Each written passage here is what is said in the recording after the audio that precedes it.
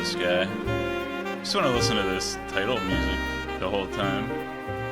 Who needs to play the game?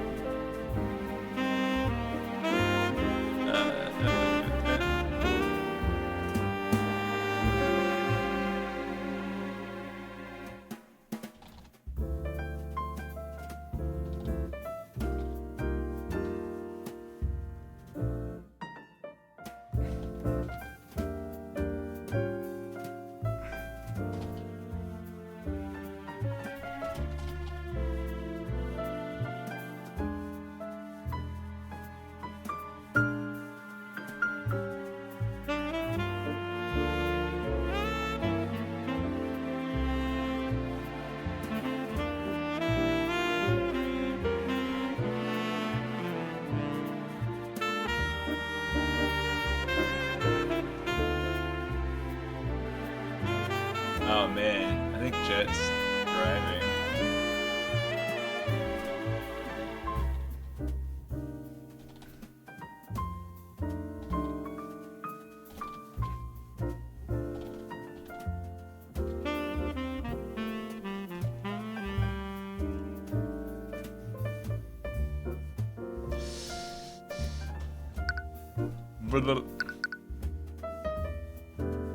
Alright.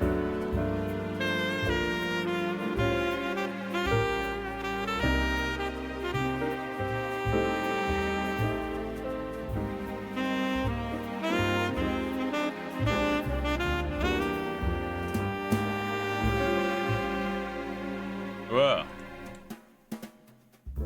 That's a message effect, alright.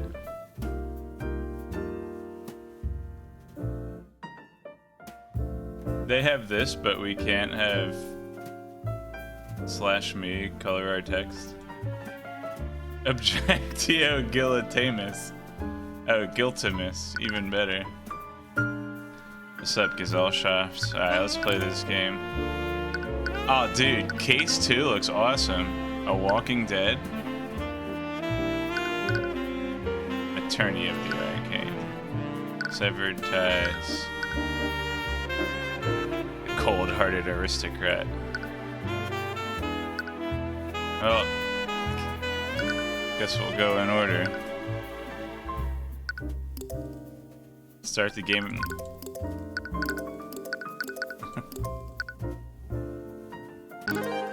Guess we'll start with the beginning. Fields of battle are filled with suffering and despair. On them are a clash of souls, souls brought to conflict by the corrupt powers that rule over them. Reese Rudolph. Oh. Better save it.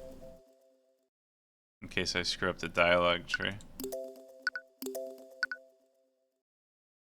What's up, Lachlan? Gasp.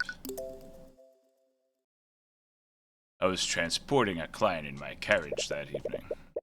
We were driving. Oh, wait. Occupation servant, age 34, arcane art none. I was worried that something was amiss, so I walked into the building to see what the commotion was.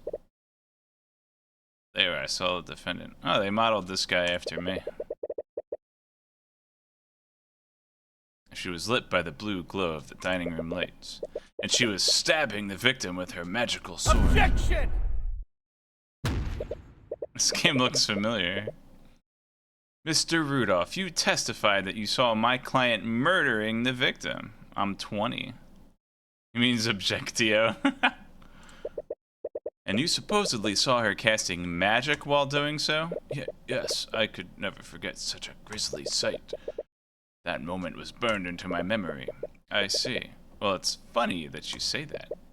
Also, because your entire testimony was a complete lie. What? Objection! Oh yeah, it's Francisca von Karma. Are you accusing the witness of perjury? Hey, wait, she has an arcane art and I don't. Arya Steelwind. Surely you know that such accusations can't be made lightly, Mr. Cuthbert. Mr. Cuthbert. Oh, I forgot I got vanilla cola. That's good. My accusation is far from baseless, Steelwind. Nope, I smacked the mic. Think about the state of the crime scene at the time of the murder. The witness couldn't have seen anything, much less a homicide. Murmur, murmur, murmur. He knows something. He's funny. But on this battlefield, there's still a few people who carry ideals of justice within their hearts. You have to wonder sometimes, are these ideals truly just, or are they simply lies fed to us by our elders? Oh, dang. We got pretty got. Flintheart, you fool! Why couldn't you have just listened to me? Oh, man. All the girls love him. Rudolph, I require your assistance.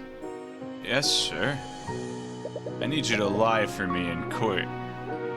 By the scaled lord, what did you... You killed him! Maybe. Alert the town guard, then tell them you saw his daughter fleeing the scene. I'm sure their neighbors heard them arguing with each other. They'll immediately suspect her. Okay. At once, sir. The cold-hearted aristocrat. Oh, does Steelheart have evocation? I only noticed that she had an arcane art. I wasn't paying attention to what it was. Earlier that day. Ugh. You feel yourself slowly succumbing to unbearable pain. You don't think you'll be able to survive this much longer. Am I riding a horse? Ruby Taimura, occupation, attorney, age 46, arcane art, none. Is she the Maya Fey of this game? I mean, not like all the characters are gonna have one-to-one equivalents, but we already have Phoenix Wright, Franziska von Karma, and Maya Fey, so... You look like you're about to pass out. Occupation, attorney, name, Ruby Taimura. Don't worry about me, Miss Taimura. I'm fine. I've been riding this carriage for days. You're definitely not fine. With each bump on the road, you feel yourself becoming more and more nauseous. It's taking every ounce of willpower just to hold down your lunch. I'm perfectly fine, if you say so. You feel the carriage drive over a large bump in the road. It sounds like some Goron Town music. For those of you who don't know, this game is composed at least partly by Insane in the Rain Music, who does really incredible like jazz. There's a wizard on the saxophone. Has probably the best possible remix of Pollyanna from Mother One. And a really good Red Brinstar remix too. It's probably my two favorite tracks that he's done. You can find them wherever you get your music. They don't pay me to advertise for them. That stew you ate for lunch doesn't taste nearly as good the second time. Gross. On second thought. That's better. Take a deep breath of fresh air. It's the first breath you've taken today that hasn't threatened to come back out. Sorry about this. I didn't expect the roads in this town to be this uneven. I suppose they don't get a lot of traffic here. You've been on the road with your mentor for days. Together, you've been searching for a man named Flintheart McCoy. Supposedly, he's been a voice of dissidence against King Olivier for the last few decades. Not the first few, the last few. Let's see here. It's a good spot for me. I don't know. You have no idea what kind of business Miss Taimura would have with him. But you know better than to ask questions about her affairs. Oh, that's just, I know this guy from Sword Art Online. Hello, travelers. Welcome to Cornhaven. The local merchant steps out from one of the nearby shops. He has a wide smile on his face. Clearly, yeah, That's exactly what you call that expression. And he approaches your carriage with the enthusiasm of a starving vulture. Would a pair of dignified individuals such as yourselves care for a refreshing drink? With those clothes, they must be from the city. I hate clothes from the city. He certainly has a friendly expression, but his thoughts seem very analytical. Well, I don't need a drink, but Miss Timura glances at you, and your stomach rumbles in agreement. Ah, of course, I have just the thing for an upset stomach.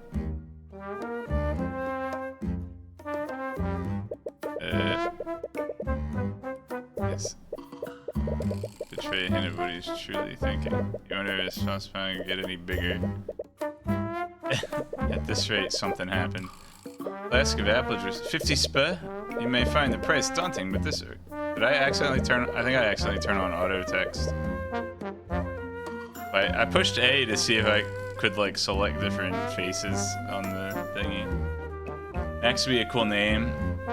If I didn't think of the only kid I knew named Max being a jerk. I mean, like... Who's Max? Juice! Inside the merchant's shop. Oh, store-bought apple juice. Unprocessed apple juice. The Cornhaven merchant has a bottle of store-bought apple juice. It's resting on a table inside his shop. It's suspiciously empty. Oh man, I'm gonna need this. Hey, this is a meta note. Tyrion will make mental notes of notable clues he sees in the world. These notes are instrumental in solving mysteries and progressing through the game. You can check these notes. Okay. Oh yeah, Max from Shining Force. That's right. Just rename him after the main character from Shining Force 2.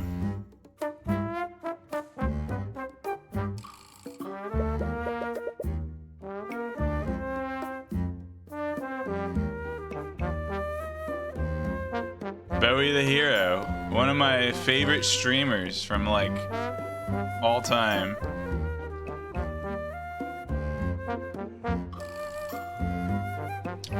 I guess he did play a little Link to the Past. He's mostly known for like he used to speedrun Shining Force 2. I guess he still kind of does. I haven't seen him in a while, but yeah, that's how I got into watching his streams. I remember when he was like, his PB in Shining Force 2 was like 12 or 14 hours before he got it down to like 4 hours. And I know he does Secret of Mana as well. Oh, he's big in the Final Fantasy PAL game too, Mystic Quest. Anyways, yeah, cool guy. Trust me, it's worth the extra gold for the store-bought apple juice. Normally, the price wouldn't matter that much to you, but you don't appreciate being treated like an easy mark. Contradictions, testament. Whoa, who is that? Argument. So my tutorial is actually like not getting fleeced for apple juice. You started an argument with another character. Dude, I love this hacks, man. This is actually like 75% of the reason I bought this game was for Insane in the Rain music. During an argument, your opponent will make claims that you need to respond to. Responding correctly will lower your opponent's confidence. Responding incorrectly will lower your confidence. And once you run out of confidence, you will lose the argument. Yo, this guy's making baseless clams. How am I supposed to make soup with no base? I want my chowder. I think you need to elaborate. You said this apple juice is organic, but where is it made? It's produced by the hardworking people of this town, of course. I only trade organic products. In a small town like ours, we only deal with locally sourced products. For certain claims, you'll need to present a piece of evidence to refute that claim. To proceed, present a piece of evidence that contradicts your opponent's claim. I have so many options. Oh, dude, I can get spells? I'm not from this town. She's 46? No, that's not right. You saw the store-bought apple juice inside the shop. That contradicts his claim that he only trades organic products. Oh man, I got hit. Alright, let's try this one.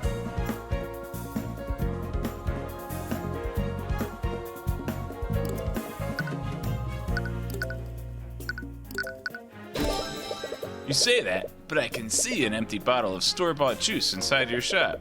Why would you have something like that if you only deal with organic products? He's allowed to drink whatever juice he wants. Oh man, critical hit.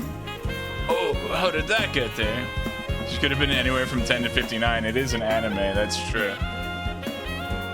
She aged gracefully. Maybe she uses magic to look younger. Or maybe she uses magic to be older. Feed anime girl to snack. Make no mistake, I only have that because I wanted to see how my products compared to that of the city. And let me tell you, that mass-produced slop doesn't even compare to my product. What an obvious lie.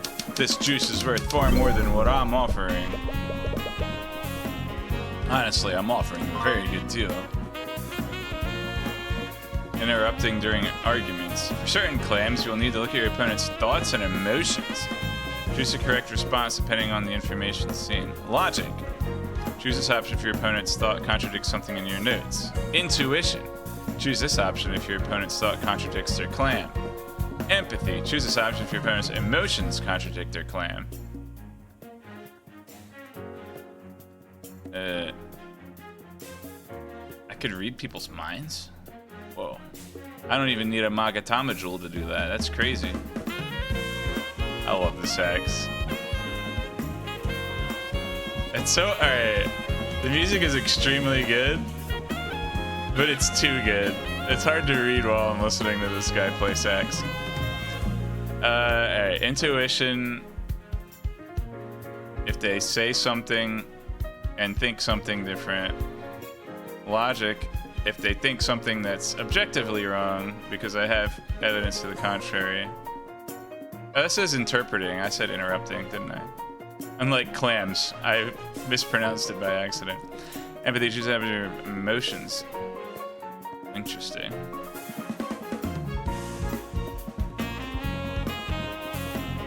Okay. So she can be 10 to 59 or 91 to 5,000. That's right. Juice is worth far more than I'm offering. Hey, I usually only sell this stuff for 5 spa a flask. Alright. So he's saying and thinking different things. So that's intuition. What was empathy again?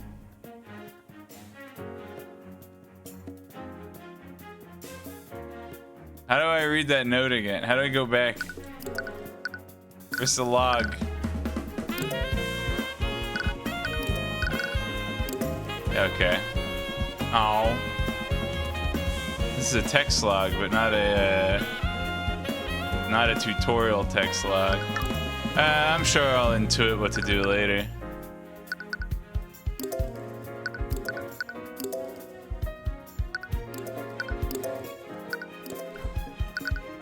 Oh shoot! I had mouse over text. I didn't read it. Sir, it's obvious those flasks are only worth 5 spa. Oh, dude. KO. How did you? Well, it's clear you're a very shrewd man. Right. Argument number 1. Left is Slytherin, middle is Gryffindor, right is Hufflepuff. It's not Harry Potter. It's just a game that takes place in a world where there's wizards. Child, I'm so thirsty. Out of the corner of your eye, you spot a child watching you from afar. Her eyes are fixed on the flasks of apple juice.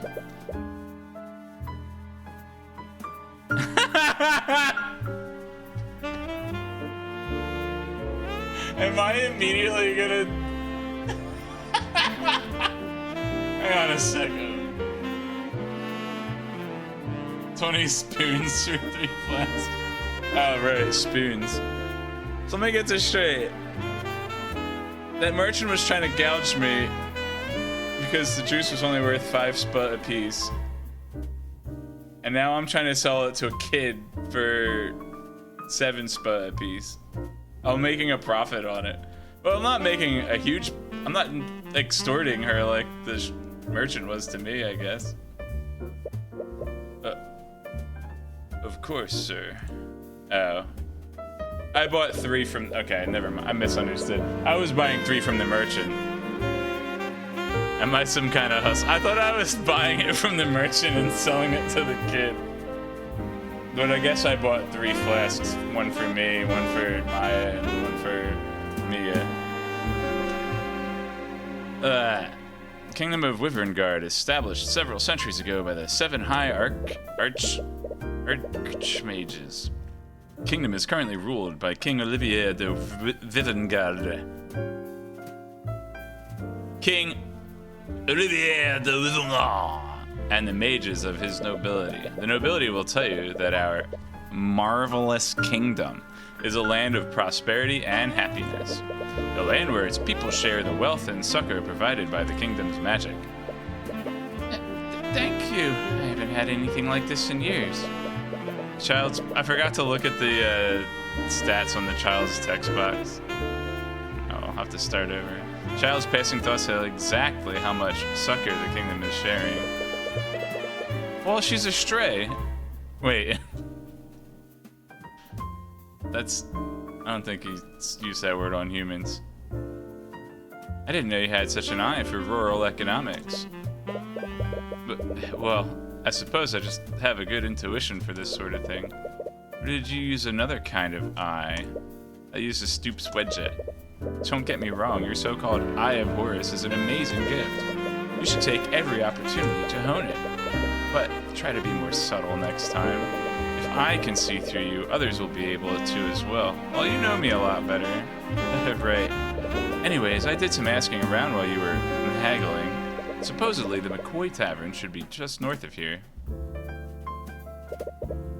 My tip is correct. This should be... We're in the same place! What are you talking about? Wow, north of here looks a lot similar to south of here. You think she's sus? No, dude, that's Mia Fey. Wait, this is the McCoy Tavern? The state it's in, calling it a tavern is being pretty generous. She says she has no arcade art, but she's 46 in the Potterverse. Maybe she's a squib. I find it hard to believe that this has a secret meeting place for dissidents. Now that you think about it, maybe that's the entire point. The tavern has been shut down for years. Nowadays, who's Flynnhart? Well, hang on a second. Are we introducing a new character, Flynnhart? I shouldn't be mean. This game just came out like a month ago, and it's been excellent so far. No, Squib, you never even read Harry Potter. You know what? Or did you? Hang on. I thought you didn't.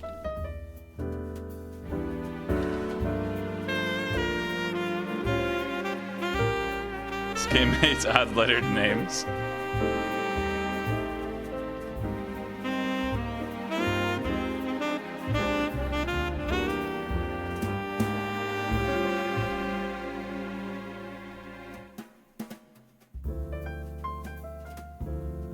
Never read or saw the movies, just watched Pitch Meeting and read the wiki. Of course you read the wiki. Yeah. Squib.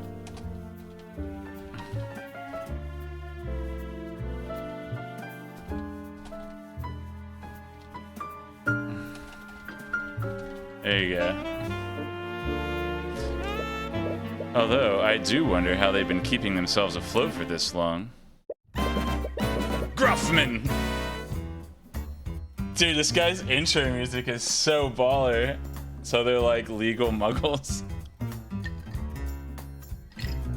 A muggle is a person that's like not born in Magic Town, and a squib is a person that's like born in Magic Town and is like a citizen of Magic Town, but they don't have any magical ability. Hey, you lot, the McCoy Tavern is closed. A Gruffman approaches your carriage as you step out of it. He's eyeing you and Miss Timora, a clear look of contempt on his face.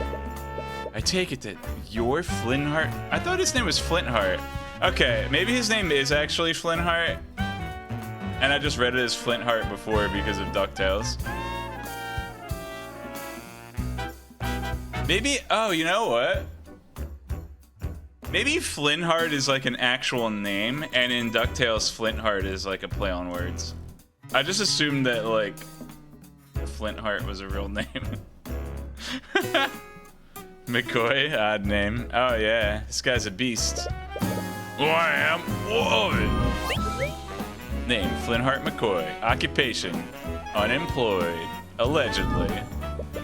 Sorry for not writing ahead of time, but I'm Ruby Timora. I wanted to speak with you. Ruby Timora? Wait, the Ruby Timora? Any animosity he initially had immediately vanishes. He lets out a laugh, as if he were meeting an old friend. Why didn't you say so? Come on in. You didn't expect someone like him to know about Miss Timora, but you suppose it makes sense. They both fight against the same enemy, albeit in different ways. 100% guilty. I'm pretty sure this is the victim. I think we went back in time, and Flintheart is the victim from the trial scene.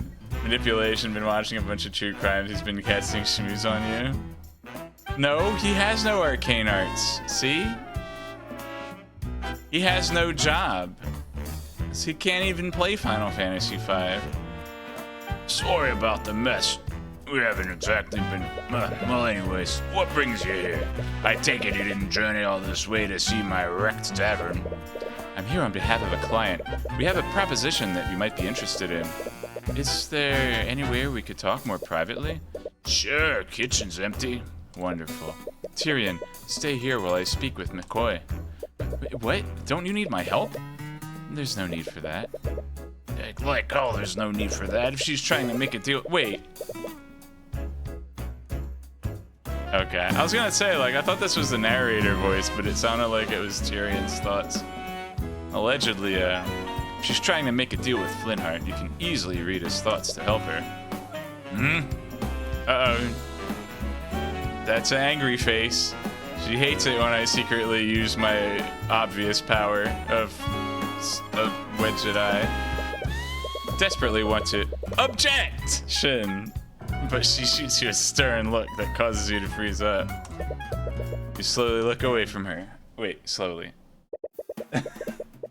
You spend some time waiting alone in the tavern's dining area. It's already been hours since Miss Timora and Flintheart went to talk in the kitchen.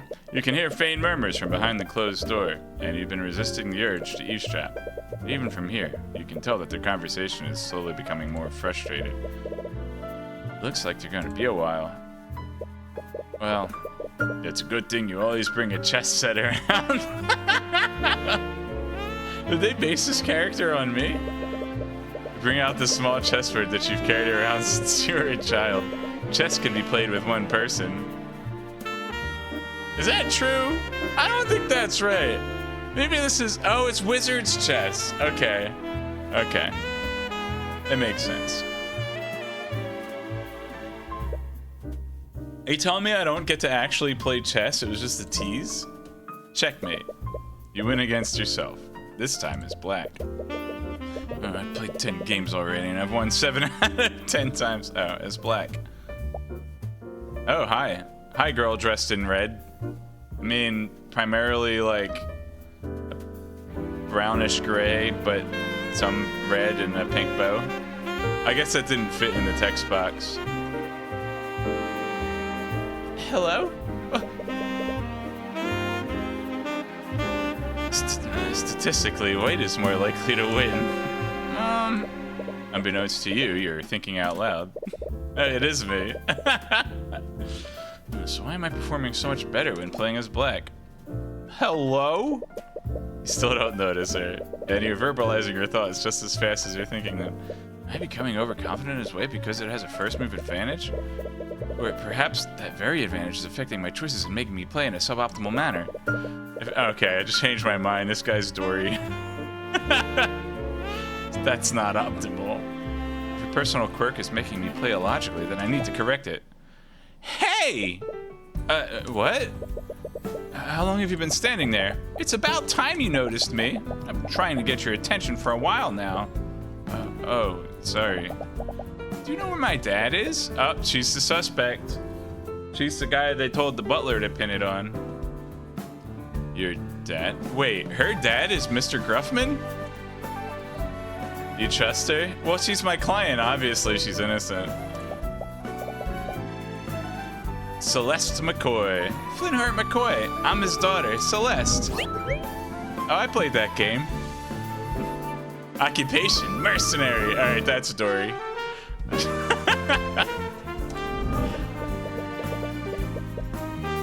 Oh.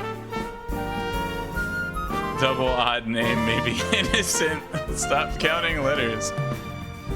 Oh, Flintheart is speaking with my Mo.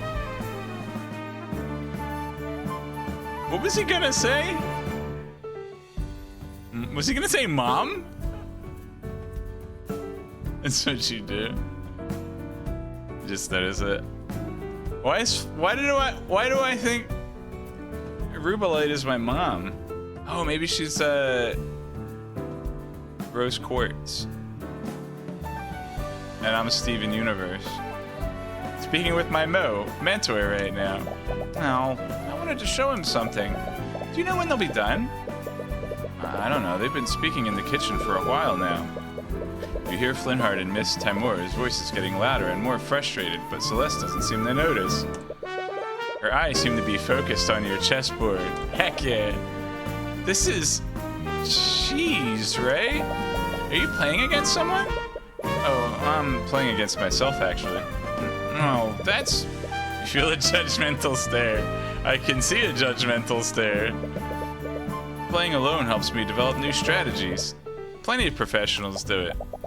Hey, I'm not the type to shame a man for... Alright. That's inappropriate, game. That's... Relax, I'm just joking. Anyways, if you're still waiting for your mentor, do you want to play a game? Oh, you know how to play? Sure. I've read about this before.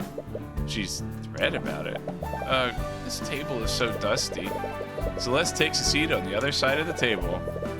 Yep, she sure is sitting right now. I know it's a VN and they're not gonna animate every single motion, it's fine. She tries to set up her side of the board, but fumbles with the pieces. She stares at one of them confused. Aww. How do I arrange these things again? Part of you regrets accepting her challenge, but it would be impolite to back out now. Here, I'll arrange them for you. Thanks! Checkmate. You defeat her in 2 moves. I guess I was playing as black.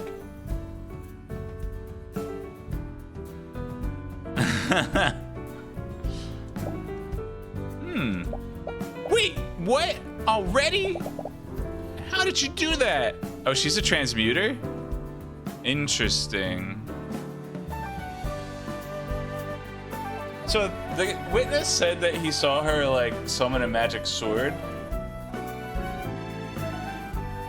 Which, let me just check my 3.5 player's handbook. I think that's an evocation spell. But also it doesn't necessarily follow Dungeons and Dragons magic schools, but I want it to, so...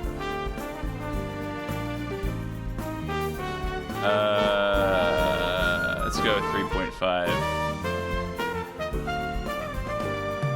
Psionic rules. Spell lists and domains.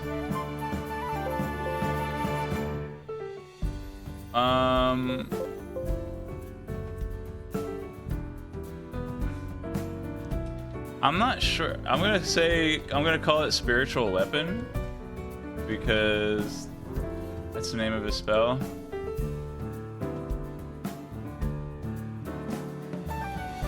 What? Alright, it must be in the war domain, right?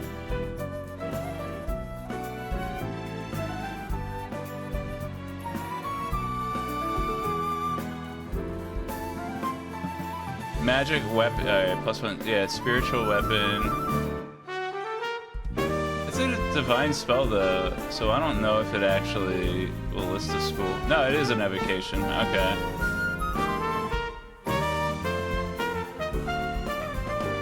That's the Nen type I'd put for myself in the Hunter universe. What's Nen type? You decided against telling her what the name of that mate was.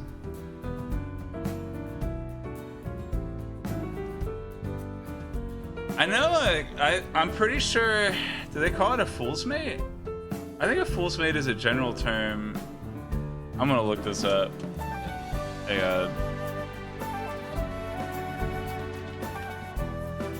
Yeah, okay, this is called fool's mate. I think Scholar's Mate is the 4-move checkmate.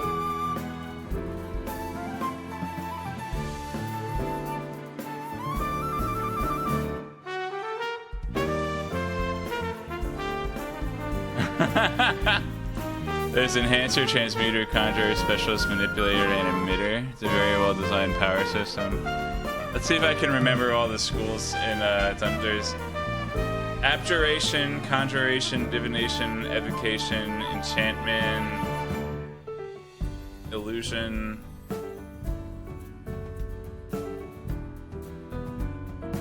Abjuration, Conjuration, Divination, Evocation. Is Enchantment, Illusion. I think there's 8. Necromancy and Transmutation. I think there's 8. Abjuration, Conjuration, Divination, Evocation, Enchantment, Illusion, Necromancy, Transmutation. I think that's right. I don't know why I remember that. I haven't played Dungeons and Dragons in like 10 or 15 years. I just have really good long-term memory retention. It's bonker nanas. Alright, so not gonna tell her it's called Fool's Mate. Rematch me! I want a do-over! Okay, sure, why not? It's not as if you have anything better to do. Celeste's brow furrows as she tries to decide on her next move. But she hasn't realized that the game is already finished. Here!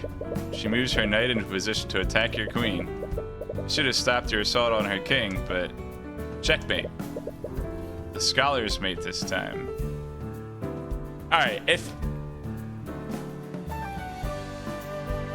I'm playing against somebody who's obviously like a beginner to the game, I'm not gonna be doing these cheese tactics against them. Well, alright, the Fool's Mate, there isn't like...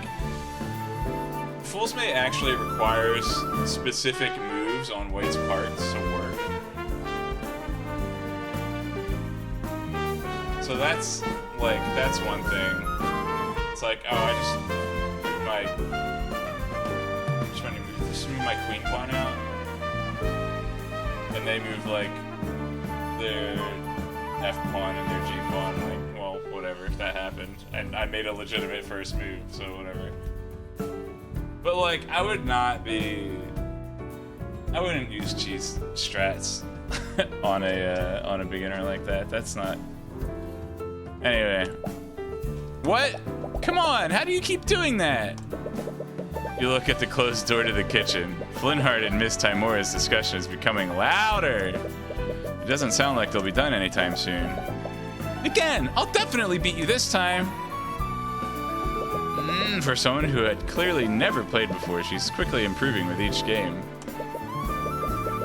Well, yeah, she figured out how to do a neutral jump to block your command throw. Like, what are you gonna do about it? Learn to play the game. She's observing her strategies and adapting them to her playstyle. With the way she's playing now, she could even defeat nationally ranked noble.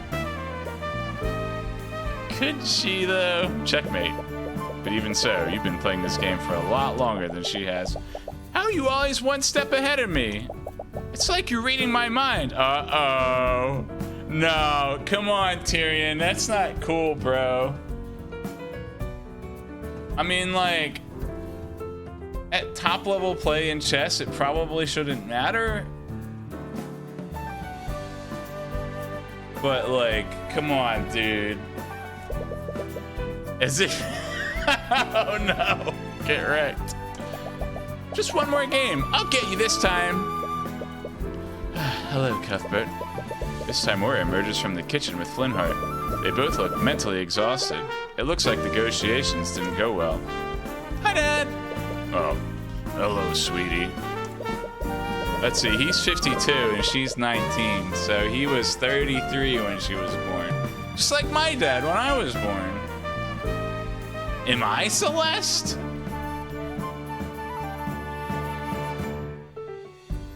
As she see, I am the youngest of 5 kids though, and I don't see any siblings around for Celeste here. Flintheart looks irritated, but as soon as he sees Celeste, he quickly hides it behind a smile. Aww. I wonder what their discussion was about. What's this, some kind of game? I don't approve. Miss Timora glances at the pieces on the board. She's so disappointed in me. Oh. Don't feel too bad about losing to him. He's nationally ranked. Oh, you're a professional. Is that why you're wearing a suit? No, chess is just a hobby. I'm actually a defense attorney. An attorney? Speaking of which, we should probably be on our way. Aye, sorry for refusing you after you came all this way. I really respect what you're doing, but I don't want anything to do with your mage friends. Aww. You wonder what he meant by that. Cause Celeste is secretly a mage. I read the text box. It says she's a transmuter. Oh no, he doesn't approve of her magitude. Is Miss Timora trying to introduce him to one of our clients? Anyways, it is getting late. If you leave now, you won't get back to the city until morning. She's right. This region is littered with bandits and brigands. You wouldn't want to run into them this late. I guess you have a point. Is Ruby gonna kill him? No, wait. The guy who buttles for that dude killed him, I think. Her bow is cute. You mean Celeste? I've only seen, like, her head blight. Ruby evil? I knew it. No, I don't think so, because we saw, like, the guy tell his butler to cover it up. We have plenty of empty rooms that you can stay in until morning. It's the least I can do after you came all this way. Well, if it's not too much trouble, we might as well stay here until tomorrow. Oh, it is pretty cute. But it's like, I can't tell for sure because her head is blocking it. But it is a big pink bow. I like her ascot, actually. It's pretty good. The tavern is shut down, but we still have some sheets and blankets. I'll get the rooms ready. Okay. Celeste and Flintheart leave the dining area to get your rooms ready. You left in the dining room with Miss Timora.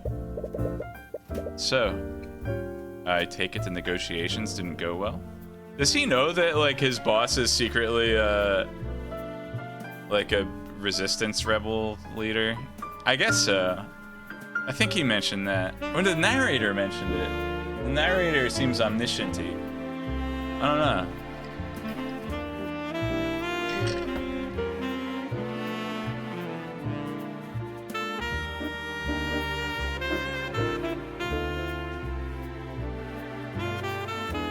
Hang on.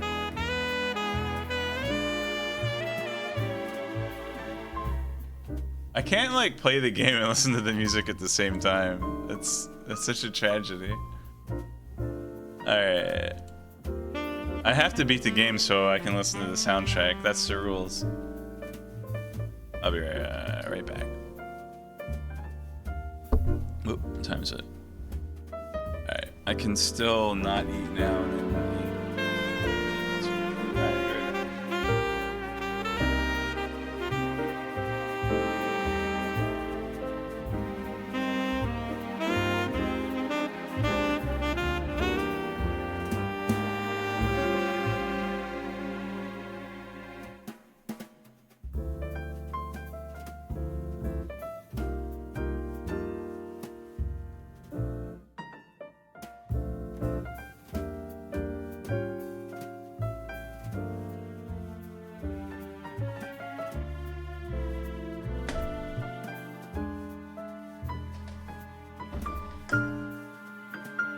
Oh yeah, I forgot. I'm wearing my Capcom shirt to play the Phoenix Wright game.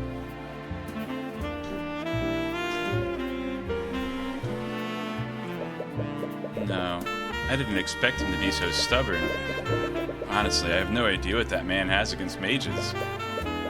Well, there is one way to find out.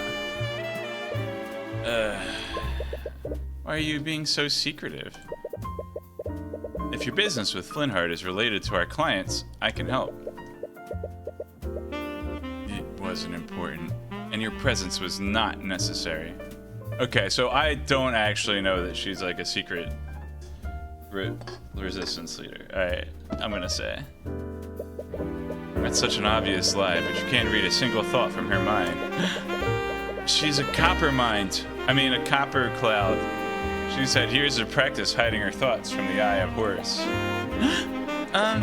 Celeste enthusiastically came back downstairs, but she seems to have noticed the tension between you and Miss Timora.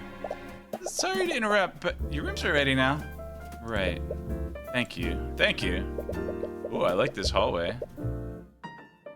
An awkward silence hangs in the air as you and Miss Timora head upstairs. You reach the upper hallway and see the 2 rooms that Celeste prepared for you. Miss Timora stops before entering her room. We were playing chess with Flintheart's daughter earlier. Was she any good? Not at first, but she got a lot better as we kept playing. I'm sorry for leaving you there for so long. I didn't expect our discussion to last that long. No, it's fine. Despite everything, I enjoyed playing against her. I see. Well, I suppose you are at that age. I'm at the age that I like to play chess. No, it's not like that. It's just that outside of tournaments, I never really get to play against another player. And you only ever want to play shogi against me. Oh man, dude! She's the superior gamer.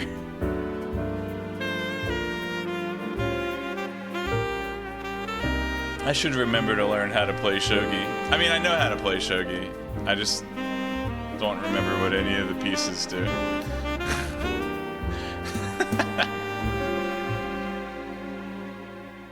There are versions of chess where you can place opponents' pieces after you capture them.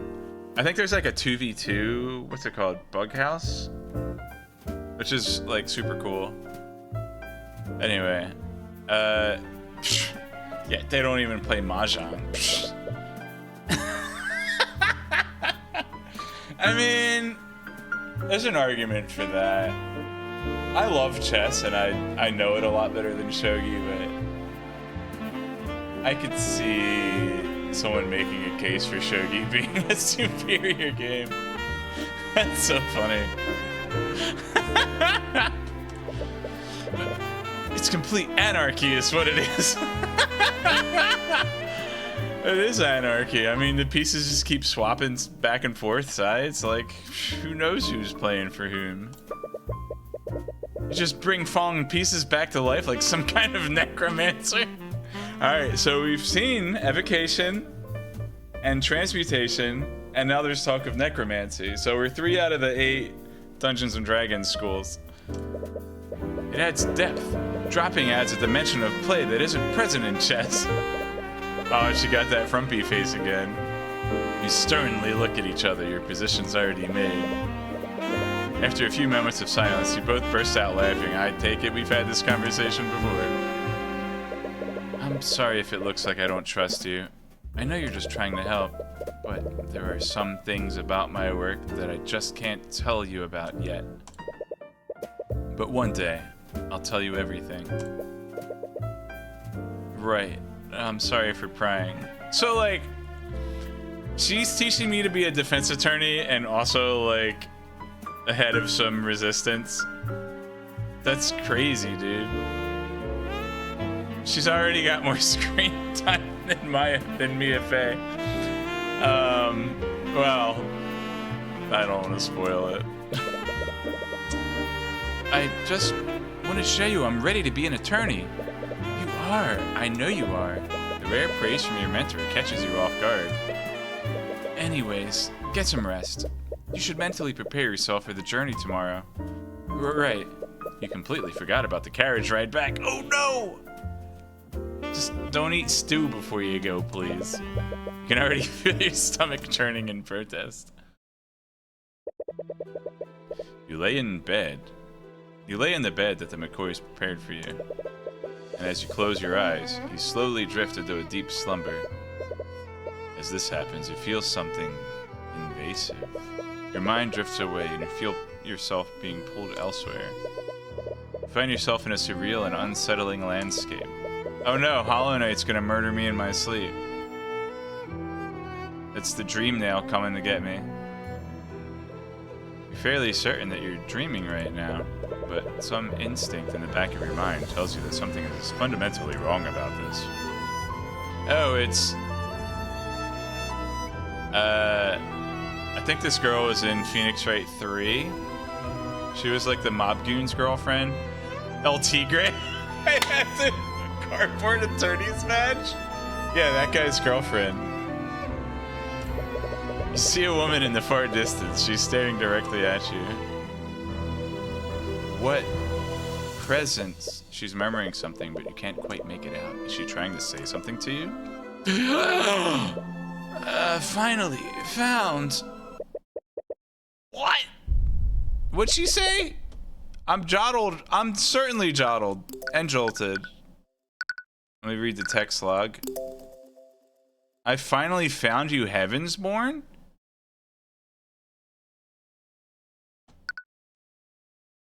Excuse me? Can't exactly remember what that woman said to you. Well, good thing I have a text log. I'm Heavensborn. However, there's a piece of chill down your spine. Your breath is heavy and your heart is beating at 100 miles per hour. Calm down. It was just a dream. At least that's what you try to tell yourself. Please, just let me explain. Well, I don't want to hear it. No daughter of mine's gonna be a transmuter, transmutter. You hear the voices of Celeste and Flintheart ring out from downstairs. It must be extremely late. Who could they possibly be arguing about at this hour? Why want you out of my house? Ow! A dead silence lingers in the air before you hear someone rush out of the tavern. Whoever left slams the door behind them. Hey, Jet, thanks for the subscription. I really need to work on my alerts again and get some sound effects back in. Those were fun. If only Muxie didn't stop existing and lose all my files. Maybe it exists again. No, it's just parked on GoDaddy. Alright. What was that all about? Bro! Alright. I don't know how, like... So here's the thing. We know that Celeste is a transmuter because it's on the text box.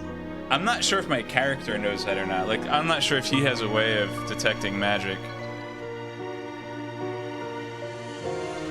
But I think he should be able to figure it out based on the way she reacted when her dad was like, I hate mages. It's none of your business. You only met those two today. But she is cute and I am at that age. It would probably be best not to get involved in their affairs. And as you tell yourself that, a brief image of Celeste's smile appears in your mind. Grrr. Why she gotta have that cute ascot? You slowly make your way out of your room, but the hallway is nearly pitch black. You can barely see a few inches ahead of you. Called what? Oh, yeah. The, Ruby called it that I was certainly at that age, yeah. You have to watch your step to avoid tripping. You run into Flintheart, who is slowly walking up the stairs. Wait, so am I actually an eyewitness in this that sees that he was alive after Celeste left the house? Why is there even a trial? Alright, so I guess for Jet and anyone who's popping in now, the game started like in a trial scene where this guy was dead, and then we saw like a third-person omniscient scene where that I must have taken place before this, where some dude was standing over his corpse and told his butler to like tell the police his daughter did it. Typical Phoenix, right? Really? But anyways, so I think we started in the trial scene, but then we went back to see the background stuff. So this guy's about to die, but like, I don't know, maybe we heard his daughter run out the door and she's gonna end up being the suspect. Even this close, it's hard to see his expression in the darkness. Sorry, I just heard. Right. I forgot you two were. His words trail off. Also, like, my lawyer boss is some leader of the resistance trying to take down King Worm, French name, and she was trying to recruit this guy, but he didn't want to be in our cult because he doesn't like magic. I mean, he didn't want to be in our rebel alliance. Also, Jet, thanks for the sub. I commented on how the alert needed to be improved, but I didn't say thanks, so thank you. Is everything okay? Aw, he's sad and scared at the same... Wait, is this Inside Out? Who are we missing? They're missing the green one. Disgust.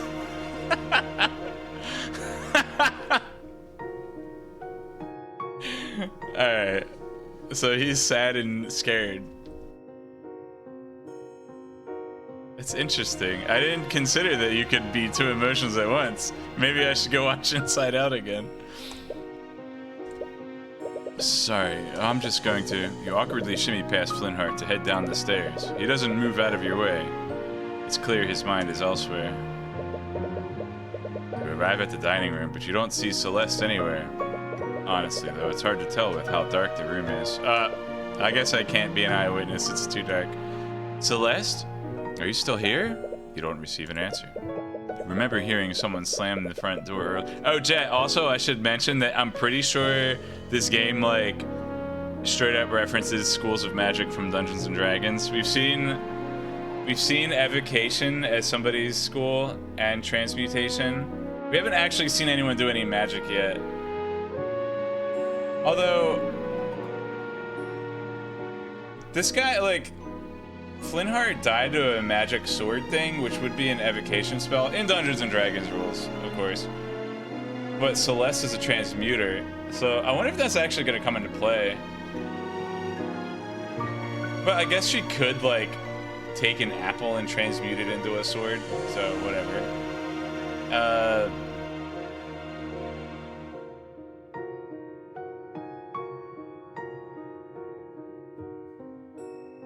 She's not a conjurer either. We also had reference to necromancy, so we've already seen 3 of the Dungeons and Dragons magic schools. And also, I'm referring to 3.5. I don't know how 5th edition works because I'm like 5 pages into my handbook. I should get back to that. Anyway, you remember the slum front door. Your eyes are drawn to the tavern entrance. Yep, door's still closed. Celeste? No answer. Celeste, where are you? Ugh. The merchant you spoke with before steps out from his shop, holding a lantern. He appears to be irritated by all the noise you've been making. Oh, you're that kid from before. Do you have any idea what time it is? This isn't the city. You can't just make a bunch of noise like this. Right. Sorry. The schools of magic are pretty standard, though. It might not be D&D. Yeah. I don't know. I was just looking for Celeste. Who? Celeste McCoy. She's Flintheart's daughter. The merchant's expression becomes a little colder. Do you know them? What do you want with that bastard? Wait a minute. Flintheart's a mage? Stop cheating. Stop reading people's thoughts, boy. Meow, meow, meow. I just want one of them to be thinking meow, meow, meow, meow, meow, meow, meow, meow.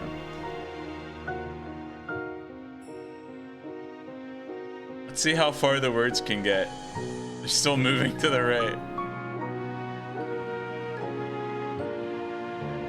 I can wait. So...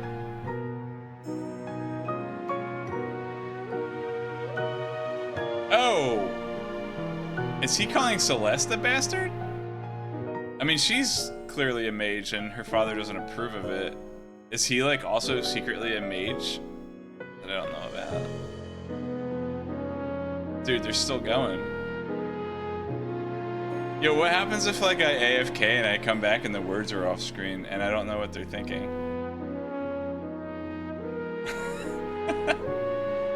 We're almost there. Alright, I'm gonna go grab a snack.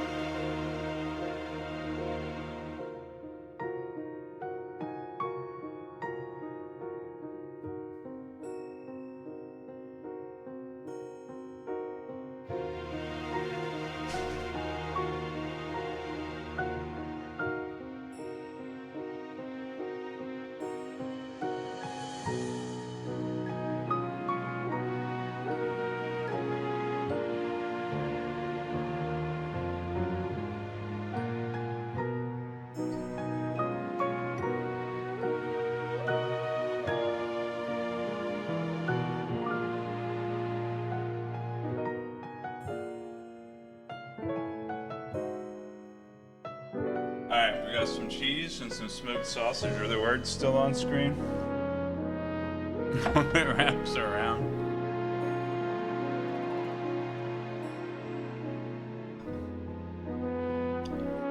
Almost there.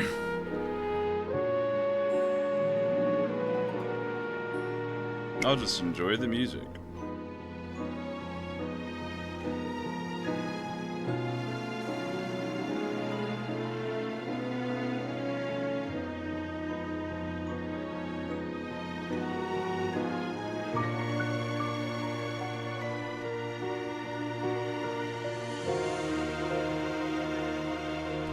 See, this is why I should be a professional beta tester. I'm willing to wait and see what happens. Does the game crash?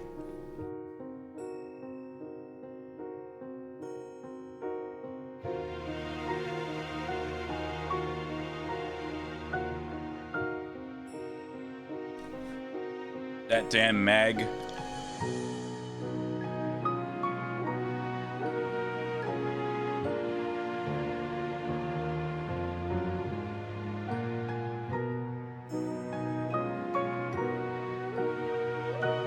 Yeah, that's what I'm saying. I should be a QA person / beta tester.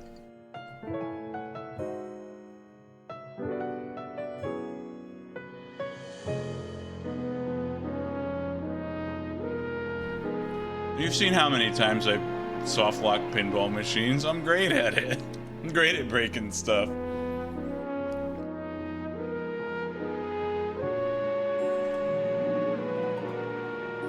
That da.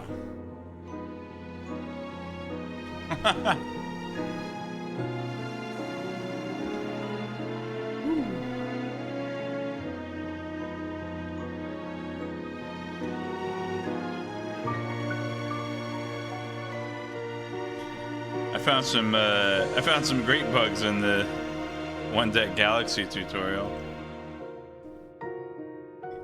That was the one time I ever actually got to beta test something. Thnickaman?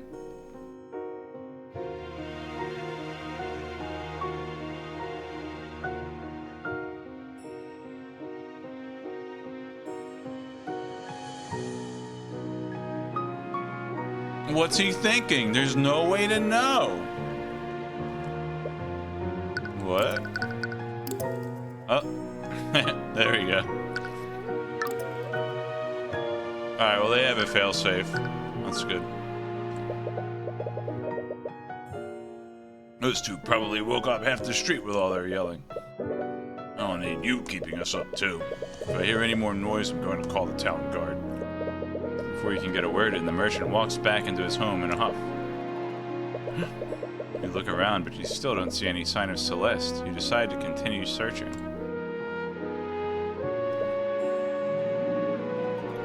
Harumph, harumph. Can't believe I said those things to her. She'll never forgive me for this. Oh no. Alright, so this is a guy with the butler.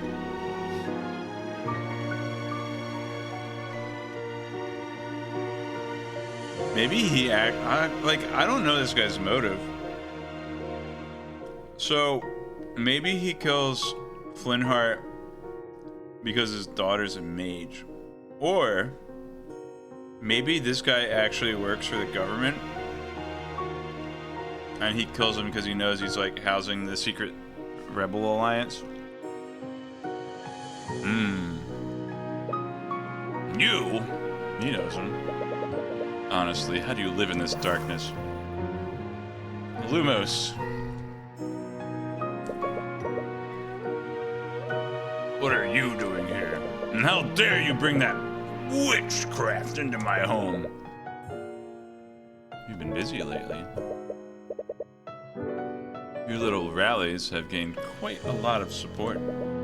Too much support for my family's liking. And what? You came all this way to convince me to stop. You have my word. If you stop spreading dissidence, no harm will come to you and your family. Your word is as good as the dirt you lick off King Olivier's boots. As if I'd ever trust the words of a murderer like you. Well, hopefully he's a former murderer, for your sake. Flintheart, please. As someone you once called a friend, I'm only going to ask you one time. Friend? Friend? I'll be dead in the ground before I ever call the likes of you a friend. Get out of my house. I don't have time for your nonsense. Unfortunately, I don't think you'll have much time for anything. Damn it. I thought he had more hit points. Flintheart, you fool. Why couldn't you have just listened to me? Rudolph, I require your assistance. Yes, sir. But by the scaled lord, what did you... You killed him. Alert the town guard. Tell them that you saw his daughter fleeing the scene. I'm sure their neighbors heard them arguing with each other. They'll immediately suspect her. At once, sir. They've been searching for Celeste for a while. So we just need an autopsy report that shows what time he died.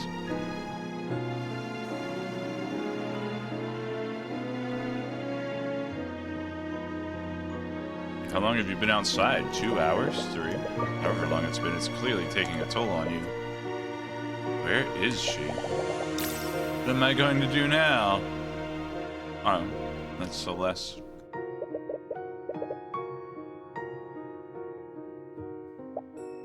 Oh! As you peer behind an old tree, you finally found... I knew I should have checked that tree before I wandered around for 3 hours.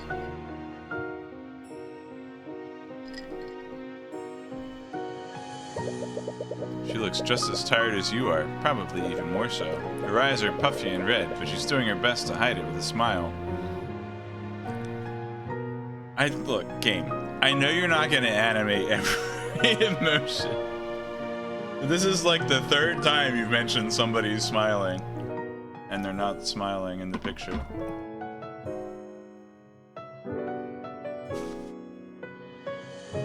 And I'm only like an hour into the game. I'm not even an hour. I'm taking my time. Puffy. I've been looking all over for you. Oh, sorry. I'm guessing we woke you up. Yeah. Everything alright? It's nothing, we just had an argument. From the way she reacted, this is clearly not common. You suppose that it's none of your business.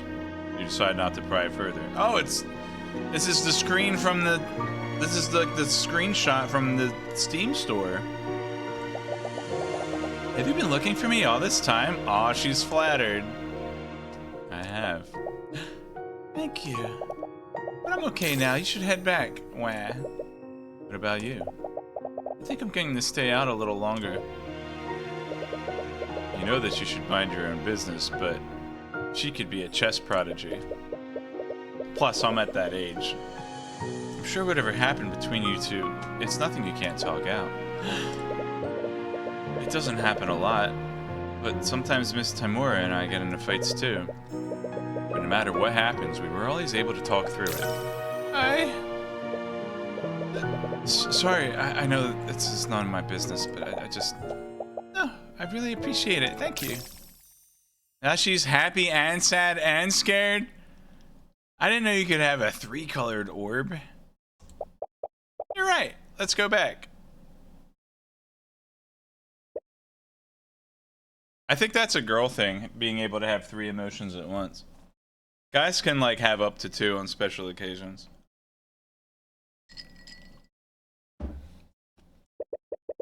We arrived back at the McCoy Tavern. But it's now surrounded by several carriages and knights clad in plate armor. Is that the Spanish Inquisition? I wasn't expecting them. What? The Arcane Inquisition. They're an order of knights that investigate crimes committed using magic. As you say the word crimes, you and Celeste share a glance and come to the same realization. Both of you rush towards the tavern, but Celeste outpaces you by a large margin. What? No! No! She reaches the tavern before you, and before anyone can stop her, she takes a look inside the inn. That's not a real link. Whatever she saw makes her cry out in anguish. She drops to the ground in terrors. Yo, it's Dick Gumshoe. Let's go. He didn't cut himself shaving because he forgot to shave. There she is. Celeste McCoy, by the authority of Wyvern Crown, I'm placing you under arrest. Upon seeing Celeste, one of the knights steps forward and grabs her. Surprisingly, she's able to break free from his grip and tries to push further into the tavern. Noticing the commotion, 3 other knights rush in to grab her and begin dragging her away. She kicks and screams against them, desperately trying to break free. Even between the 3 knights, it's taking all of their strength to subdue her. What are you doing to her? What's going on here? Tyrion! Miss Timura approaches you. You breathe a small sigh of relief when you see that she's okay. Miss Timura? Bah, I should have known he was one of yours. Just stay out of our way. Oh, dang. He knows what's up with her. I don't, but the cop does. Miss Timura, what's going on? Why is the Inquisition here? I'm surprised myself. But from what I understand, Flintheart McCoy has been murdered. Murdered? Yes!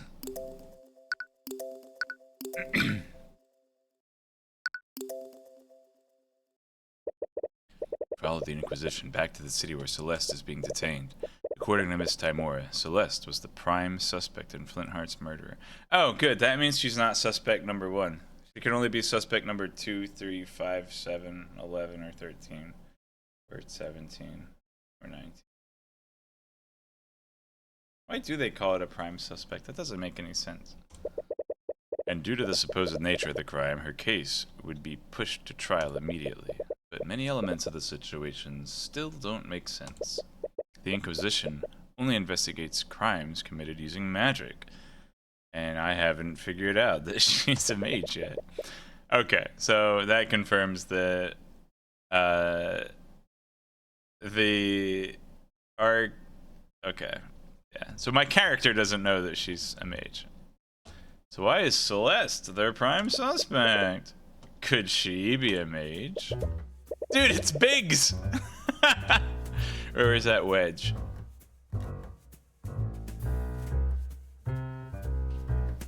Alright, I'm just gonna straight up call out that this is a Square Enix reference here. It's totally Biggs. It's FF6 Biggs or Wedge. Maybe Chrono Trigger too. Hang on, let me look that up.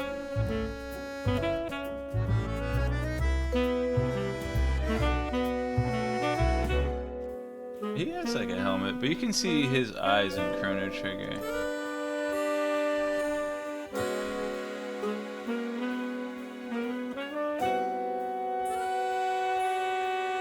They got like, in FF6 they got like little wings on their helmet.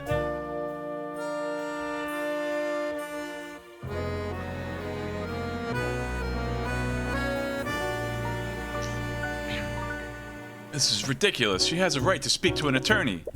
Anyways, you find yourself met with another hurdle. A very frustrating one. Yeah. Well, we can't let you see her until she's been processed. Her trial is in an hour. How has she not been processed yet? Also, like, if I'm gonna represent her, I think that you should let her talk to me. I don't know what to tell you, kid. I wish I could help. You don't need to use the eye to know that's a complete lie.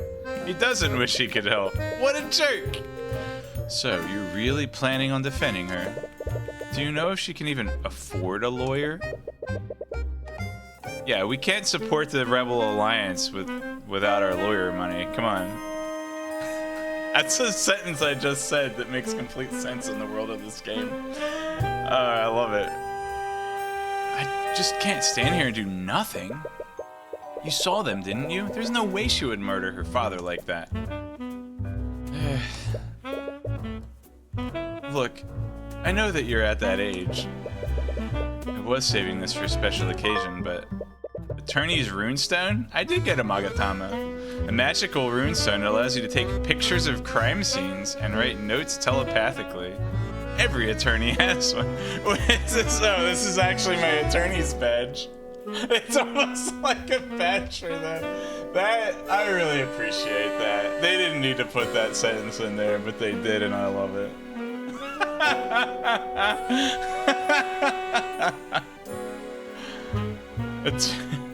Attorney's runestone.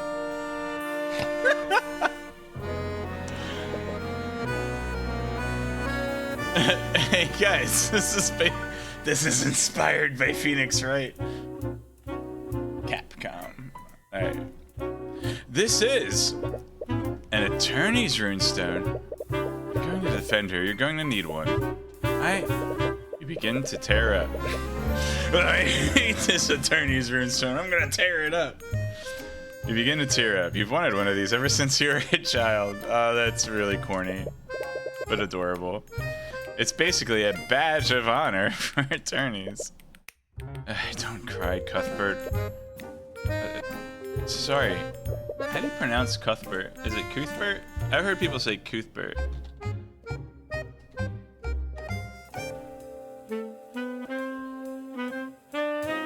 Cuthbert. Cuthbert. Why are you saying Cuthbert? That's definitely wrong. Alright, speaking of Dungeons and Dragons references, I want to say that Cuthbert is a Dungeons and Dragons reference as well. These people love them some 3.5. Keep one thing in mind. If you try to defend her, the Inquisition isn't going to fight you fairly. Our court system only exists to create the illusion. It's another magic school. They hate people like us, and they'll do everything in their power to sabotage you. Wait, hold on. I messed it up. I wanted to say that to William Shatner. Let me take that over. They hate people like us, and they'll do everything in their power to sabotage you.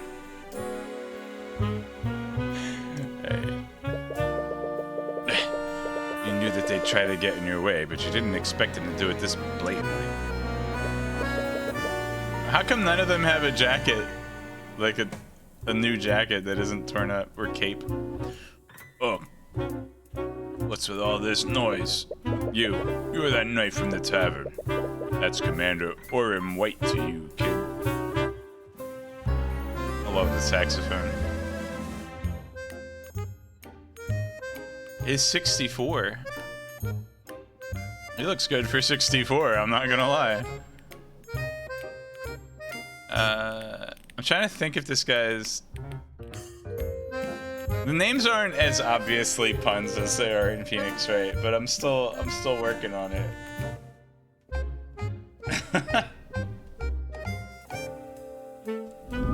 This game loves its references, so it makes me want to think that Celeste is actually named for the indie game.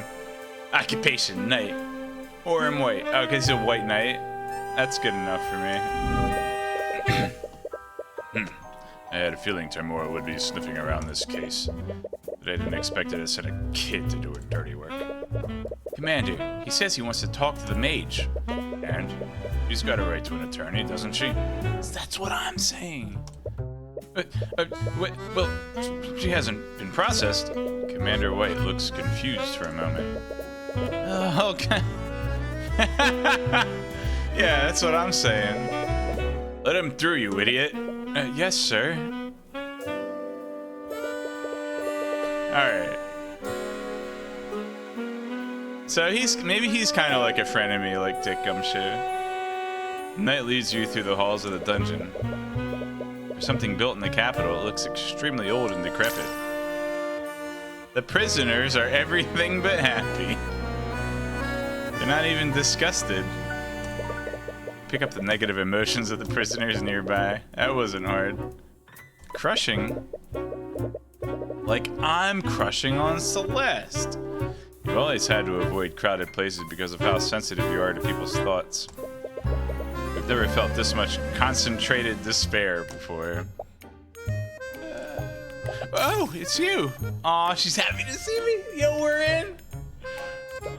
Celeste is lying down on the cold floor of one of the dungeon cells, but she immediately gets up as soon as she sees you. What are you doing here? Miss Tamora told me about what happened to your father. I'm so sorry. Oh, I just don't understand. I don't understand any of this. Why would someone do this? I think that's the first angry face we got. Why are they blaming me for it? I'm not sure about the details, but it's clear that there were elements of magic involved in what happened. Since they arrested you based on that evidence, I can only conclude one thing. Celeste, you're a mage, aren't you? There's no sense in hiding it anymore. Wait, what? Oh, what? It's a bug? You gotta time it so that the word in is centered in the light box. I meant ing. I meant this in. Yes, I am. Do you have noble blood? Of course not! Why would you say that? So sorry, but the ability to use magic is hereditary. Most mages tend to have some kind of noble blood. You're thinking of sorcerers. Hey, I honestly don't like thinking about that. I'm the daughter of Jolene and Flintheart McCoy. Flintheart, it's not the DuckTales guy. Come on. That's all I need to know. That's all I need to know about myself. Yo, scandalous.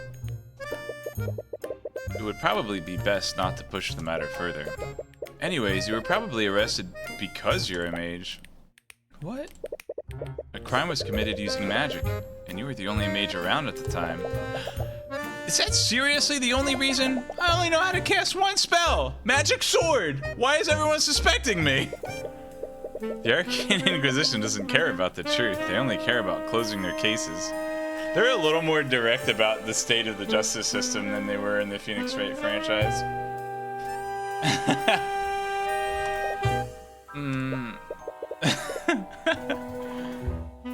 But she's a transmuter, right? And she only knows one spell. It's probably like prestidigitation. Alright, would you like to check up the SRD again?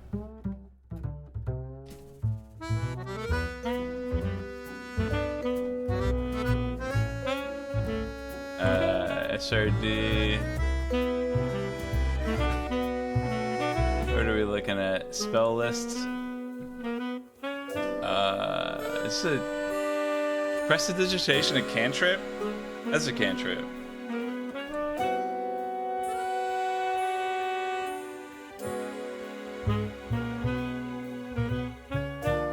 It's universal. It doesn't have a school. So what transmutation spells do we have? Animate rope, enlarge person. These are all cantrips. Enlarge person, humanoid creature doubles its size. Is that seriously a level 0 spell? All right, that's first level. All right, never mind. I got scrolled down from my search. It's still a level 1 spell to double this. That's crazy. All right, so we have Mage Hand, 5-pound telekinesis. Mending makes minor repairs on an object, which would be useful in her profession. Message, whispered conversation at a distance, which, okay. And open close, which seems not that important when you have Mage Hand. Okay.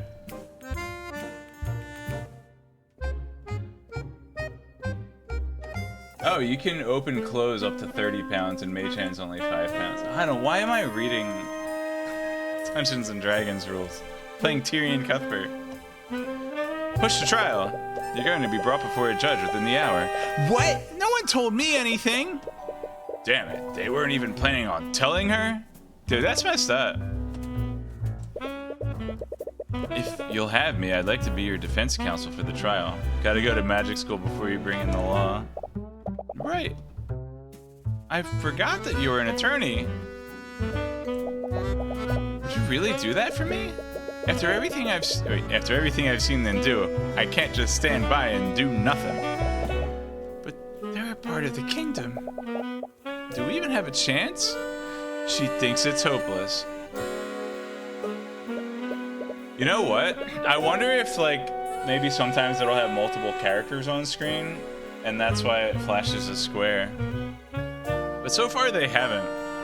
Even when it was like the knight and Mr. White talking, like Biggs and Mr. White were talking, it swapped back and forth, which is like, it's standard for a VN. Celeste. Man, king, or god, I won't let them do anything to you. What? Sorry, it's just something I have a habit of saying to cute girls with cool bows and ascots, and they like chess. No, don't apologize. I really appreciate you doing this. It's clear this entire situation is bittersweet for her. I read the smiley faces, thank you. And because of the Inquisition's delays, you haven't had any time to investigate the crime scene. Going straight to trial, baby. No investigation scene. Let's go. You were confident before, but you begin to doubt whether or not you can really do this. Everything is happening so fast, it feels unreal. No, you have to do this. This is the exact reason why you became a lawyer. No matter what happens, you will acquit Celeste. A lot of people quit Celeste. It's a hard game. I guess, but the whole point of the game is to learn how to triumph through adversity, so they really shouldn't quit it. Oh, that's what I look like. I don't even have a vest. Courtroom. I'm in a real courtroom. Actually, entering the courtroom is taking a lot of wind out of your sails. A lot of homographs in this game. You've never been here as an attorney before. You've only ever acted as Miss Timura's assistant. The woman at the prosecutor's bench is staring at you. Miss Timura mentioned her before you went to see Celeste. She seems to be a combination of Edgeworth and Francisca von Karma. What's her name again? You think it was Arya Steelwind? Name, Arya Steelwind. Occupation, prosecutor. She pulls out a whip? What if she, like, conjures up a whip or something with magic? That would be funny. Oh, she's a transmuter, so she could cast a spiritual weapon. Well, spiritual weapon's a divine spell. But there's gotta be an arcane equivalent, right? Anyway. You can feel the coldness of her glare burrowing into you. Is she wearing a beret? What's this, like, headgear? Actually, I'm just gonna pretend that this is like something on the wall behind her and she just has this little ribbon. Why is she staring you down? Is she trying to intimidate you? Because it's working! Court is now in session for the trial of Celeste McCoy. The prosecution is ready, Your Honor. The defense is also ready, Your Honor. So she's an evoker. Which we saw before in like the intro cutscene. He doesn't necessarily sound very ready. Regardless, let's begin the proceedings. Prosecutor Steelman, please list the charges. Whoa, cool! The defendant is Celeste McCoy, a mercenary for hire and a registered mage. Ding! Wait, did she just say mercenary? Yeah. Didn't you read my occupation on the text box? Take up a job after my family's tavern was shut down. Oh, right. That's not exactly the first occupation you choose. She's charged with second-degree murder and negligent misuse of the arcane arts. I see. So there was magic involved. Yes, the crime occurred within the McCoy Tavern, a local inn that shut down years ago. The locals reported hearing a loud commotion coming from within the building. Hours later, a carriage driver that was nearby checked the disturbance. It was then that he found his victim. The victim. I knew it was the carriage driver. He's so sus. It was then that he found the victim, the defendant's sword still impaling his dead body. The Inquisition has provided an autopsy report and record of the sword. Autopsy report, Flintheart McCoy. Type, clue. Quote, died after being stabbed from behind with a magical blade. Fatal wound shows heavy traces of transmutation magic. Oh, there it is. That's our girl's school.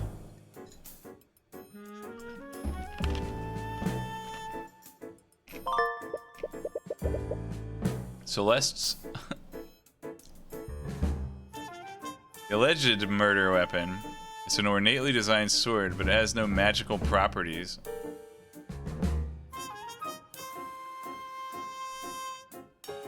So my client has a real sword. Someone transmuted a sword to look like this one. And then stabbed. I don't know, man. What was the defendant's relationship with the victim? I see that they share the same last name. The defendant is the victim's daughter, but not by blood. Scandal! Wait, actually, that makes sense because the merchant called her a bastard. So he actually meant that literally. Oh. She was adopted into the family when she was an infant. Her birth parents are currently unknown. Oh. Well, okay, so she was adopted, not necessarily a bastard. We'll find out. I see. What an unfortunate turn of events. To begin, the prosecution would like to call Commander Orem White to the stand. Witness, please state your name and occupation for the court. Name's Orem White. I'm commander of the Arcane Inquisition. Orem, could you please testify about the details of the Inquisition's investigation? Gumshoe, detective. Basically. Yeah. Whoop. We got a call late at night. Someone discovered a dead body inside the McCoy Tavern. When we arrived on the scene, we found Flintheart McCoy dead on the floor. The defendant's sword was still inside of him. We have several witnesses who heard the victim and defendant in a loud argument before the body was discovered. Their argument must have turned ugly because the defendant Killed the victim using her Excuse me? You can't say that. You can't say the defendant killed the victim using her magic sword. Excuse me?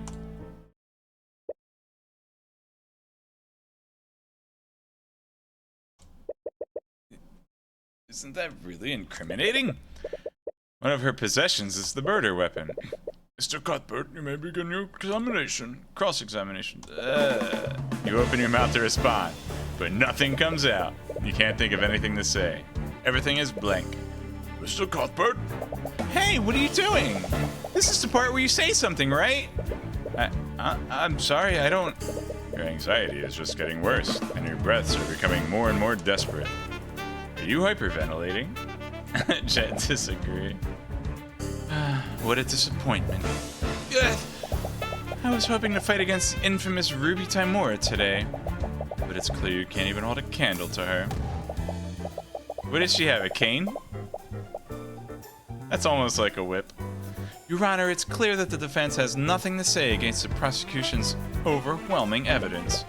Yep, this case is pretty open and shut.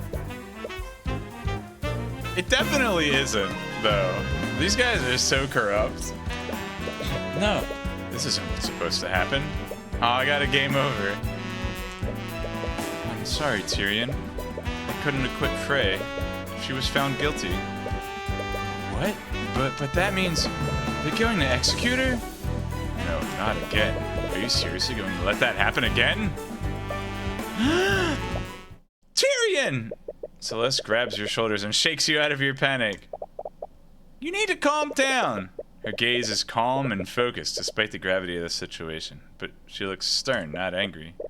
I'm sorry, I didn't mean for this to... Stop! Just listen to me. You know what to do, right? Just do it the same way you play chess. What? I don't know, you were just so calm and focused when you were playing before. No matter how close I get to beating you, you always knew how to stay calm and win. So just channel that feeling and look at the pieces? That doesn't make any sense, and yet it makes perfect sense. Every statement that he made, every word that came out of his mouth, each of those is a possible weakness that you can attack. Every bleak moment can be turned around. You just need to consider every angle. It's fighting games. My apologies for the delay, Your Honor. The defense is ready to begin cross-product examining the witness. Very well. Here we go. Oh, man. Carefully examine every statement he made and find something that contradicts the evidence in your notes. Once you do that, present the contradicting evidence and prove that his testimony is false. Cross-product examination. You're cross-examining a witness. Carefully examine each statement they made and find the statement that contradicts a clue, a spell, or a profile in your notes. Once you identify the false statement, click the present button and present the contradicting evidence to move forward. Alright, let's take a look at our attorney's badge. Autopsy report. Flintheart McCoy died after being stabbed from behind with a magical blade. See, now there's the problem. This blade is not magical. Just heavy traces of transmutation magic.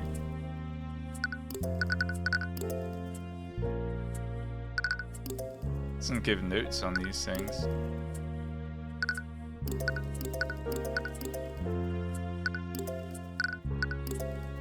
We got a call late at night.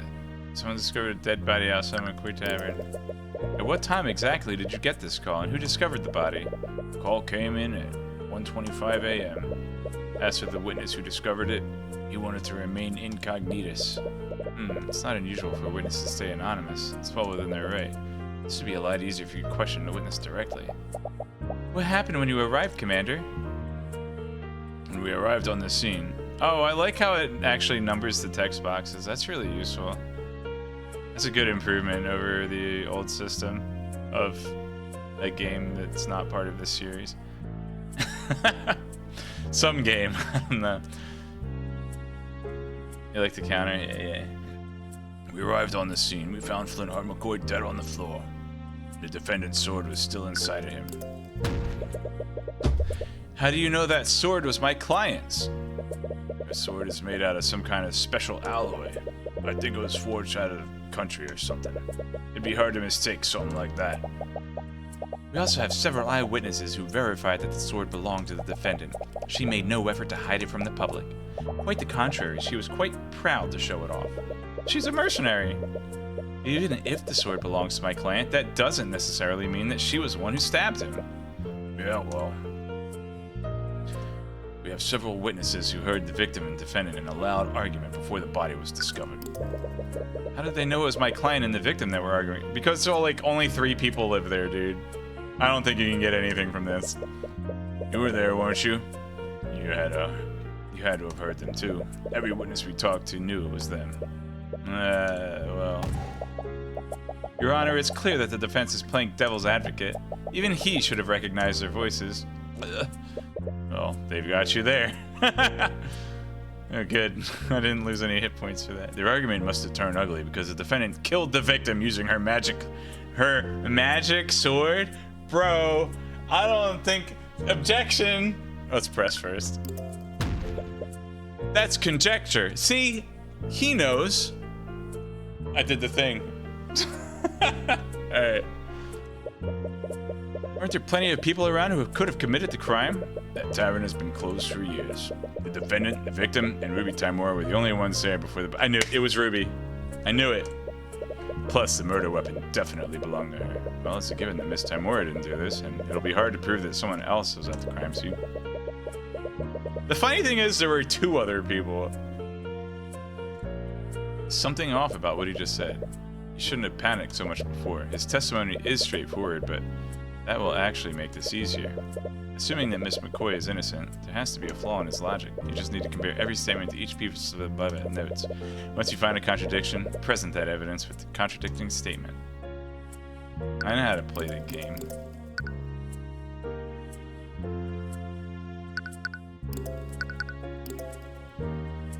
Has no magical properties. Objection! He said the thing! Commander White, you testified that the victim was killed using the defendant's magical sword. Am I correct? Yeah, it's pretty obvious when you look at the crime scene. I think I'd actually have to disagree with you on that. The defendant's sword couldn't have possibly been the murder weapon. What are you talking about, kid? The sword was inside his body. Of course that's okay. Alright, so it definitely is transmutation magic, because the sword probably wouldn't have remained around if it was evocation. Ah. That may be the case, but take a look at the autopsy report. It states that the fatal wound had heavy traces of magic. So how would a non-magical sword leave Oh, obviously it had a +1 bonus. What? To leave a trace like that, the wound would have to have been created with something magical. My client's sword may look fancy and expensive, but it is entirely mundane, more D&D terminology. There you go. I mean, that's a very legitimate word to use there, but it's a very specifically chosen word because of the D&D reference, right?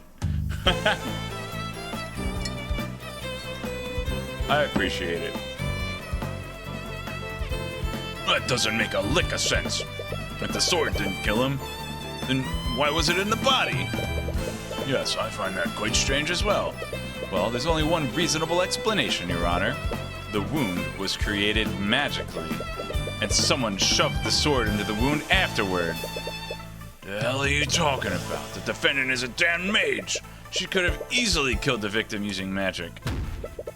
That may be, Commander, but why would she kill the victim using magic and then stab him with her sword? She would just be incriminating herself. Well, I like the kind of like watercolor style of the like the broad courtroom scene. If you look at the characters on the sides, that's pretty good. Or it's just blurry, I don't know. I thought it looked watercolory. No, if anything, this series of events proves one thing. Someone used magic to kill the victim.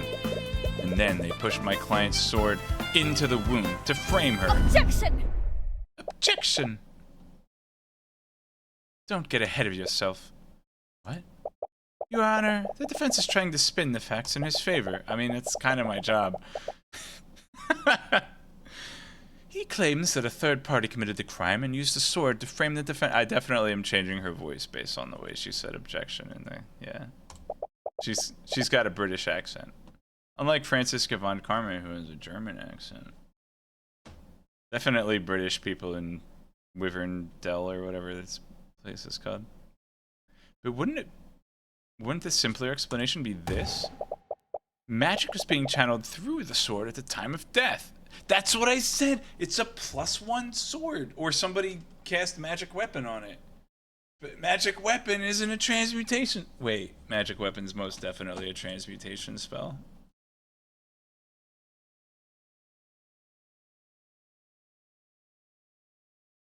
Yep. Uh-oh. We're in trouble now, kids! That is what left the magical trace on the body. Commander, please tell the defense how the murder was committed using magic. What? Alright. I think I see where you're going with this. I can make this.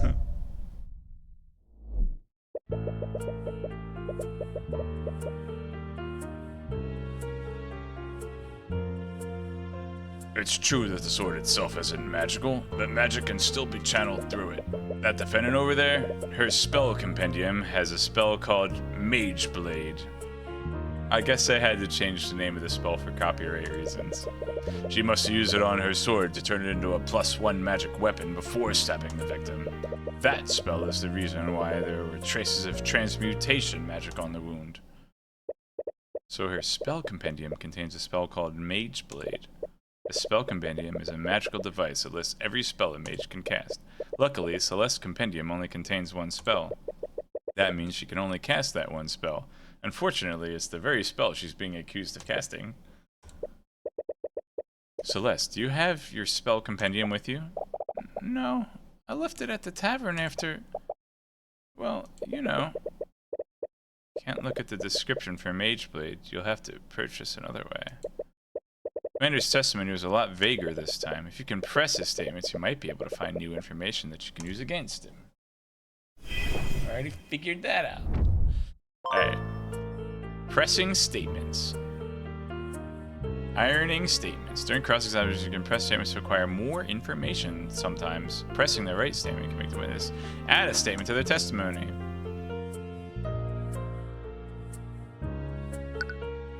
I would like the WASD keys to,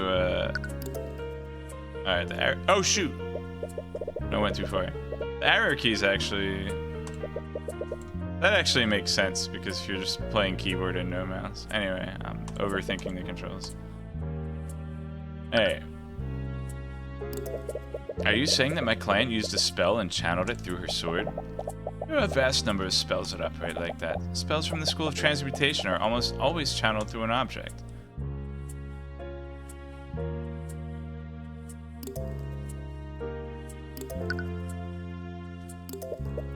Mage Blade. It's a transmutation spell that sharpens my sword. Shut up! No, stop!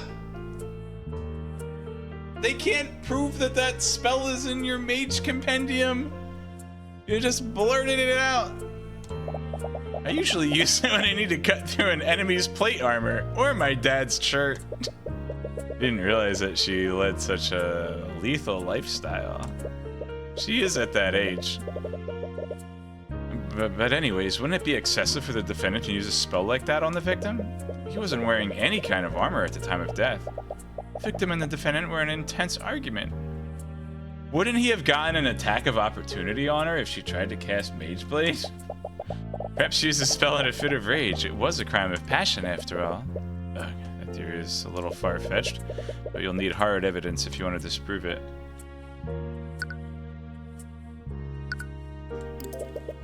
Why would she go to the trouble of doing that? Her sword alone would have been enough to commit the murder. Mages are always looking for an excuse to throw their power around. There's no rhyme or reason to it. Isn't that just your own personal bias, Commander? Clunk. We don't need to understand why the defendant did what she did. The fact of the matter is that magic was present at the crime. Do you have any evidence to the contrary? You don't. Yet. That spell is the reason why there were traces of transmutation magic on the wound. If she used a spell like that, wouldn't that have created traces of magic on the ground? Got me. How so? Well, let's say we follow the prosecution's theory. That would mean that the victim fell on the ground with the sword still inside him. At this point, Mage Blade would still be active, right? It would definitely leave a magical trace on the ground after making physical contact with it. Did I forget to read the autopsy report? I forgot to read the autopsy report. We're already way ahead of you. Here's the updated autopsy report. No! We had our people scan the crime scene, and we found traces of transmutation magic right under the body, just like you said. Oh. If you still don't believe me, I have a picture of the crime scene right here. Oh? Why was this picture not brought to my attention? There was no need. This entire case is open and shut. Crime scene picture has been added to my notes. Ugh. You've seen pictures of the dead before, but it feels different now that the body is of someone you knew. Looks like there are traces of magic on the ground. This shape is a little weird, isn't it? Are those hexagons magic? Huh? What was that just now? You can see it right in this photo. She killed him with a stab from the front. Yeah, but the autopsy report said from the back. They have an updated autopsy report.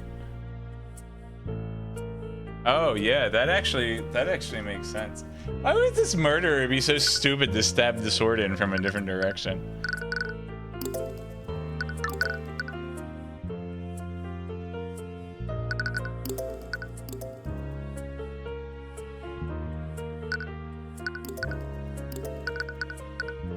I almost presented the attorney's badge by accident. I didn't realize it would reset the menu.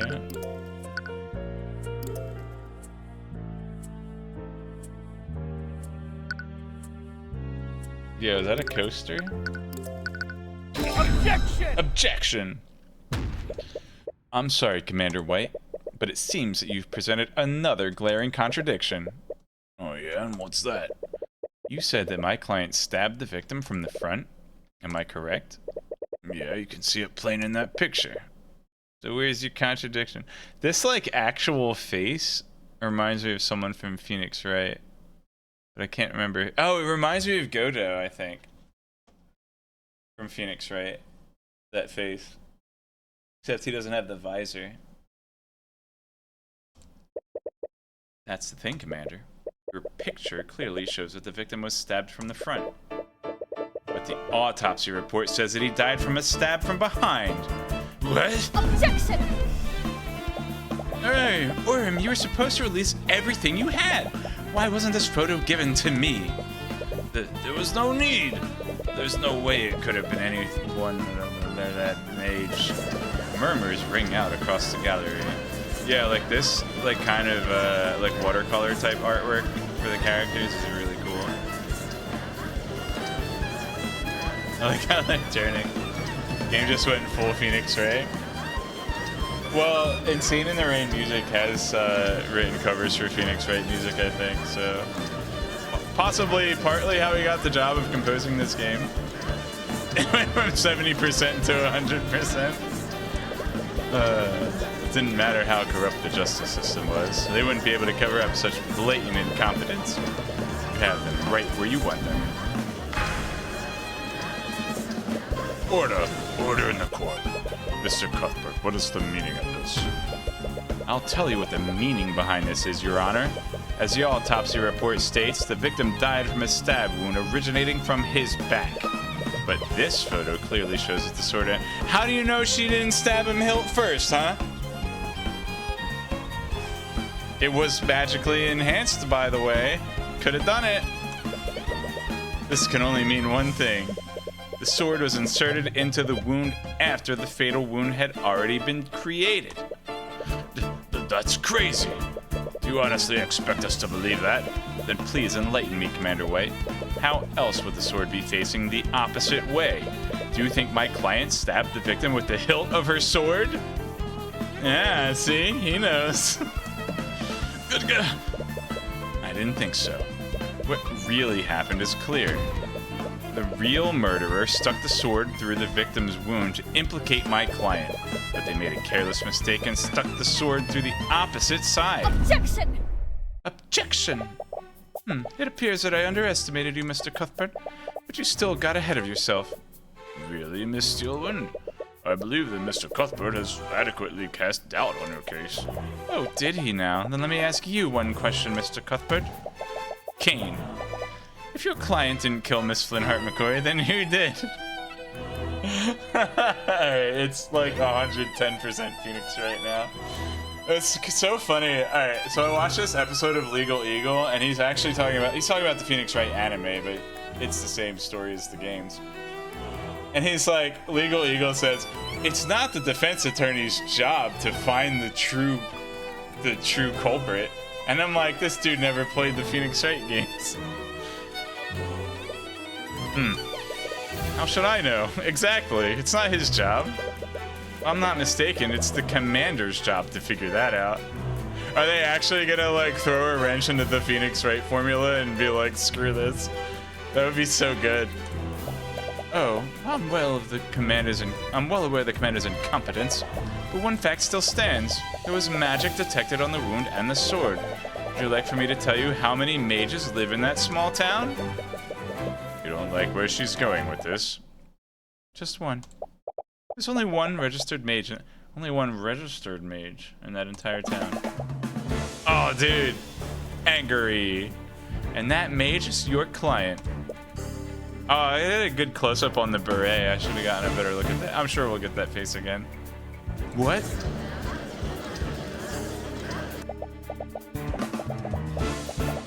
The defendant was also established to have been with the victim hours before his death. She was the last known person with him, and she was the only mage there. In addition to that, I have several witnesses who heard them arguing. How she murdered the victim is simply an unanswered question. I see. That certainly does change matters. I can't say that the prosecution's evidence is irrefutable, but there is still evidence that casts guilt upon the defendant. Damn it, you almost had them. There are far too many unanswered questions for me to pass a verdict. I love the saxophone. We will give law enforcement time to clear these unknowns. I suggest that they conduct their investigation more thoroughly this time. They will resume the trial tomorrow morning. Court is adjourned. Dude, when he's like getting ready to swing the gavel. Shot, so good. Hello, Cuthbert. Wait, she doesn't have a British accent. She's not the German girl. As you walk out of the courtroom with Celeste, you are greeted by Miss Timora. Miss Timora? You're here? You recall how you froze up during the cross-examination. You feel a little ashamed that your mentor saw all of that. Well, at the end of the day, you were able to pull it together. And once you did that, you performed adequately. On that note, I wanted to give you this. Celeste's Spell Compendium. It's Celeste McCoy's Spell Compendium. It contains... I found her diary. It has 2 hearts in it. 3 more hearts, and I can ask her to marry me. Wait, this isn't Harvest Moon. Contains the formula for the following spell. Mage Blade! Wait, she already admitted to knowing Mage Blade, though. This isn't anything. Archon. Gesture. Not. Oh, no somatic components. It requires concentration? Alright, let's compare this to Mage Blade. Or Magic Weapon. Alright. Magic Weapon, Transmutation, Level, Cleric 1, Paladin 1, Sorcerer Wizard 1, War Domain 1. Components, Verbal and Somatic, and Divine Focus. I guess the Divine Focus is only if you're casting as a Cleric or Paladin. 1 standard action, Touch, Range Touch, duration 1 minute per level. Saving throw, Will Negates. I mean, I guess if you have a sentient weapon, it can roll a saving throw against it. It says will negates, and in parentheses, harmless object. I wonder if a minute is 10 rounds in this game. So obviously it's not the same as magic weapon because there's no somatic component. So there you go. Completely different spell. Game explains that it's a future Japan's legal system, so they definitely take liberties, throw them in the trash.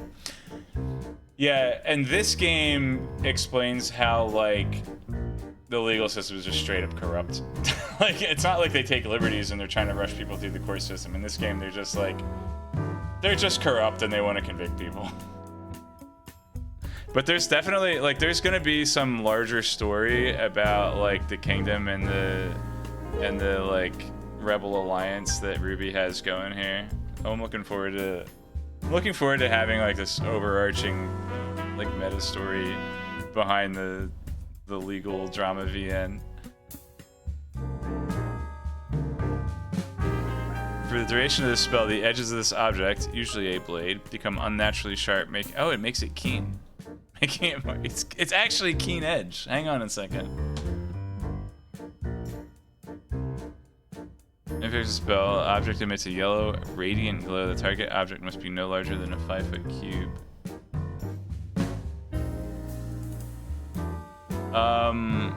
Let's look up Keen Edge. Keen Edge is 3rd level. Transmutation, of course. Verbal, somatic, 1 action, 10 minutes per level. 1 weapon or 50 projectiles, all of which must be in contact with each other at the time of casting.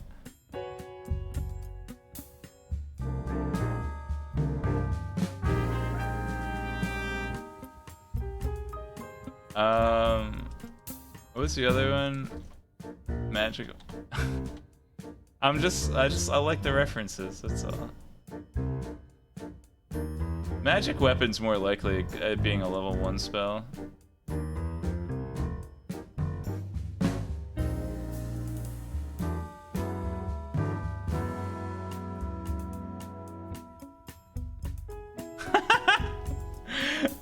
Alright, you can't cast a spell on a natural weapon such as Unarmed Strike. A monk's Unarmed Strike is considered a weapon, and thus it can be enhanced by this spell. That's so funny. I love Dungeons and Dragons, man. Alright. Magic Blade's been added to my notes. My spell compendium. I swiped it from the dining area before the Inquisition arrived.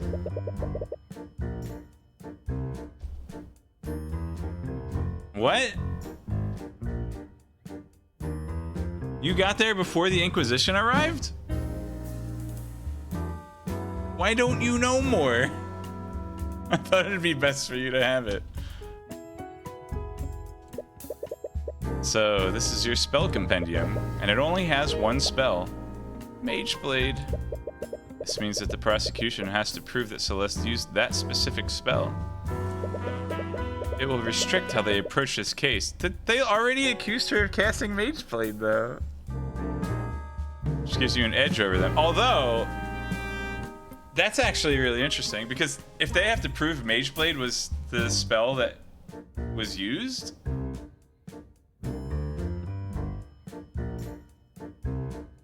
that's gonna be tough because, like, Flintheart was killed before being stabbed. It is interesting, like, what? It's gonna turn out to be like a level 9 spell or something. That'd be funny. Gives you an edge over them. But that prosecutor is really something else. You mean Prosecutor Steelwind? You can still remember her ripping glare. It gives you chills just thinking about it. You wouldn't even know it, but this was also her first trial. Really? And she wanted to go up against Ruby? Dang, that's ambitious. I thought that her inexperience would make her for a good first opponent. As she's no Winston Payne. Gives you an edge worth over someone. I was actually thinking that edge seemed like a play on words because of the murder weapon being a sword. But that girl, she's a natural in the courtroom. It makes me wonder why a Steelwind would choose to become an attorney in the first place. Ooh, famous family.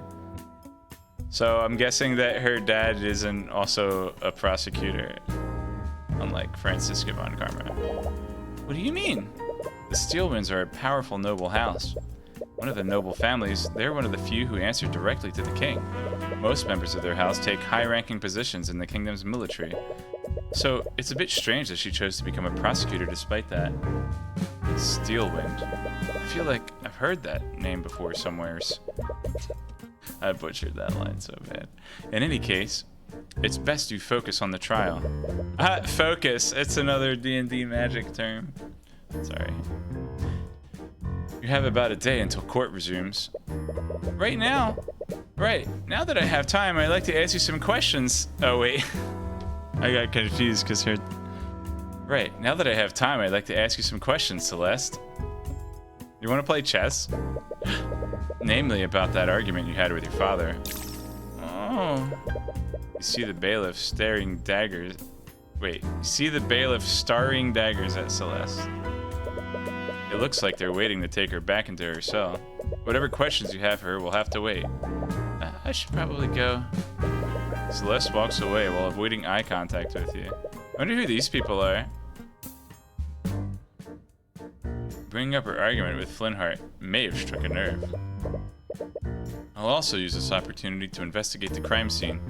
I wouldn't be surprised if the Inquisition missed something. You utterly embarrassed them today. Don't expect them to make the same mistake twice. Right. There are still a lot of things we don't know about. As much as I hate to admit it, your skills of deduction far surpass mine. I don't know. That one was pretty easy. If anyone can figure out what really happened that night, it's you. Yes. I'll be bad and save over the same time slot. Episode 1-3, The Cold-Hearted Aristocrat.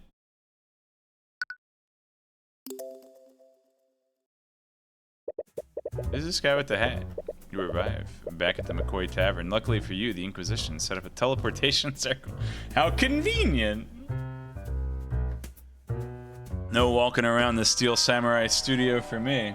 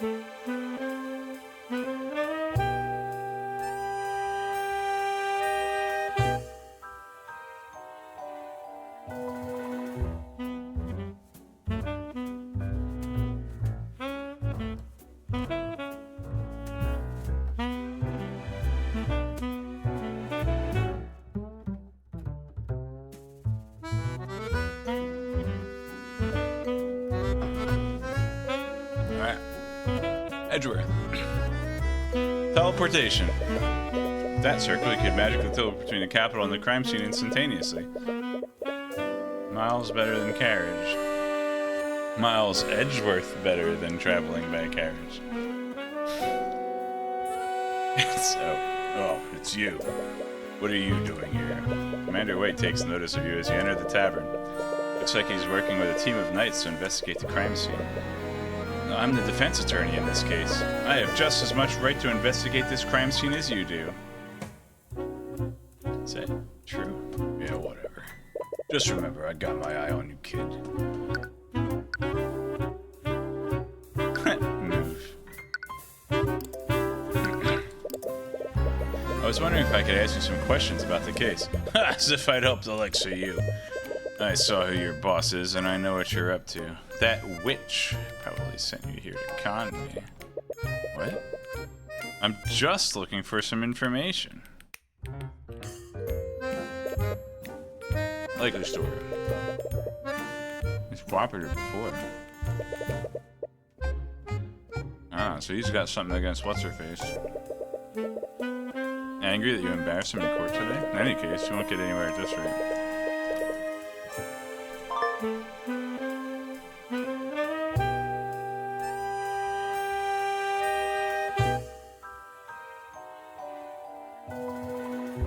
The little psychological profile from him. So, profile gauge.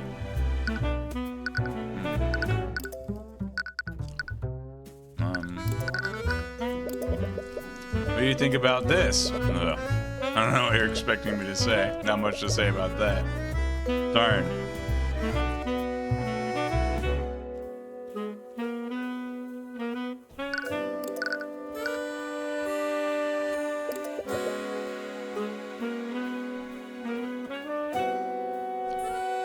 What does that arcane inquisition do exactly?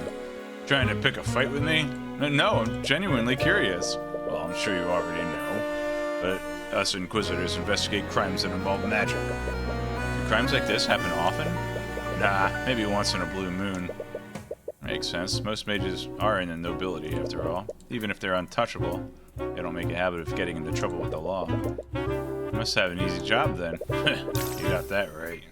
The only reason we exist is to clean up the nobility's messes. Ooh.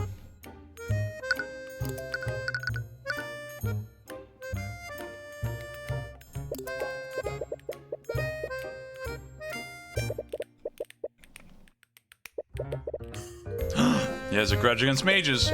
Wow, he didn't even try to deny it. And if you had any sense, you would too. All that mage has to do is wave their hands and say some magic nonsense. Then you suddenly have a dead body on the ground. Is he the guy from, Elantris? The guy that hates mages? Mage Blight. Rampage. Why join the Inquisition if you hate mages so much, considering the fact that... Because he wants to prosecute them. My job is to sweep the nobility's crimes under the rug. So sorry, I didn't mean to insinuate... Nope, you have the right. Anytime a noble is involved in a case, I'm ordered to look the other way. You don't seem very happy to do that. Why would you stay in this line of work? Because every once in a while... I'm allowed to put a criminal mage behind bars. You can't go after the nobles, but any other mage is fair game. Or at least they were before your boss showed up. Ah, my boss. Your boss? Does he have something against Miss Timora?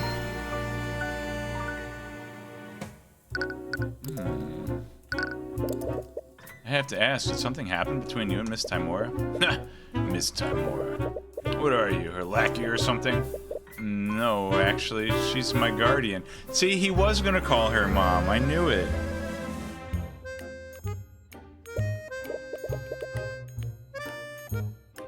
I didn't even know she had a... Look, kid. I don't know what the deal is between you two, but no good will ever come from associating with her. This is about the rumors, isn't it?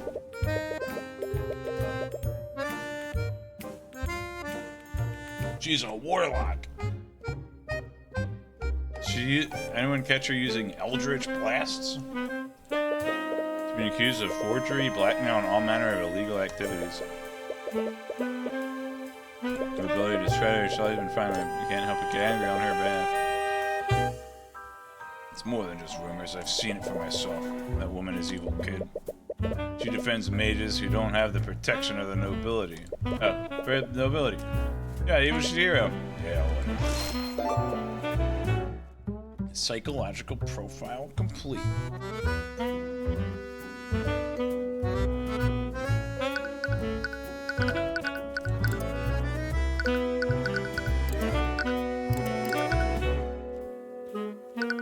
I actually wish it had made me go into this menu and present Ruby as evidence.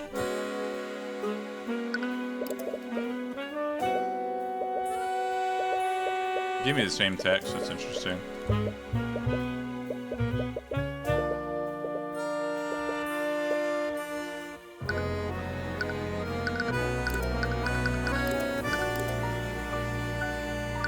What do you think about me? I never knew Timora had a kid.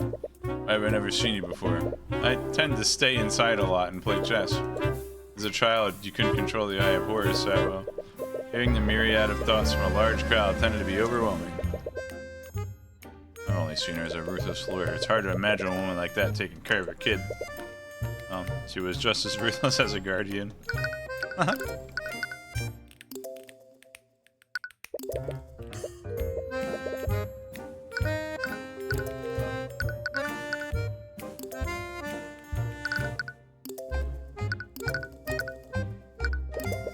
Never seen a real spell compendium before.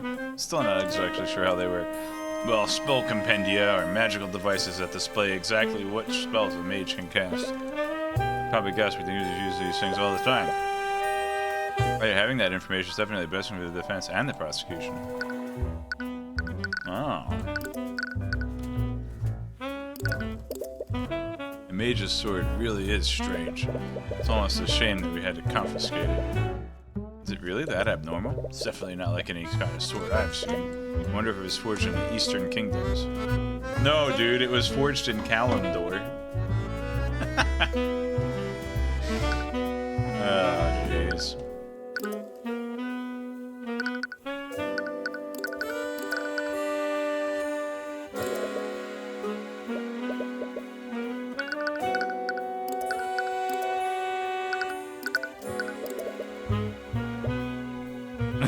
What do you think of Orem Way? Alright, let's take him down.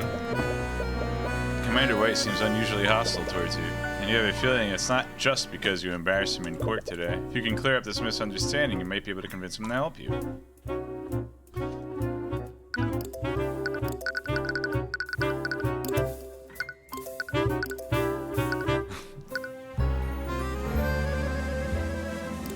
Alright, let's go.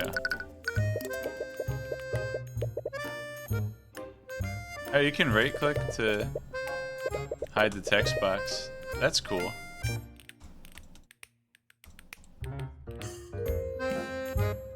Actually, let's check out controls. Left-click, dialogue progress. Toggle autoplay A. We did that by mistake earlier. Hide UI. Show controls tab. Notes menu. Text log, save load.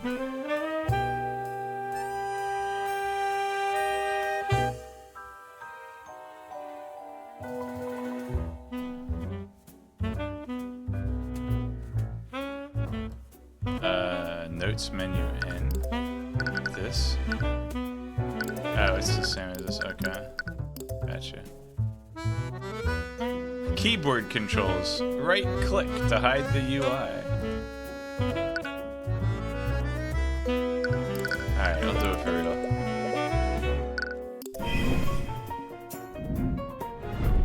Argument. Alright, I'm just gonna come out and say it. Do you have a problem with me, Commander White? You should know exactly what my problem is with you. I saw who you work for. Like, literally, he's already told me the answer. Stubborn and stuck in his ways, he seems to have a grudge against Ruby Timora and will react negatively to try to defend it. However, he will respect you and you defend his...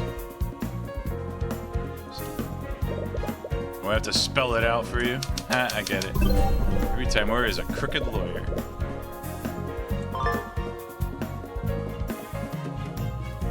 Need a hello cute. A little cutest of Borg.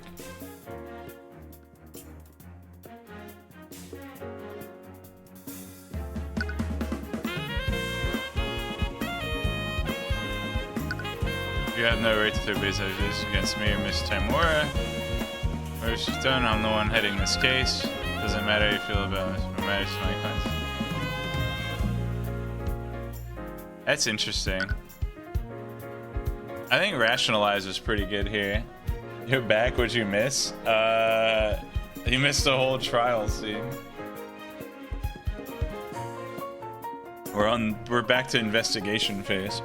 Alright, so I think that the fact that I work for Ruby isn't really gonna help. He has shown that he cares about treating the victims fairly. One, because of everything that he said just now, and two, also back when Celeste was in her jail cell, he wanted to make sure that she could talk to her lawyer. It doesn't matter how you feel about me or Ms. Timura. What matters is that my client deserves a fair trial with fair representation. All I'm trying to do is give that to her. Ugh. I've seen that woman do all kinds of shady poop in the cases I've worked. Forgery, bribery, blackmail, extortion. X makes it sound cool, you name it. You're just another crook. I'll bet you're just the same. A successor for the devil of defense attorneys. I knew it. I'm not Ruby. Regardless of what you've seen her do, I'm going to run an honest case. You being a successor has nothing to do with it. Where do you over there? Have you seen me do any of those things? Because all I've done so far is point out mistakes that you've made. Oh man! Gut punch. Forgery, bribery, blackmail. Have you seen me do any of those things? Because all I've done so far is point out mistakes that you've made. Oh yeah. I knew she wasn't 46 and I knew she could use math. I think that she's he's actually referred to her as a witch. Her name had letters in it. Even letters. Yeah. Look, kid. I like nothing more than to believe you. But after everything I've seen her do, I know better. I have no reason to trust you. Anyone taught by that woman can't be anything more than a crook. Well, we should play chess then.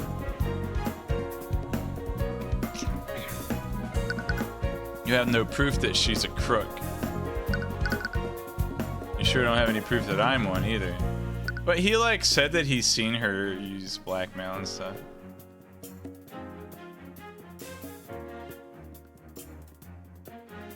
He will react negatively if you try to defend her.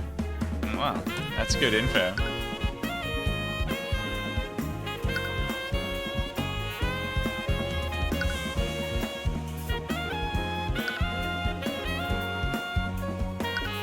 Deflect.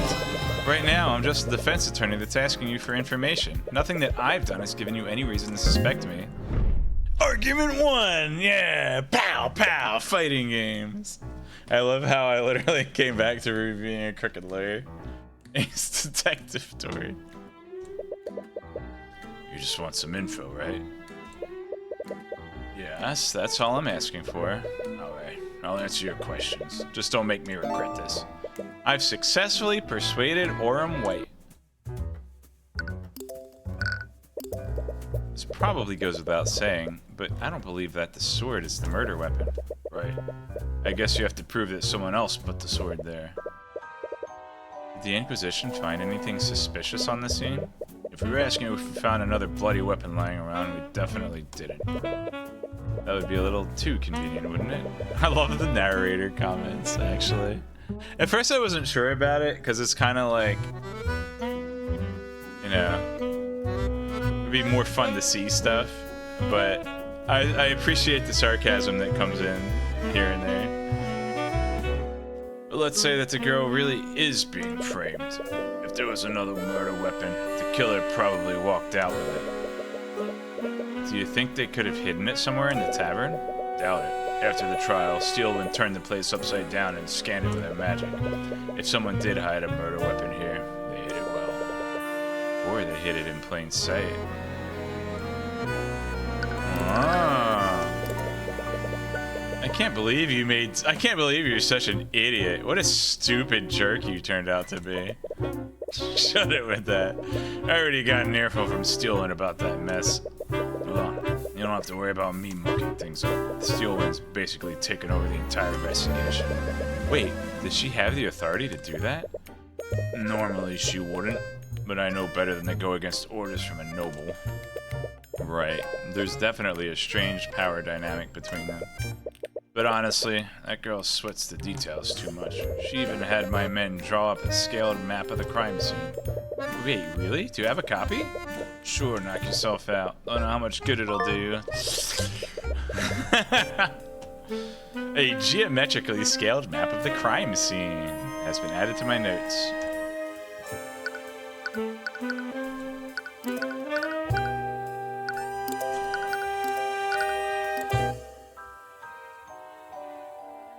Where's the body? Alright. If I wasn't like 1000% convinced these people played Dungeons and Dragons before, the fact that the fact that it's drawn out in a grid with a 5-foot square, that's actually like second bottom left table. I'm actually very extremely pleased with how many like subtle nods to Dungeons and Dragons there are. That's so good. That's so amazing. I can't believe they actually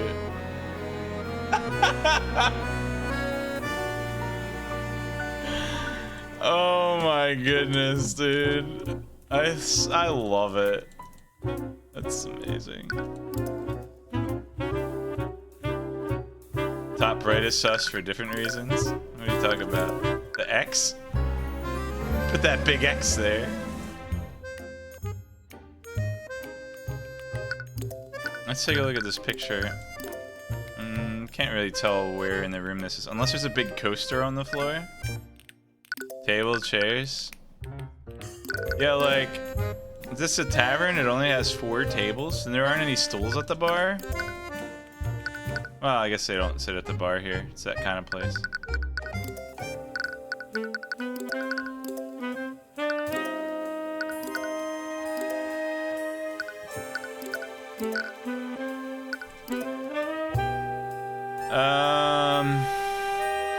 Alright, thanks for the map, bro. I heard that this was Prosecutor Steelwind's first trial. She must be pretty talented if that's true. Pain in my ass as she is. When a damn noble comes in here telling me how to do my job, I honestly have no idea what she's even doing in this line of work.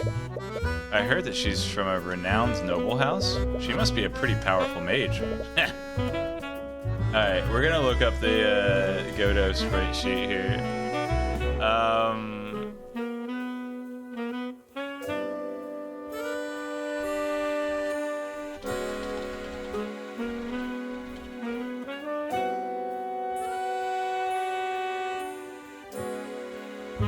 It's this one. Confident. The confidence sprite.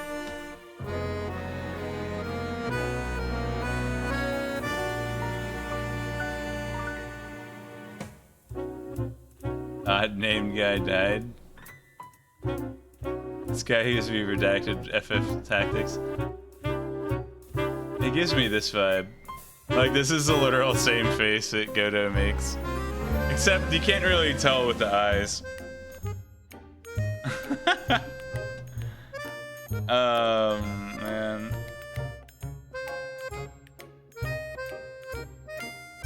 Godot confident.ping. Huh, powerful is an understatement. This face actually reminds me of Dick Gumshoe. I think. I don't know. Steel ones who came before her could turn this entire town into a glass crater. What? There's no way that's true, right? Glass crater. I'll be right back. I'm gonna grab some tea.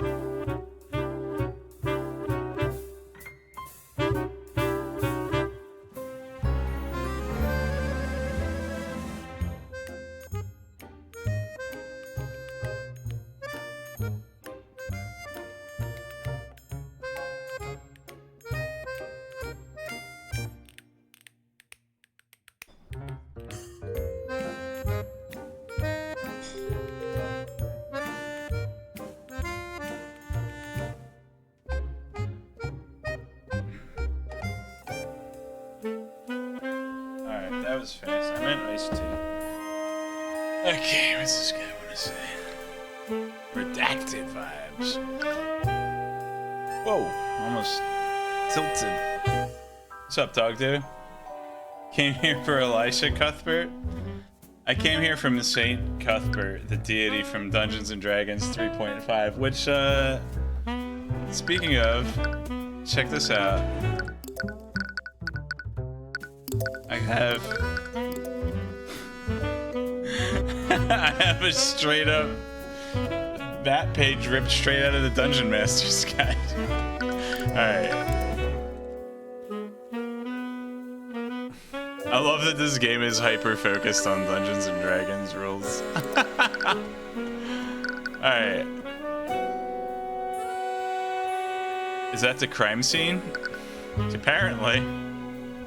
It's the alleged crime scene. Wait, there's a TV in the background. That's not on my map.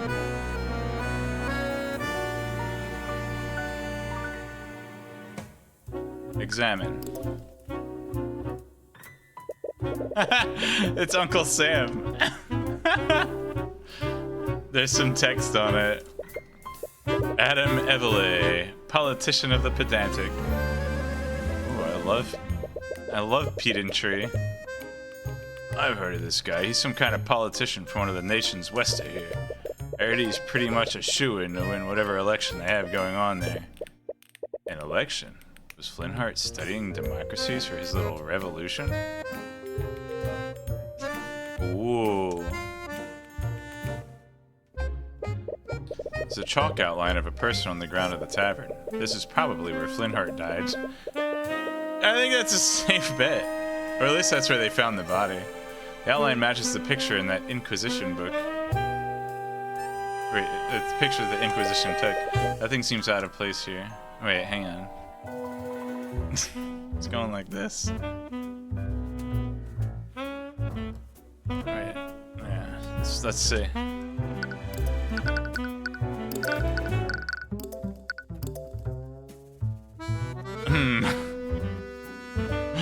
Hang on.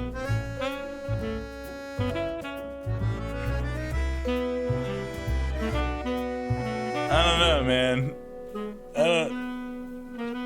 I can't play it. Oh, jeez. The Inquisition lit some candles. There's a magical lamp right there. I wonder why they're not using those instead. It's a magical lamp? Modern-looking lamp mounted on the wall. Lamp powered by artificery. Didn't expect to find something this sophisticated in a town like this. So this guy hates magic, but he likes artificery? Claire was aggravatedly assaulted. Bah, artificery is just another form of magic.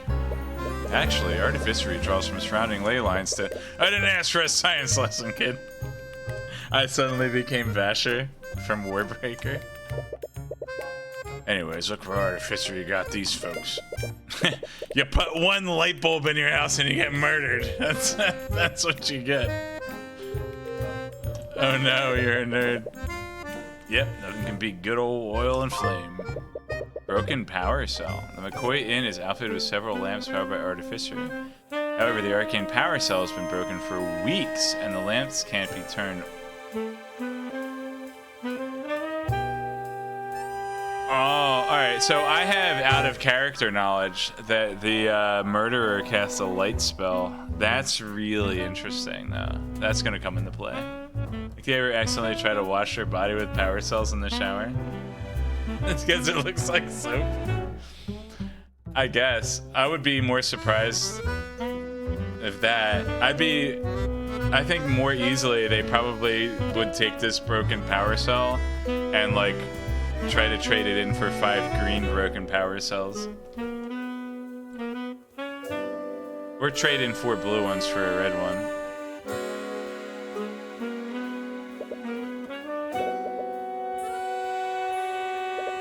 Oh, it even puts a check mark.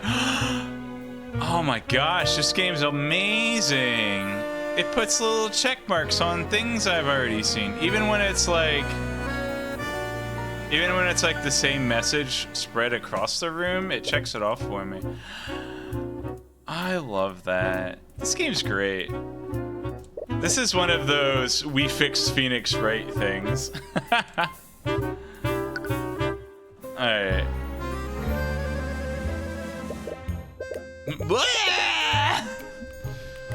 It's a painting of the mage, and there's some text on it. Somala Daghlian, a legendary practitioner of the arcane arts, he mysteriously disappeared one day. It's rumored that he was developing a formula for a new transmutation spell. However, he was reckless in casting the spell, and Daghlian quickly lost control of its magic. His body was never found. Many speculate that he didn't actually die during the accident, but if that's true, where did he end up? Sounds like a cautionary tale against using magic. That might explain why Flintheart keeps it at his tavern.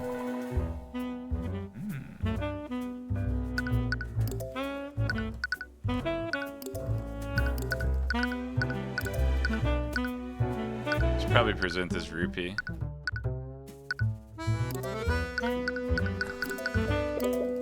Can't believe the prosecutor's going into so much detail for her case. It's a real headache. You know that this map is scaled? It's got a legend and everything. Wow, the prosecutor must be a really good dungeon master. Man. Alright, we should present this rupee, huh? So many very fancy, have some very This place has been without power for about a week. I wonder if there's any information I can infer from that. They've been using candles to keep the place lit. This is exactly why you can't rely on magic. So, are there candles in the picture, I wonder? Wasn't really looking for that.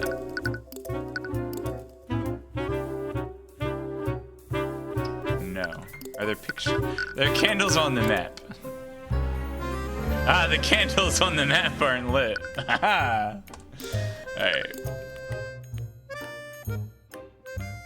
He says oil, but they're just candles. They don't have oil, they're candles.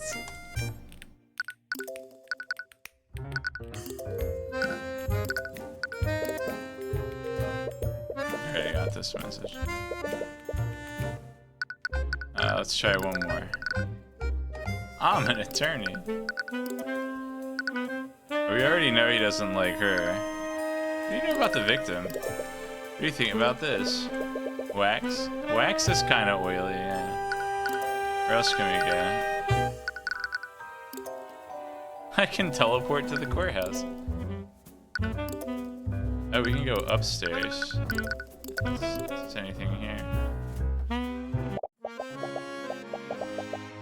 If people keep seeing you here, they're going to start asking questions. Leave the investigation to me. All you have to do is stay quiet until the trial is over. I love her beret. It's actually like Frenchy music too. Even though she has a British accent. It's like Star Trek. There's French people with British accents. A butter candle would smell? We should try that sometime. Just put a wick inside a stick of butter. That's such a good Huh. You may be onto something. Anyway. While heading upstairs, you spot the prosecutor having a conversation with someone. They seem to be in some kind of argument. Enough. I will do as I see fit. That's the murderer, by the way. We have the out-of-character knowledge. Hi there, hello, it's me. Good ideas, lady. You may be a steelwind, but this is my land. Oh, sorry. No, you're the defense attorney from the trial. I am. I'm sorry, but who? Oh, how rude of me. My name is Lord Garrick Pierce, the ruling noble of this land. Occupation, nobleman. As the ruling noble, I suppose I should thank you for playing your role in the current trial. As misguided as it may be. I suppose that you also think my client is guilty? It does not matter what I think. This entire scandal has done nothing but rile up the common folk. Alright, we should remember to read this stuff.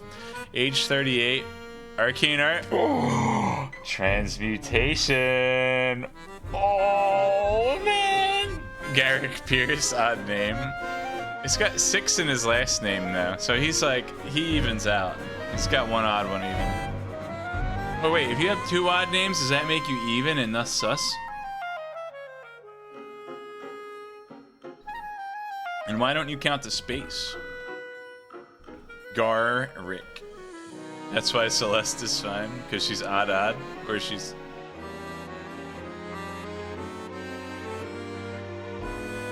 Oh wait, so even names are good? I had it backwards. Alright.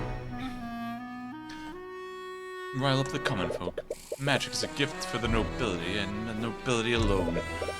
It is a symbol of the aristocracy and our divine right to rule. Alright, Azula. And now that bastard child has tainted, again, literal, I think.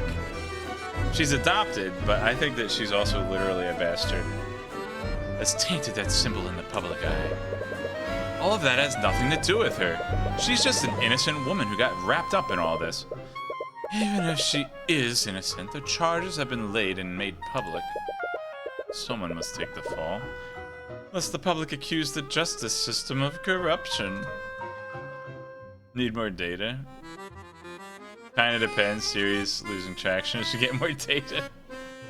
Let's get more names. I love berets as a kid, but wasn't convinced it looked good on me.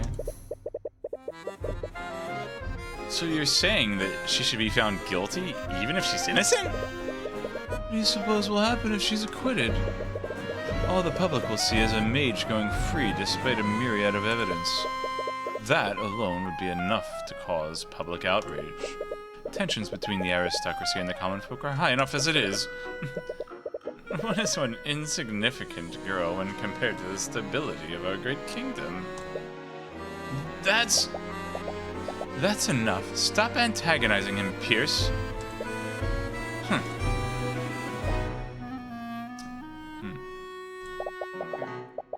Can't refute what he said, but I don't agree with it. What? The system should be based on truth and justice, not on public opinion. Then why are you working against my client? Do you honestly think she's the kind of person that would kill her father? It doesn't matter what kind of person she appears to be. The evidence clearly points to her as the only possible killer. But you should fight according to your own ideals, just as I will fight for mine. Oh, she's cool. It's hard to get a read on that woman. She's mysterious. There are some candles lighting up the hallway. They look like they used to be part of an old architecture. Several doors lead to guest rooms. Aside from the rooms that you and Miss Tamura use, they don't look like they've been open for quite some time. It's music, though. Odd names are fine. Wait, odd last names are fine. Odd first names are bad. But both odd cancel out even, which is fine. Even names are fine if they are 6 letters. Okay. Right. Yeah. It's just like how you can figure out the lenses of truth without the treasure chest game. There's a door at the end of the hallway. It looks like it's seen some use recently. Click. Try to open the door, but it seems to be unlocked. Unclick. Perhaps someone might have a key to open it. Okay.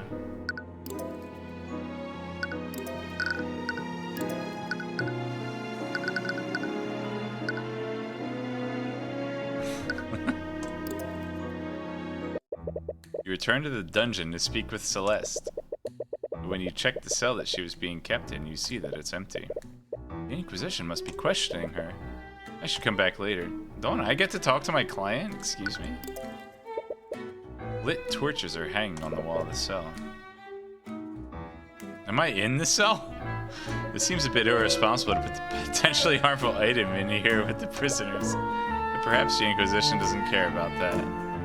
I'd be more concerned with them, like, grabbing a torch and throwing it at the guards through the bars. The cell has a barred window. Even if a prisoner somehow broke through the bars, there's a 3-story drop to freedom.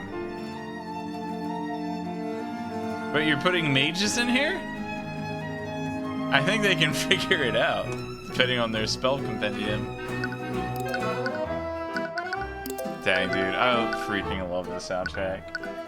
That's like, 75% of the reason I bought this game was because of the composer. The other 25% was... Alright. Compendium. There's only one locked door that leads into the cell, and it seems to be locked by some kind of magical mechanism. I guess I'll go back to the courtroom. Only place I haven't gone yet. Courthouse. Maybe they're in all practice plus my university able.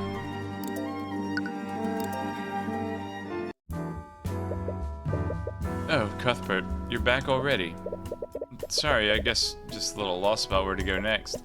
Well, I suppose I can give you some guidance this time. Speak with someone about the investigation. One character will almost always be able to assist you. You can speak with them about investigation or ask them where to go next. Right now, we're assisting you, but who knows? Or someone else will be helpful in the future. Maybe Celeste McCoy will be helpful in the future, but only if I quit her.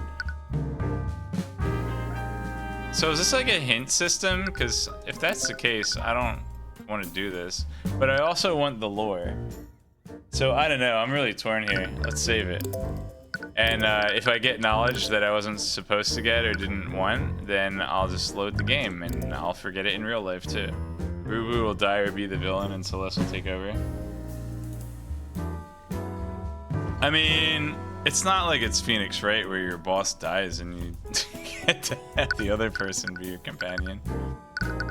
Alright. It's not like you get the magical girl. Wait a second. Yeah, I don't... The investigation next lead. I mean, although like there was kind of like a part in Phoenix Wright where you would talk to Maya and she would kind of give you ideas on where to go next. I don't know. I'm hesitant to talk to Ruby because it might be like a hint system.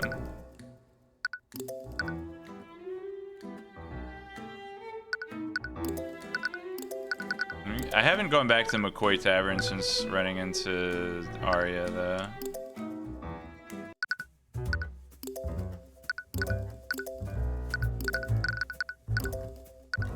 I'm not sure.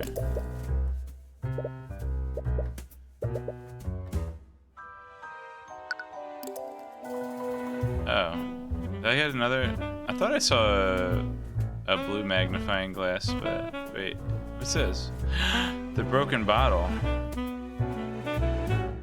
Right. I think that, like, broke in his hand. Yeah, out of character knowledge. Doesn't count. There's a broken bottle on the floor. It's shattered close to the chalk outline of the body. The label has the words Lotus Juice on it. I've never heard of that brand before. Must be foreign. Shattered.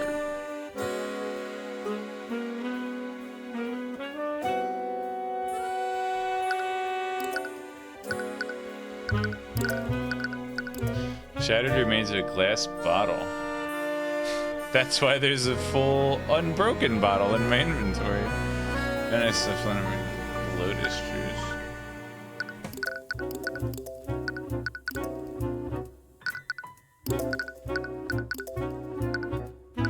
I feel like the talking to Ruby is kind of like a hint system. Which, like, it would be cool to talk to her and get the flavor text. But I also don't want hints. So I'll just leave that save point there, and we'll talk to her later after I solve the case. Sound good? Gems in their own. You think you found everything that you can here, but what does it all mean? There's no murder weapon to be found, and there's no obvious evidence of another person at the scene. Hey, you okay? You got quiet all of a sudden. Alright, just focus. Close your eyes and let everything else disappear from the world. Hey, you listening? So there's no clear evidence pointing to another killer. There is, however, evidence pointing to how Flintheart moved before his death. What? What can we tell about how Flintheart died? There's no blood trail leading to or from the body. What does this imply about the location of Flintheart's death? That it's right there. Oh shoot. Flintheart didn't move during the murder. Didn't move. Flintheart didn't move after the murder. Hang on. I mean, come on. That's obvious, right? Flintheart didn't move. Flintheart attacked Flintheart after the murder. No, there was no.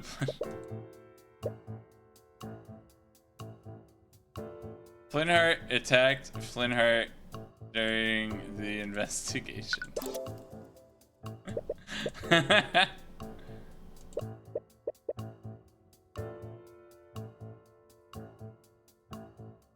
I'm confused. Okay, I got it now. I understand. But are you sure? Flintheart died where he was attacked. He didn't move from his position at all. Yeah, I guess you're right. There's also the autopsy report, which says that he died from a stab from behind. He was probably caught off guard and was too incapacitated to move anywhere else. This means that the attack happened at the exact position he fell over. Crime scene map has been updated. There's also the shattered bottle of lotus juice. How did the bottle shatter? I doubt it means anything, but the shattered bottle is right next to his body. The killer placed the killer during the attack.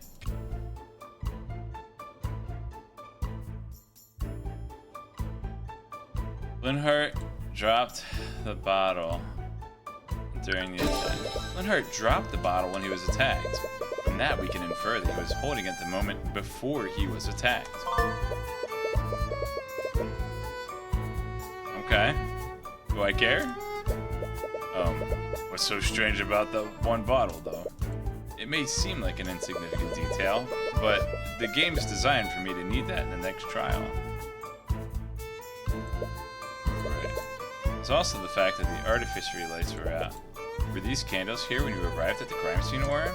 No, we had to light some so we could see the crime scene properly. We thought it was weird, too.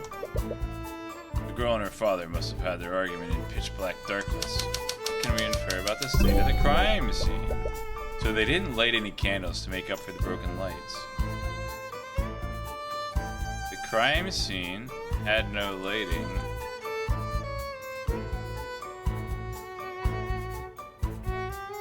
During the murder. The crime scene had no lighting during the murder.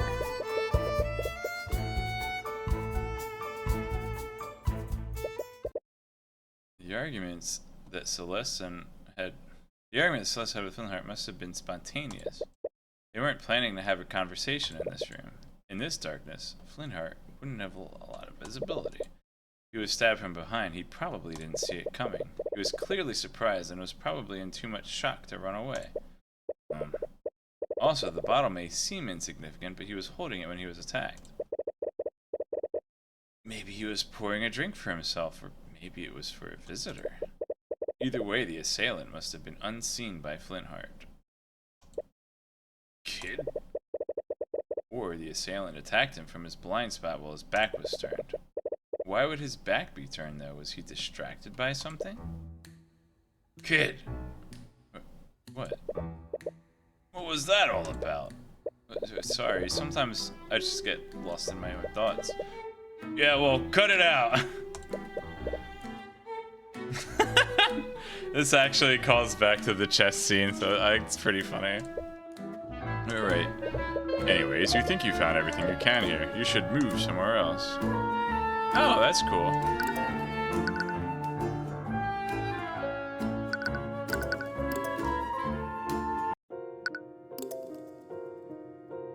Throwing me off that the magnifying lens starts off as blue before it changes.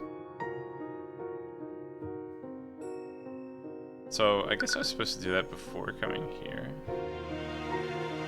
Maybe I needed to find that before Celeste goes back to her cell. Turn to the cell that Celeste being kept in. Prisoners. The ambient despair of the air fills your mind like horrendous stench. You haven't had much practice blocking out this many people. As you arrive, you see Celeste huddled down in a corner.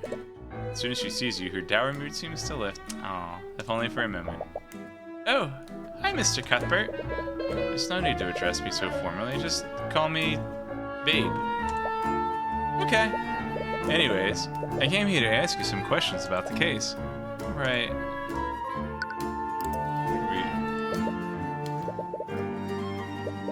That's interesting. This is the same text that I had before, but... Alright.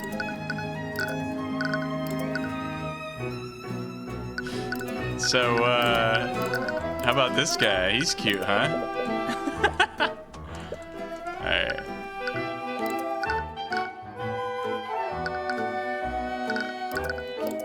Mage Blade.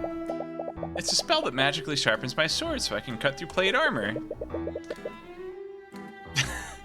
When would you even need to use a spell like that?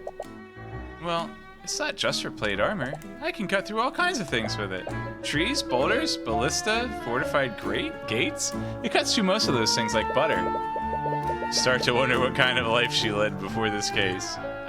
Mercenary life, hello? Did you read the text box? I didn't expect to find artificery in a village like yours. Yeah, I bought it for my family to make their lives easier, but I think I just made things more complicated. Yeah, without an arcane power cell, those lights aren't very useful.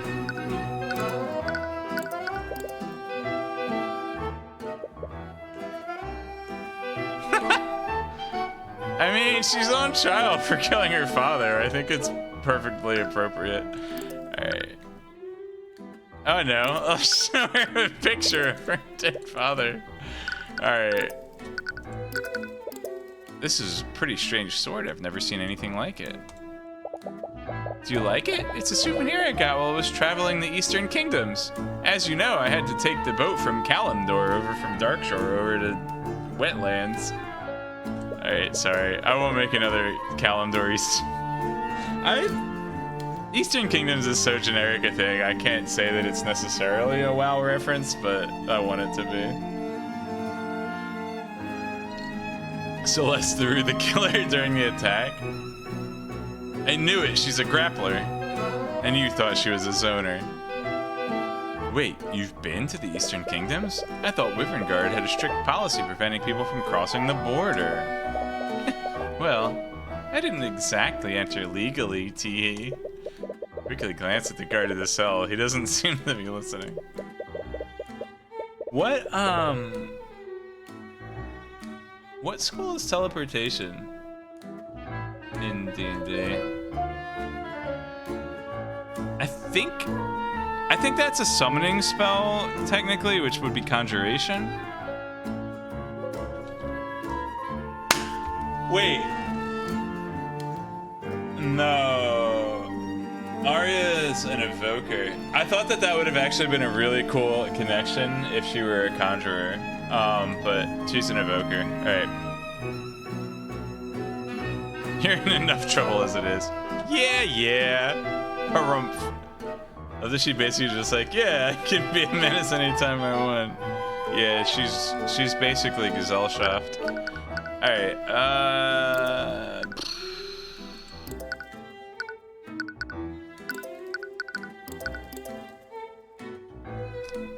tell me about this girl.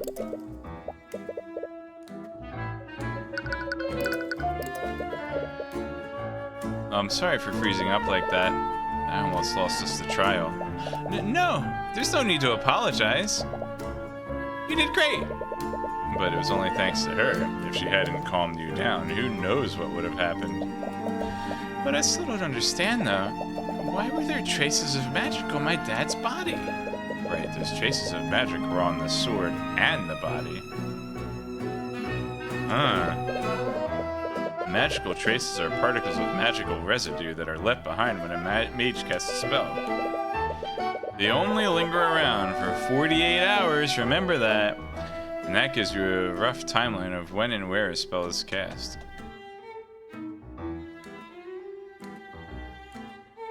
So can you like wait around for the trace to dissipate and then like figure out when the spell was cast? I wonder. Just wait for 2 days and see when it goes away.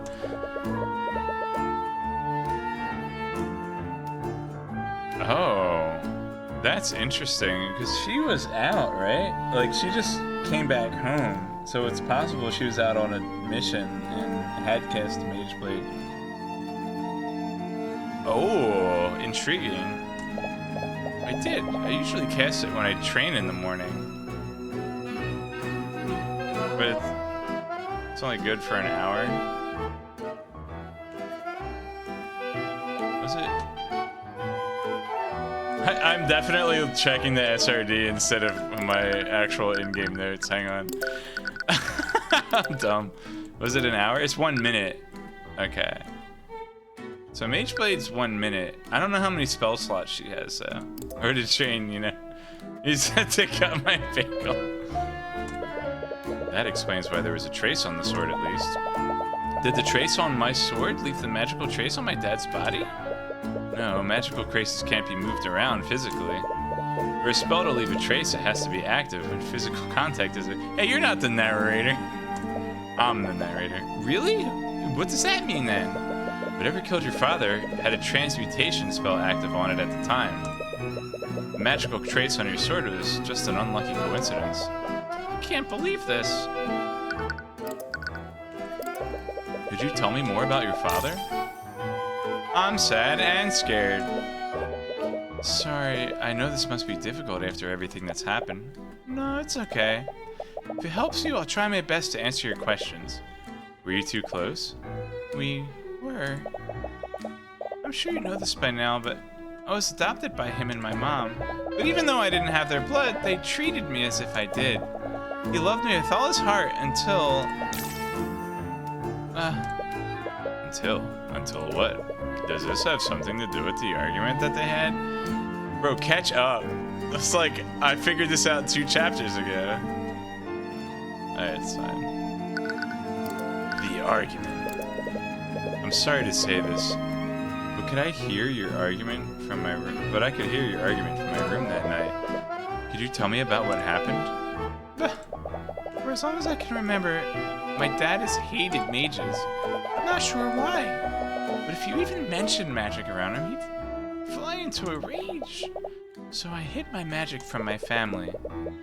But why even learn magic in the first place? If you really wanted to, you could have gone your whole life without using it.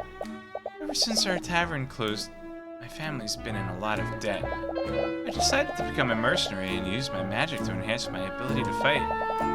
Most mages are in the nobility, so people will pay a lot for a sellsword who can use magic. So that's why she's a mercenary. She gets support her family as a mercenary. Apparently, many people will pay extra for mercenary. But I know now, learning magic was the biggest mistake I've ever made. On that night, my dad found my spell compendium. Oh, he found her stash. Take that as you will. When he confronted me about it, I finally came clean to him. That's when he flew into another one of his famous rages. He shouted at me. He told me that I'd betrayed him and his family. I'm so sorry. I can't imagine how that must have felt. I deserved every bit of it. I knew how much he hated magic, but I learned to use it anyways. He showed me so much love and I just threw it all away. It's not your fault, girl. Don't say that. I'm sure he still loved you. No, I could see it in his eyes. He hated me. And he died hating me. That's actually...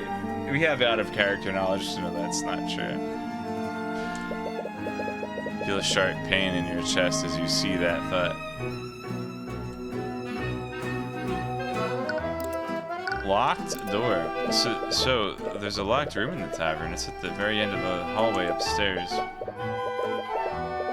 The Inquisition probably searched it already, but I just wanted to investigate it to make sure.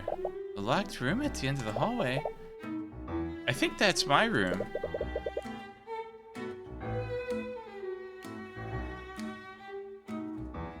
Inappropriate. It's the only room in the tavern I haven't investigated. That is the correct reaction.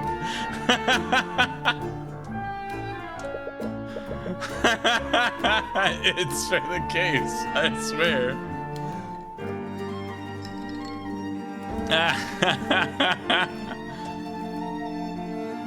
Ooh, plushies. I wonder if she has a Tyrion Cuthbert plushie. What's that look for? I'm your lawyer. I'm not gonna do anything weird. Sorry, you're right. Here, you can use this key to get inside. Don't read my diary. It explains how I was planning to kill my father. Celeste's bedroom key has been added to my notes.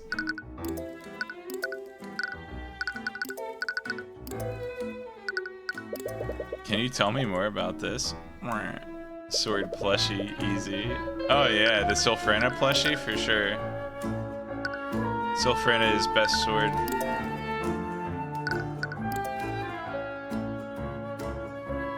Alright. I guess we'll go back.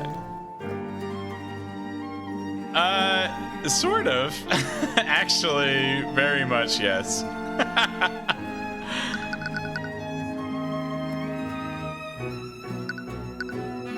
Oh, I don't have to unlock the door. I can warp straight to her room. I knew it. They're both blue.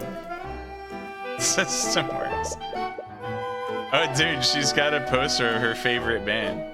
Use the key to enter Celeste's room. However, you're startled when you notice that someone else is already inside. Oh, jeez. Who are you? Are you the maid? Are you the mom? Are you Celeste's mom? I've already told you knights everything that I know. What more do you... Oh. Aren't you Celeste's attorney? I am. Who are you? Oh, how rude of me. I'm Jolene McCoy. I'm Celeste's mother. Mom maid. Well, moms often have to clean things up, sadly. But when the kids get old enough to appreciate it, sometimes they pick up after themselves. That's the dream. Occupation, unemployed. I was at the trial this morning. I can't thank you enough for everything you've done for my daughter. So this is Celeste's mother. She has shifty eyes. Oh, she has eyes visible through her hair and eyebrows visible through her hair? That's like an anime trope for sus, I think. 6-letter first name, I forget the rules. She might be able to tell you more about Flintheart. About that, do you mind if I ask you some questions for my investigation? Of course, I'll do anything I can to help. It's a fancy-looking bed. Celeste had it custom made. Wouldn't something like this be really expensive? It was. I was really surprised when she returned from her travels. Apparently, she was making a lot of gold from her job as a mercenary. Okay, she's a mercenary. Wow, you and Flintheart must have been happy for her. We are, but excuse me. Flintheart's dead. He is not proud. He was proud. We were, but I still wish she'd get a less dangerous job. Oh, dude, she looks like, she's got the blonde hair and the purple eyes, and she's probably an expert archer. Definitely Louise from Fire Emblem. But this picture is so cute.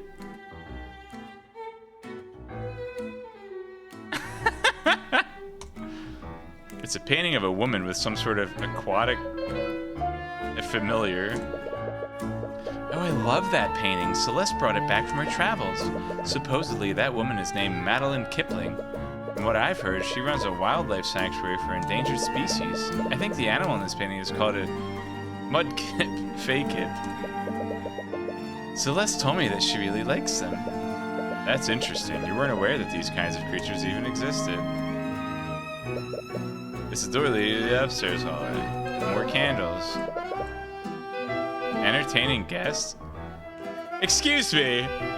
This is her bedroom, and she has a table with 8, count them, 8 chairs at the table in her bedroom. Tell me she's not a tabletop gamer. Axolotl. Definitely. Definitely holding some Magic draft tournaments in this room. Doesn't look like it's seen much use. Aw, she needs more gamer friends.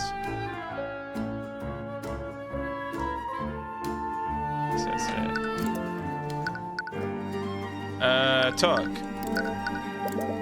Can you tell me why your husband hated mages so much? I understand that most people dislike the nobility and associate magic with them.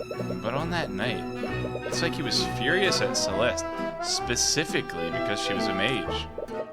Oh, you must have talked to Celeste. I wasn't there when their argument happened, but I can only imagine what he said to her. Do you know what happened to him? Why does he hate magic so much? Celeste doesn't know about this, but years ago, Flintheart had a sister named Effie Trinket. When we were all children, we were friends with a boy named Garrick Pierce. He was the son of the ruling noble at the time. Garrick Pierce, isn't that the nobleman that was speaking with Steelwind earlier? We were all inseparable at the time. He'd always sneak into town to play with us against his family's wishes. They probably weren't too happy about that. He was quite a rebellious man back then. But he's a completely different person now. I guess it's not a bug. But everything changed when the Fire Nation attacked, and Garrick began learning how to bend fire. And then Sozin's comet came, and then he got really good at bending fire, and then he just destroyed the entire air nomad culture. One day when we were playing together, he wanted to show off the spells that he'd learned. He was told not to use his magic without his instructor there, but he was just too excited. Sounds dangerous. He began casting his spells, but something went horribly wrong. He's a transmuter, remember? He lost control of his magic and fatally wounded Effie. Who's Effie again? Is that the maid? Is that all, like, just also their friend? Oh, yeah, okay, that was Flintheart's sister. Effie McCoy. We tried bringing her back into town, but by that time it was too late. She was already gone. I'm sorry. That must have been traumatizing for all of you. The next day, the Arcane Inquisition came to investigate what happened. House Pierce used her connections to cover up what happened.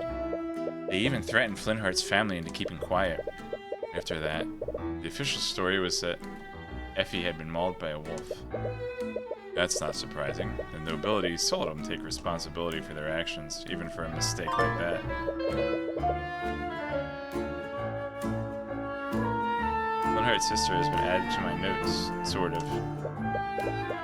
Flintheart's sister, but we didn't draw artwork for her. Something changed in Flintheart after that. He began speaking out against the nobility. Eventually, he started hosting rallies in this very tavern. Each night, more and more people began listening to his words and joining his cause. The number of people that he'd gotten under his banner was terrifying. There was even talk of an outright revolution against the kingdom. That might explain why someone would go out of their way to kill him. It also explains why your boss came to visit him, dude. Put 2 and 2 together. I knew how much danger he was putting himself in, but no matter how hard I tried, I couldn't convince him to stop. His attitude didn't even begin to change until he adopted to Celeste. Yeah, 22.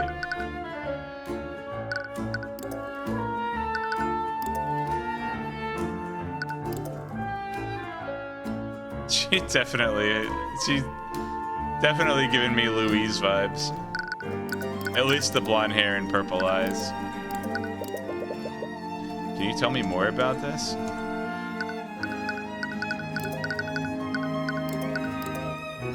Love the music still. It's never gonna get not amazing.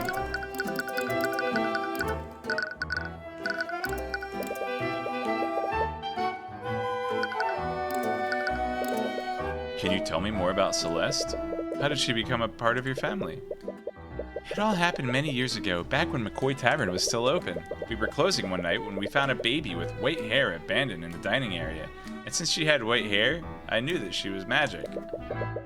Because that's how magic works, I guess.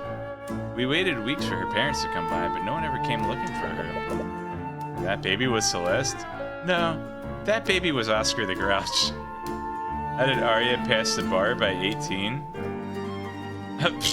You've never played Phoenix Wright. At least you've never played any Phoenix Wright games with Franziska von Karma. She studied hard.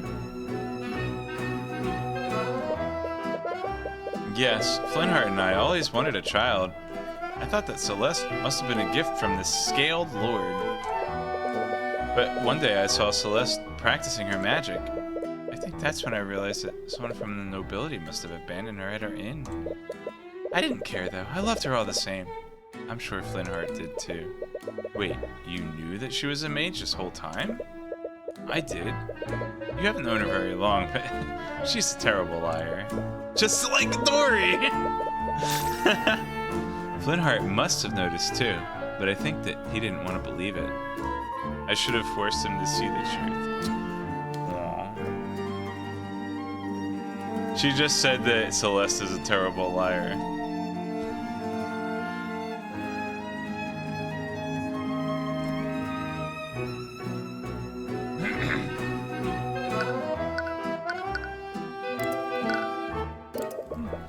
I spoke with Celeste earlier.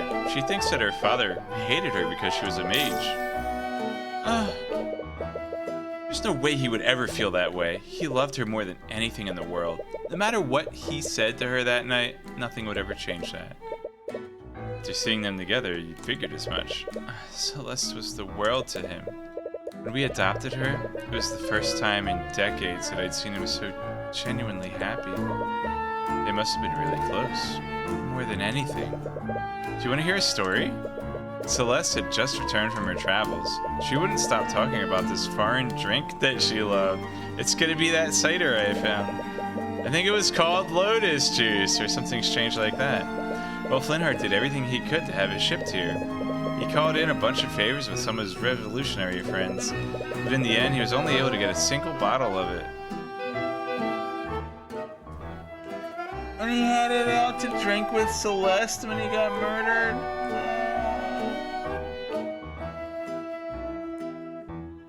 It's sad. Is it really that rare? Yes. I wouldn't be surprised if it were the only bottle of lotus juice in the region. Aren't they British? Why are they spelling favor? No. Only, Arya Steelworm, or whatever her name is. She's British. She has a British accent, but I think she's French. Because the music that plays when she's talking sounds French, and she has a beret. But she has a British accent, so she's basically Jean-Luc Picard. Wait a minute. Lotus juice? Is this the bottle that Flintheart bought? You show her a picture of the shattered bottle that she found next to Flintheart's body. It is! Oh no, he was going to surprise her with it, even after he found her secret magic book. I found the broken pieces next to Flintheart's, you know, your husband's corpse. That's strange. He'd been keeping it in our room so she wouldn't find it. Really? When was the last time you saw it? Before I left the house that night. Oh, did anyone see her leave the house? It was right before their big argument. I'm gonna leave the house so you two can argue. So it wasn't just laying around in the bar. We decided to retrieve it after the argument. Oh my gosh, I'm so sad.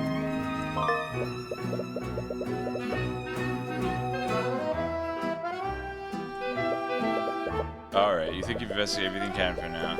There's still one last thing you need to do. You ready yourself for one last conversation with Celeste?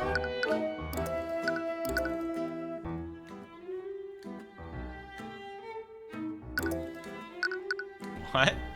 War of 1812? Stop making words up.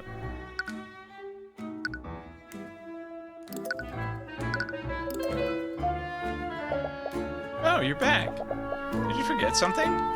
Actually, there's one last thing I wanted to talk to you about. Well, earlier you said something that I just can't let go. You said that your father died hating you, but after everything I heard about him, I don't think that's true. Your father loved you, Celeste, even in his final moments. Desperately want to reach her. If she keeps believing that he hated her, that will eat away at her for the rest of her life. You know that better than anyone. I know what? Excuse me? What did you just say about me?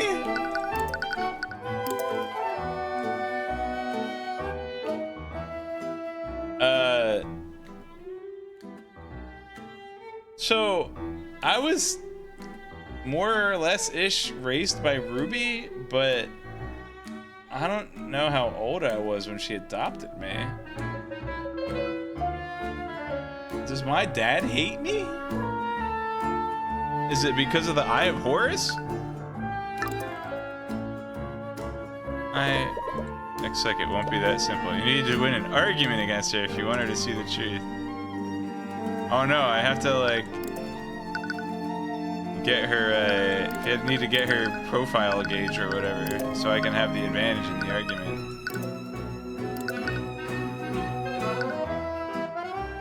I just kind of want to see what this is about. It seems like it's just a hint system, but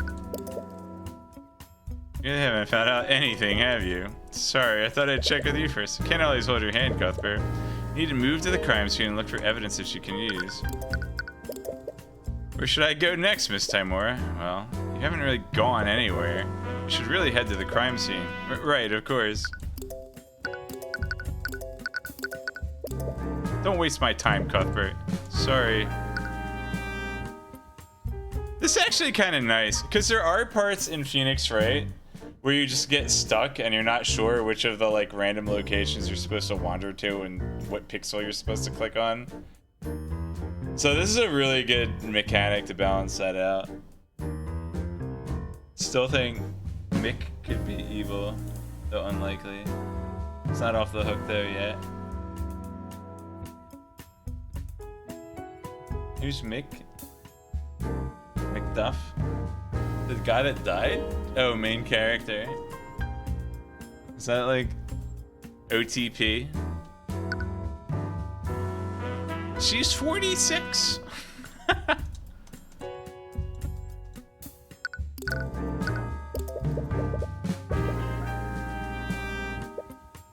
Nah, I just meant is MC like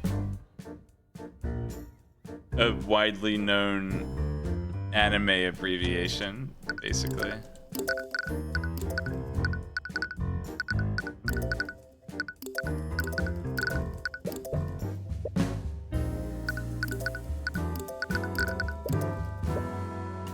So she just straight up tells you to go to the crime scene. So it is like a hint system, but it's not like overly imposing, which is good. So I'll use it if I get stuck later. That's cool. I really like that. That's another we fixed Phoenix right thing, isn't it? Alright, pretty good. I like it. Known acronym to refer to main character or player character. See, if you said PC, I would have known what you meant. But the thing was, you said like MC. I was thinking of what's her last name? McDuff or something? McTaggart. I can't even remember the main character girl's name. McCoy. Yeah. So when you said MC, I thought that was McCoy. Yeah. McSuss. Alright. Thanks for the broom.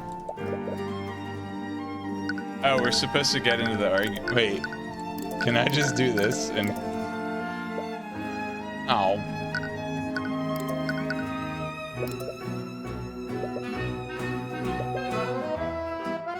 Start an argument. I know you're just trying to make me feel better, and I really do appreciate it, but everyone knows that my father hated mages. He's always hated mages, there's no reason behind it.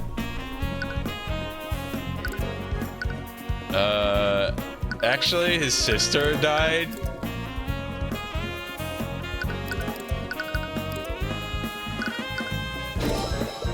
I don't know if it's my place to say this, but there's a reason why your father hated magic so much. What? When Flintheart was a child, he had a younger sister. She was tragically killed by a mage decades ago. That's why he had such an immense hatred for magic and anyone that had magic, even if they were a beloved adopted daughter. I have eyes like a devil from Chainsaw Man? I don't know what that is. Is that what CM stands for? Man Chainsaw? I never knew. That doesn't change anything. That's all the more reason for him to have hated me. It was selfish as me to learn magic. I knew how much he hated magic, but I still learned to use it anyways. Magic killed someone that he loved. No wonder he was furious. Yeah, but you did it. You did it to make them money. But you didn't learn magic to benefit yourself, did you? You learned it to save your family after your tavern was shut down. Dang, dude, kill her! Finish her! That's... You're a good person, Celeste. And you did everything you could to help your family. I'm sure your father recognized that. Just shut up. What? Shut up! Just stop it! Whatever composure she had before is slowly breaking down now. What's the mix-up? Oh yeah, the mix-up is apple cider. You weren't there, you didn't hear what he said to me. In his final moments, you can only think of how I betrayed him. I could see it in his eyes. There's no way he would ever forgive me. Beer. Take a look at this beer. What? A shattered bottle? I can't even read the label. What's this supposed to mean? Wait, is that a bottle of lotus juice? Do you know where I found this? On the floor of your family's inn. What? That can't be true. I tried to find it here, but no one sells it in Wyverngard. Father knew how much you loved this drink. He called in quite a few favors just so he could have it imported for you. What? He did that? Your father didn't hate you, Celeste. He loved you more than anything. That doesn't change anything. He did all that for me. It was before he knew about my secret. I'm sure he never would have done that if he knew the truth. That's not true at all. What the hell would you know about him? You barely even knew him. How could you possibly know how he felt about me? Don't you think I want to believe he still loved me before he died? But I know the truth. There's no way he would ever forgive me for what I did. It's not just the fact that he bought that drink for you. It's also where the bottle was when it shattered. What do you mean? Your mother said that the bottle was stowed in her room before your argument. But I found the shattered bottle in the lobby, where his body was. Going for the throw. She's blocking.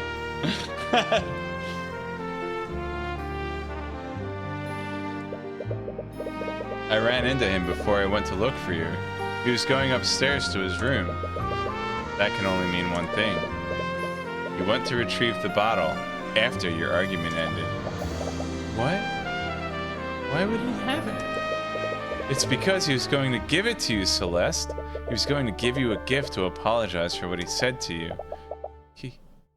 Oh man, that's a great idea. I'll find out.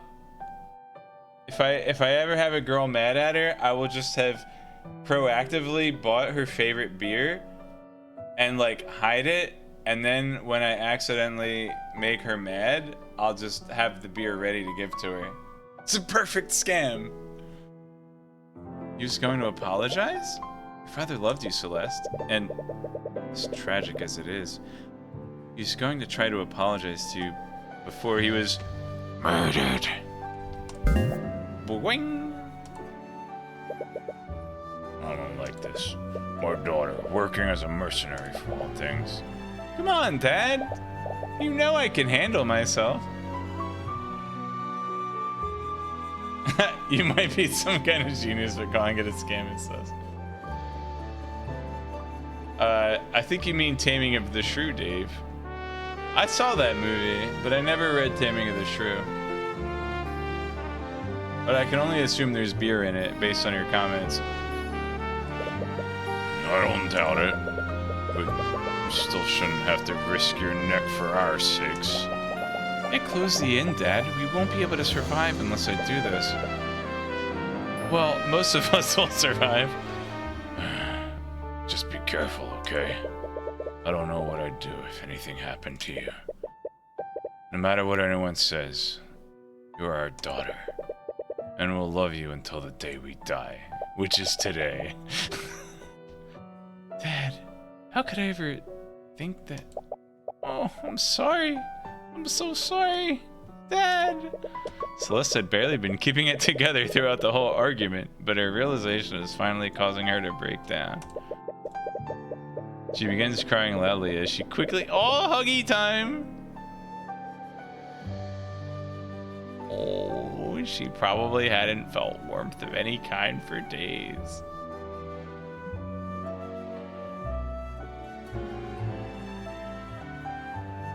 Musician instruments. You're caught off guard and feel a little embarrassed, but you comfort her while she vents her emotions. Argument 1. Hug get. Are you feeling better? Yeah, I think I'm okay now. I've been thinking such horrible things this entire time. She looks at you and gives you a warm smile. It's probably the first time you've seen her genuinely smile since her father was brutally murdered by magic and her framed for it. Thank you. But is everything really going to be okay? I'll make sure of it. I'll get justice for you and your father. It doesn't matter who stands in my way, even if they're a man, king, or God. Didn't I say that before? You're completely different now. What happened to the nervous wreck from before? Oh, look at that coy face. Oh, man. Please forget about that. Anyways, take some time to rest. The trial is going to resume soon. With that, you've done everything you can for now. You've learned a lot about what happened the night of the murder. You just hope it's enough. But even with your investigation, you still don't know what the prosecution has planned.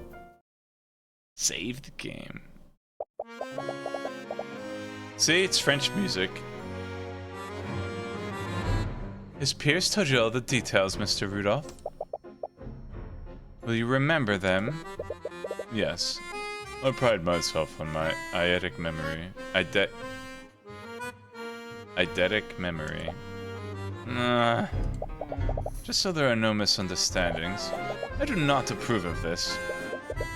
You said yourself, Lady Steelman, there's no possible way that I could have done the deed. It has to be that bastard child. I don't know what sort of tricks Ruby Timora might pull tomorrow. She's not even involved in the trials? Just see this as a way of securing a just verdict. Oh, come on, Arya. You're better than that. Don't fall for it.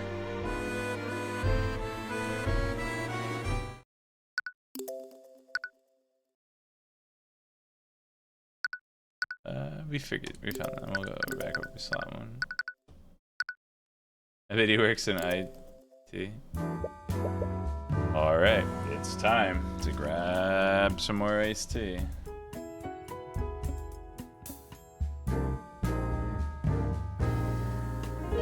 And water.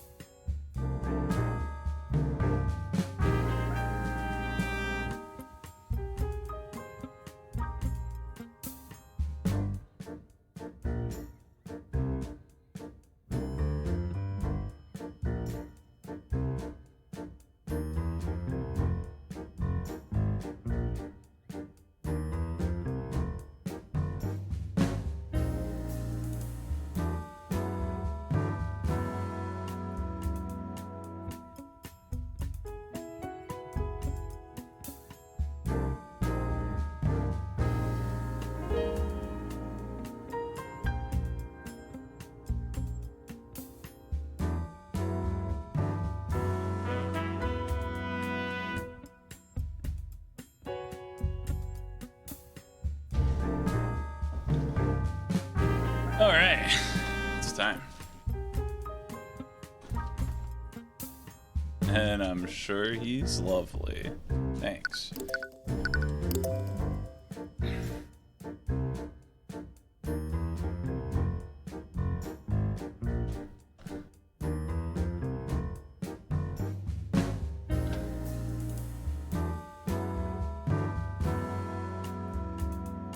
What's the difference between photographic and eidetic memory?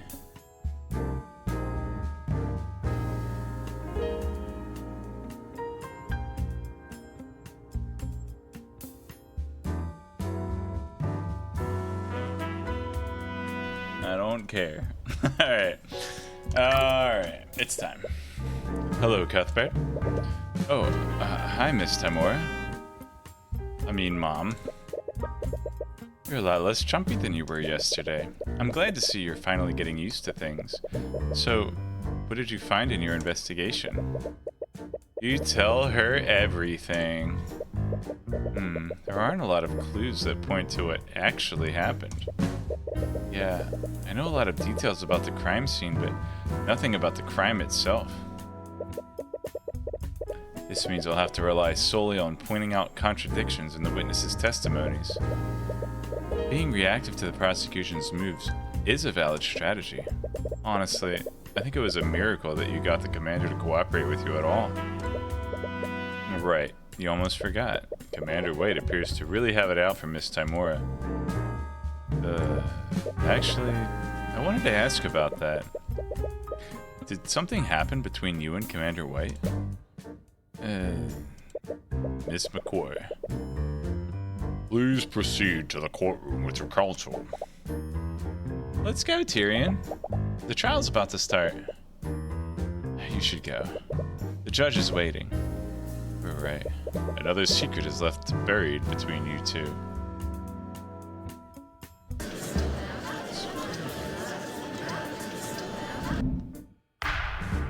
That is one sweaty judge. He really putting his all in the swinging that gavel. Court is now resumed for the trial of Celeste McCoy. Let us review the proceedings from yesterday. Yesterday, the defense presented some shocking oversights made during the investigation. I am our judge. Yes, I personally saw to it that the investigation was conducted properly this time. I see. Oh, I suppose that puts my mind at ease. At yesterday's trial, we found an inconsistency between the crime scene photo and the autopsy report. Because of this, the defense tried to push the following narrative. The third party must have interfered with the crime scene to frame the defendant. Claw. However, the prosecution has discovered another explanation. Because of that, the individual who discovered the body would like to testify as to what he saw that night. His eyewitness account will clear up what actually happened. So this guy's butler just happened to be at the tavern at 1 a.m. Oh, interesting. It was my understanding that the individual in question wanted to remain anonymous. Supposedly, this witness was within the gallery of the trial yesterday. After yesterday's proceedings, he felt that he couldn't stay silent any longer. So that's her plan. Why would the witness change his mind like that? Did steal and persuade him? There's something else happening here. Something happening here. Alright, hello. Very well. Let's hear from this witness. Witness, please state your name and occupation for the court. My name is Reese Reginald Rudolph. I am a chauffeur of the equine variety. Also known as horse drive, dude. I'm terribly sorry. I'm glad the judge isn't totally competent. Otherwise, what fun would it be?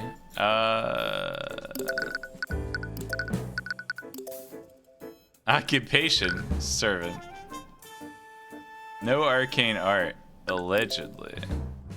There's so many unemployed people. Oh, wait.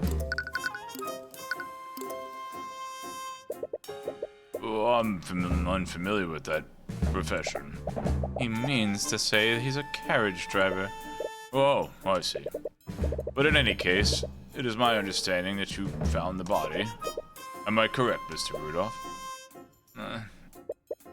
Rudolph appears to be writing something in a notebook. Why does servant have a vest and I don't? I guess his boss is richer than mine is. Yellow. He writes with incredible speed. He should be the stenographer. Triple even name. This pen only touches the paper for maybe a second before he's filled an entire page. Mr. Rudolph? Forgive me. I was merely taking notes on the people in this room. Taking notes? The witness has a certain compulsion to keep a record of every event that he witnesses. That's gonna play into his testimony. I see. Then I assume we will receive an accurate testimony of how you found the body. Actually, I witnessed much more than that. I saw the crime as it was being committed, and I wrote down everything that I saw. What? That is quite a claim. If that's true, why did you choose to remain silent until now? We had initially concluded that the evidence alone was decisive enough.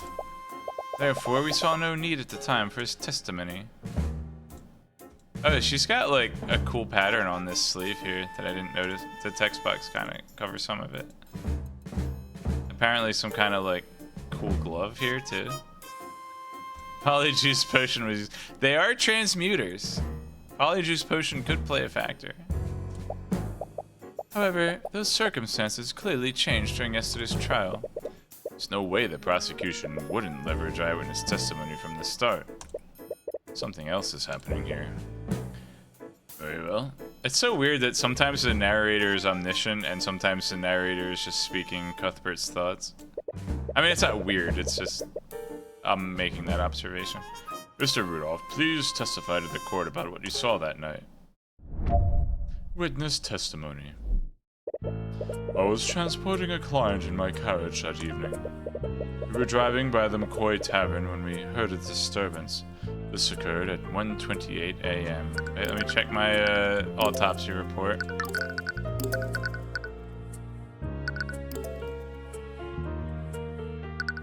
Doesn't say. Someone else gave it precise time.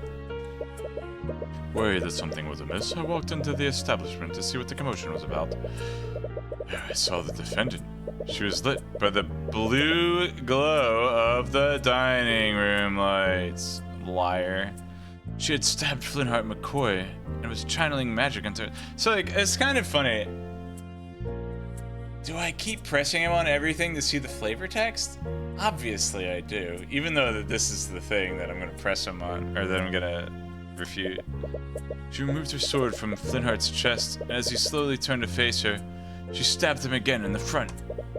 She soon realized that I had witnessed her heinous crime. She let the body fall to the ground and fled the scene. Oh, incredible! If everything occurred as the witness described, then I see no room for debate. You're a terrible judge. Of course, the evidence has always been irrefutable. You don't remember seeing him when you left. You don't remember seeing him when you left to look for Celeste. Oh. That's not his thought. That's the narrator talking to me. The murder happened after. Like, we weren't. I was with Celeste outside of the house at the time the murder took place. I don't understand why any of this is necessary.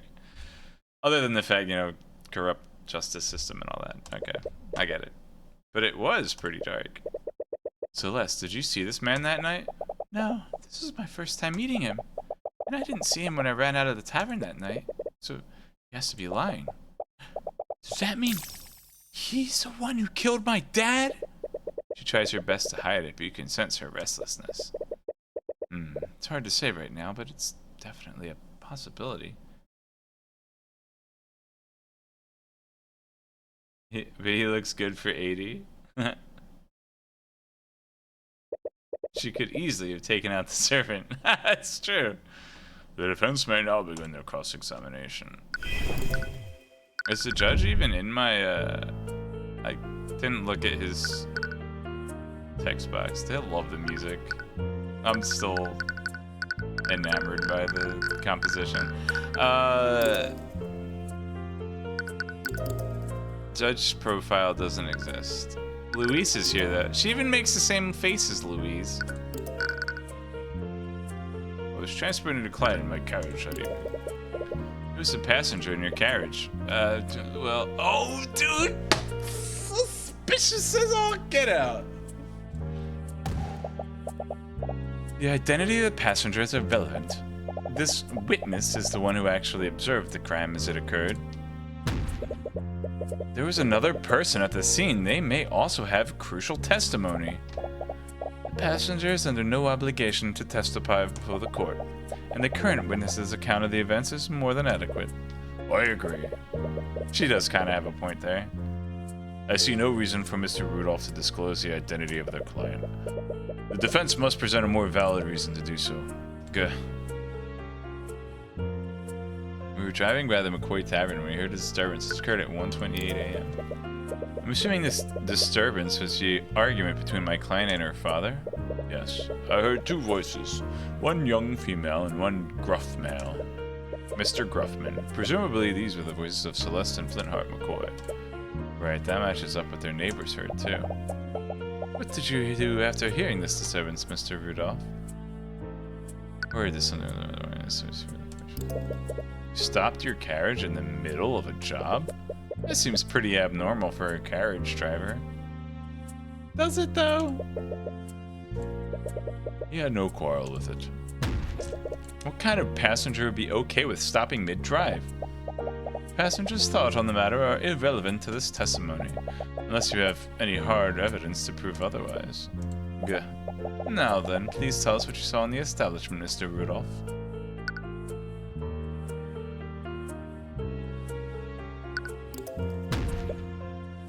You sound certain that you saw my client and the victim. How are you sure it was them? Flintheart McCoy and his daughter were well known within the town. Flintheart made himself quite known in the region throughout his social activism. And young Celeste dresses in a manner that is far wealthier than the townsfolk of Cornhaven. Do you live in the same town as the McCoys? How would you know about this? I don't live there, but my work brings me there quite frequently. Good point. The witness's place of residence has no bearing on this testimony. Does a little, maybe. I don't know. What matters is that he was there when the murder occurred. Why is Steele deflecting questions about his personal life?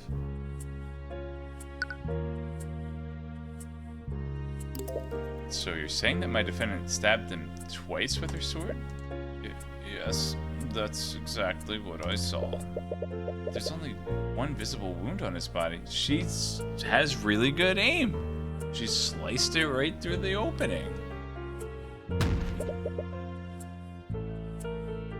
Stabbed into the same wound. Isn't that extremely improbable? Improbable, but not impossible. It is strange, I'll give you that. But nevertheless, that's what the witness saw happen. Just really reaching with this, but you won't get anywhere unless you can prove that he's lying. She's and you let her get away? I'm just a simple carriage driver. I have no way of combating an armed assailant. The witness also saw the defendant use magic. Did you honestly expect a chauffeur to subdue an armed mercenary? You suppose that she has a point there. He must have come up with a detailed story beforehand and wrote it down. This little quirk of writing down everything is the perfect cover for him to read over his notes. I guess it'd be hard to catch him lying if he has a way of keeping his story straight. Actually, it's just the opposite. With all those details, it would be that much easier to find an inconsistency. Carriage magic. It is Fire Emblem. Alright, I want to see what happens if I get something wrong.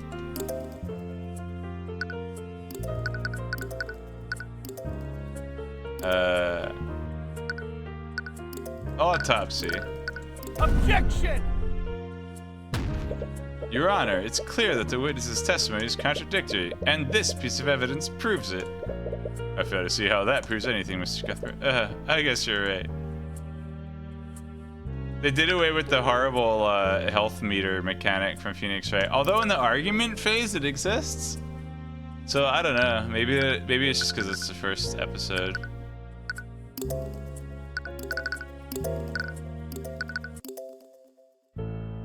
Objectio.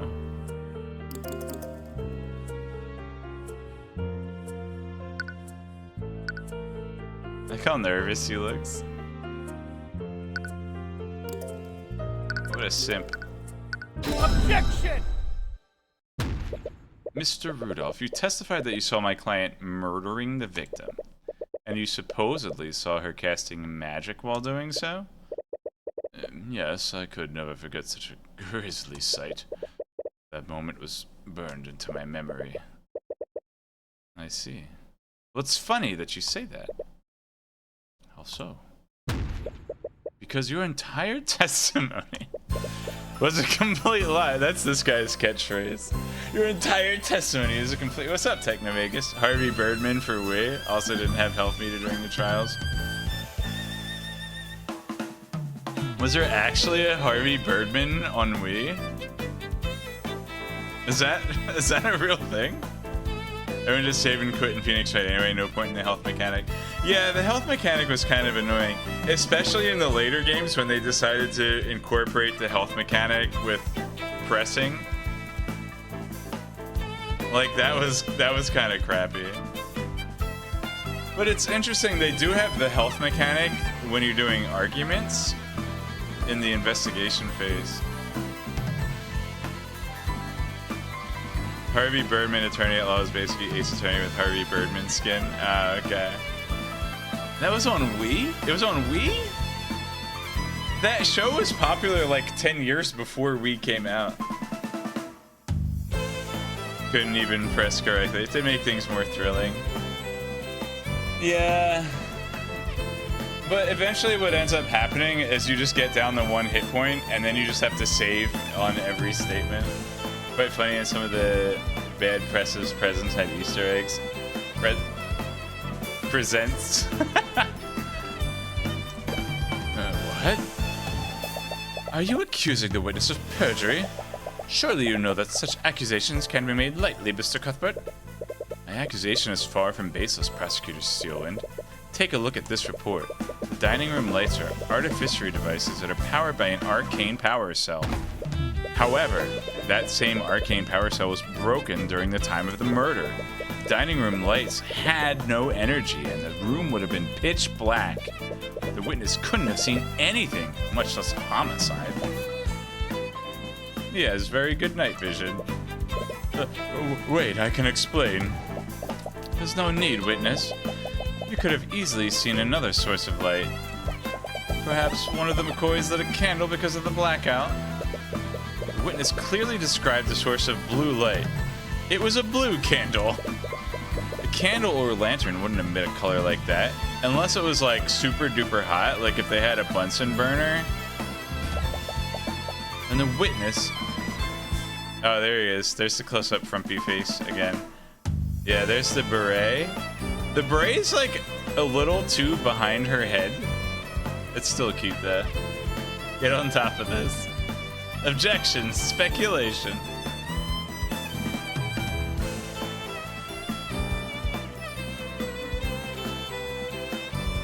The witness was clearly mistaken?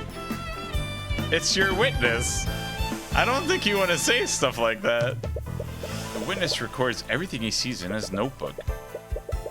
He even remembers the exact times that each event occurred. So why would he be incorrect about such a clear and obvious detail?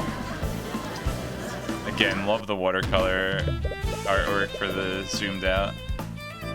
What the witness saw was clearly some form of magic.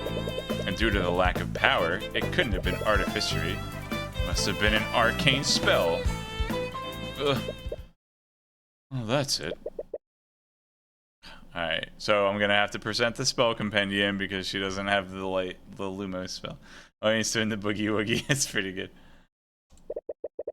Well, I must have made an incorrect assumption. Please allow me to revise my testimony. Ugh. What do you think of this, Prosecutor Steelwind? If the witness wants to revise his testimony, then I see no harm in obliging him. Of course you don't, it's your witness! And you, Mr. Cuthbert? I say bull crap. Mistrial. If he thinks he saw something different, then it's only fair to hear him out. The witness is full of crap. Let him try to lie better. What a terrible attorney this guy is. He's good at reading people's mindset. He'll tear through each of his lies no matter what he does.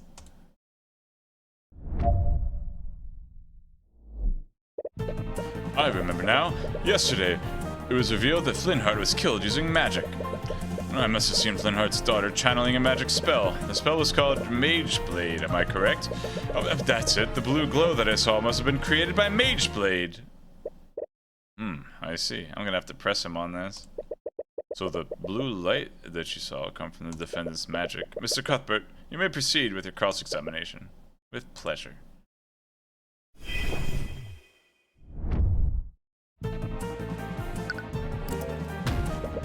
Are you changing your testimony based on yesterday's trial? No, I assure you, that's not what I am doing. But after thinking about it further, I think I finally understand what I saw.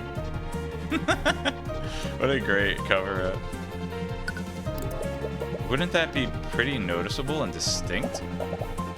The witness is of the common folk. Furthermore, the defendant's magical ability wasn't known to many until the night of the murder. What reason would the witness have to think he was witnessing magic? What did you just say?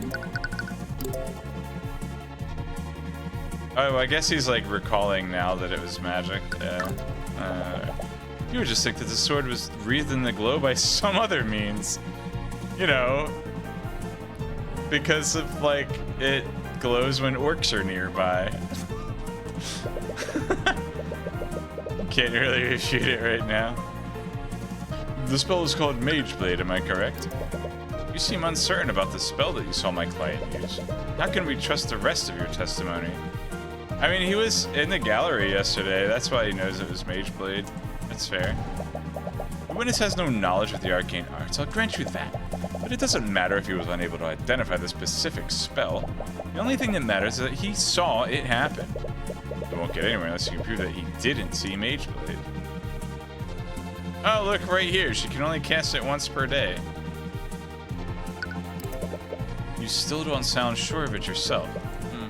I wasn't sure of it at first, but then I remembered that Flintheart was killed using magic.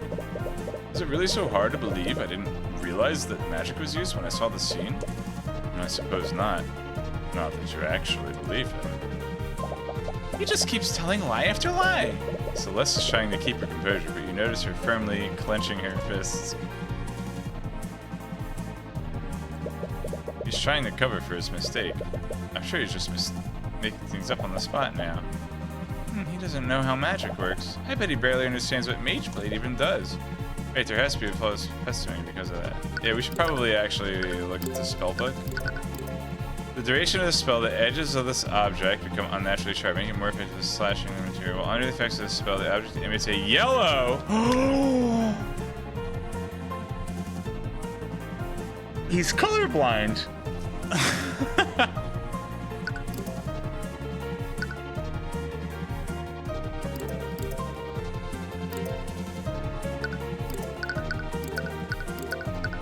Objection! Mr. Rudolph, you don't know much about magic, do you? Of course not.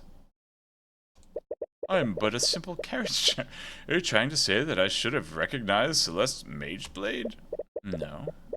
I admit that you probably wouldn't know about Mage Blade. But that's exactly where your mistake was.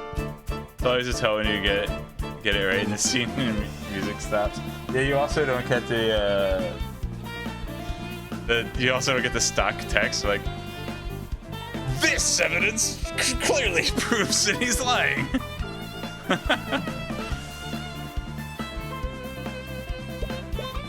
My mistake? Mr. Rudolph, if you were aware of how Mage Blade works, then you would know that the spell emits a yellow, radiant glow. Which means the blue glow you saw couldn't have possibly been Mage Blade. This is ridiculous. I'll grant you that the witness clearly remembers seeing a blue glow. What significance could such a minor detail have? It's extremely significant, Professor Prosecutor Steelman. If the witness did see a blue magical glow, then he must have witnessed another spell at the scene. Preposterous! You don't have any evidence to back up that claim. That blue light made a large impression on the witness. He wrote it down in his book, and he specifically mentioned the color with a U. They're Canadian.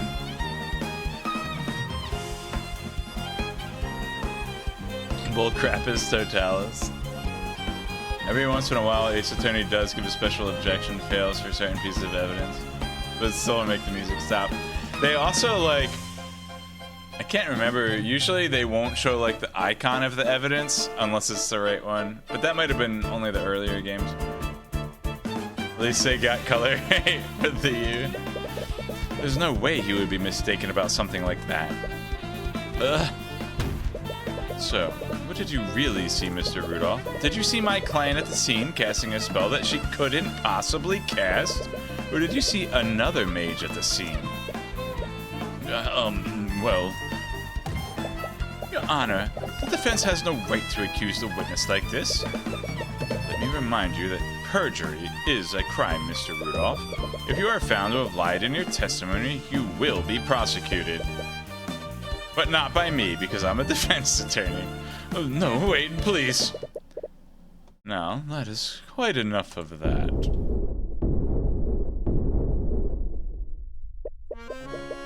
Icon. This guy's also has French music.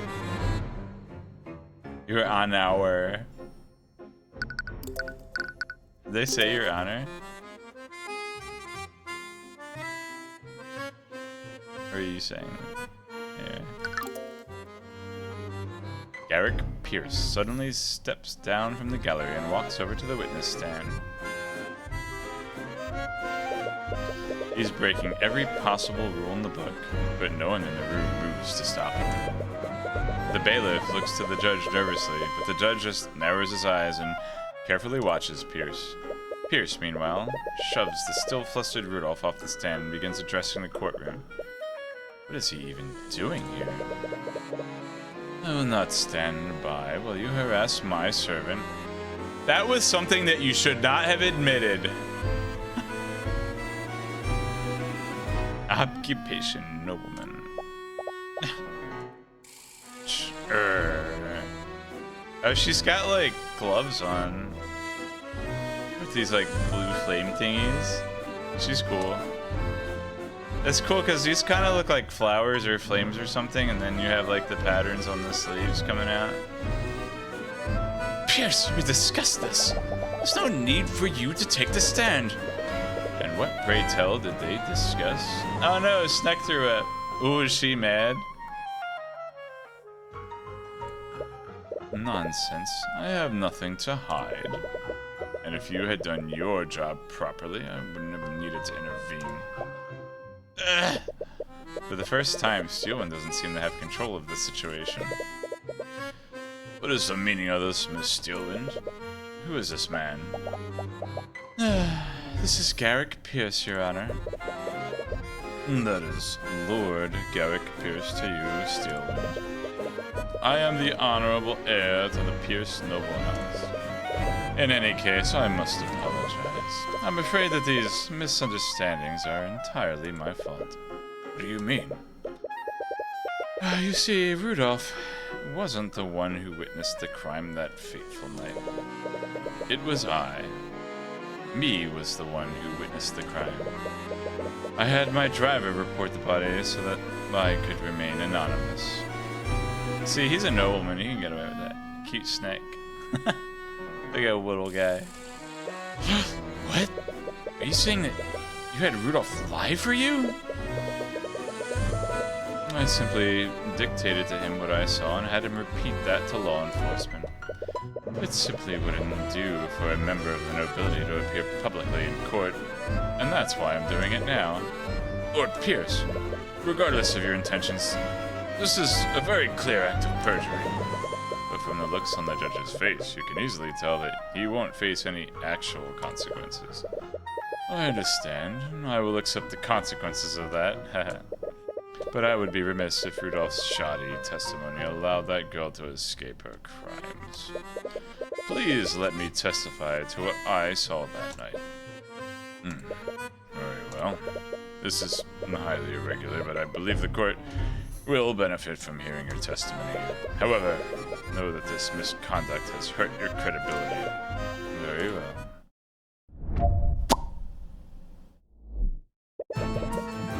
On the night of the murder, I found myself unable to sleep, so I went on a leisurely carriage ride around Cornhaven.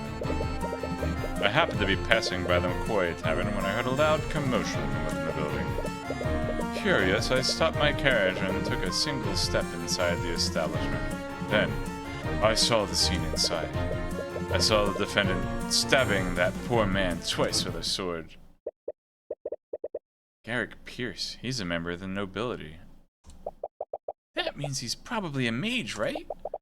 And he's the only other mage that was there that night. Does that mean?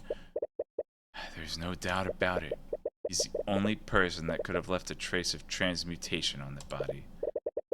He has to be the mage we're looking for. I'm sad and angry. Sorry, this must be a lot for you right now. Don't worry about me. Focus on taking him down. Cross-product examination. That seems like a strange way to pass the time. Not really. The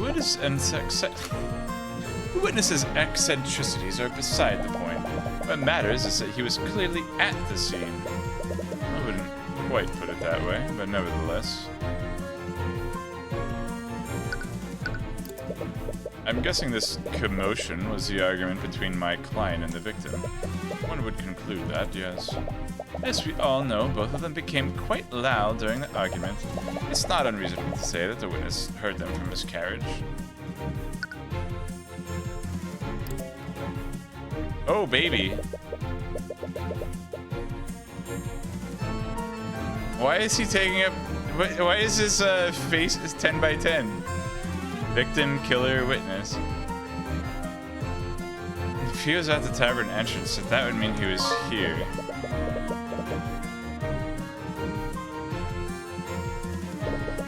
You saw the entire scene from the tavern entrance? It would be quite dark considering that the lights weren't operational, even if my client was using Mage Blade at the time. Of course, I'd forgotten that detail. I couldn't see what was happening, so I used my magic to illuminate the scene. You used magic at the crime scene? Yes, I remember it clearly. I conjured a blue light to illuminate the scene. That same blue light must have been what my drivers saw. I thought that Rudolph didn't witness the crime at all. If I had to guess, Mr. Rudolph must have seen a blue light from the carriage. He must have made the detail part of his testimony earlier. That actually makes a lot of sense now that you think about it. Rudolph was so sure that he saw a blue light. It would be strange if he was lying about that. But anyways, which spell did you use to illuminate the crime scene? It was the Conjure Light spell. Alright, check the SRD. There is light? That's an evocation spell. Interesting. It's not one-to-one. I just like looking up the SRD. For the duration of the spell, a mode of magical light appears in the caster's hand. The color of the light is chosen by the caster and can be changed at will for the spell's duration. This mode of light provides illumination to 15 feet of the caster. And if this guy were thinking ahead, he would have made it yellow. Incantation, Luxa. No somatic components. Duration 1 hour. Concentration. Interesting. Your Honor, if the witness used magic at the crime scene, then I'd like for his spell compendium to be added to the court record. I see no reason to invade the witness's privacy over a trivial illumination spell. I agree. The defense would need a stronger reason to requisition the witness's spell compendium. Right you are, Your Honor. Your wisdom is truly fitting of your station. Oh, shut up.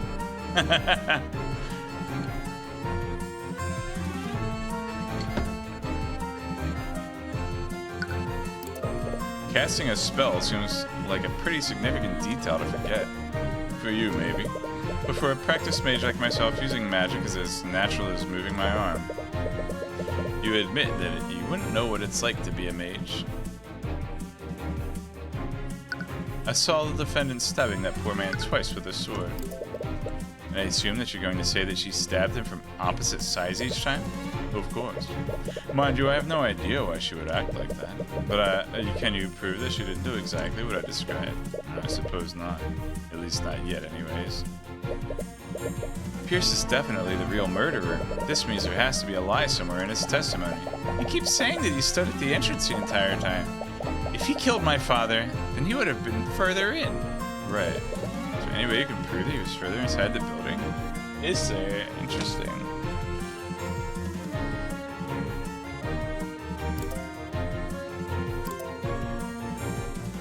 Took a single step inside the establishment, then I saw the scene inside. Huh. It's the first time I actually have to think in this game. Bravo.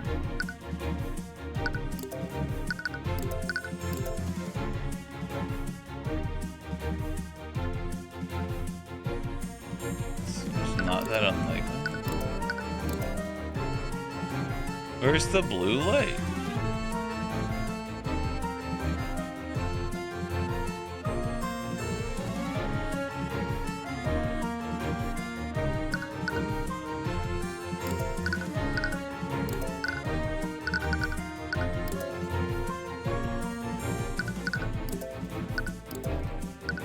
Mode medical light.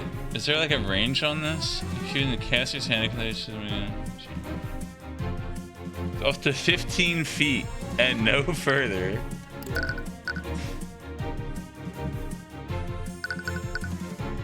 Yeah, okay. That's pretty specific. Thanks, game. Alright.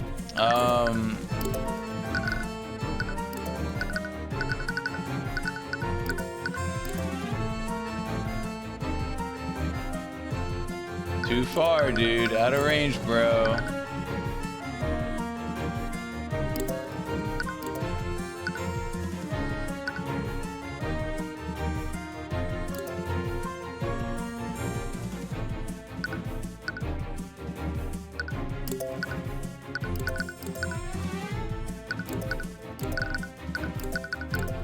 Objection!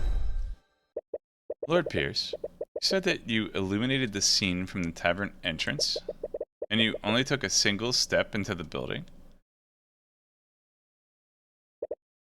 Of course. I remember it very clearly. I stood only at the entrance. In that case, I'd like for you to take a look at the map of the tavern. If we take a look at this map... I love that the fact that Arya making such a detailed map is what kind of undoes them. Although she didn't expect Jerkface McNobleman to take the stand, so it's kind of his fault. If we take a look at this map, that would place you right here where the W is. Am I correct? Of course I was. I do not know what you wish to achieve by having me repeat that fact. Well, I find it interesting that you illuminated the crime scene from all the way back there. Considering that Conjure Light only illuminates an area within 15 feet! What? The spell's range is irrelevant. Nice try, girl. Still have a cool beret, though. We already established that the victim would have been illuminated by Mage Blade. She's right! But then, why would he have cast the spell? During his testimony, Lord Pierce clearly stated that he couldn't see what was happening. That's why he cast Conjure Light in the first place. However, Conjure Light doesn't work like a normal source of light. It only provides illumination up to 15 feet of the caster and no further. If he had stayed at the entrance, his spell wouldn't have done anything to help illuminate the scene. Well, what does this mean? Lord Pierce, did you illuminate the crime scene or not? Alright, I used my free action to take a 5-foot step. Nani? Well, I can answer that question for you, Your Honor. Lord Pierce did illuminate the scene of the crime. He illuminated it because he was standing right where it happened. Mr. Cuthbert, are you trying to say that Lord Pierce was that close to where the murder occurred? How would that be possible? Well, there's only one way this scenario would make sense, Your Honor. And that would be if Garrick Pierce was the one who murdered Flintheart McCoy. Hold for a moment. This is absurd. I could have easily used a different spell to eliminate the room. And which spell would that be, Pierce? The name escapes me. I'm not sure which one it was now that I think about it. You idiot. Alright, Arya's the best. I already knew she was the best, but she's the best for sure now. Well, maybe we can figure it out together. When you relinquish your spell compendium to the court. And here we find out that he has mage weapon in his compendium. Although, wait. We don't actually know that the mage weapon was used. He's probably gonna have something that, like, something else. What? This is a clear violation of my privacy. Steelman, why aren't you objecting to this? If you had listened to my instructions, you wouldn't be in this situation. Dude, she's turning on him. I freaking love it. Murderous killers. Avada Kedavra.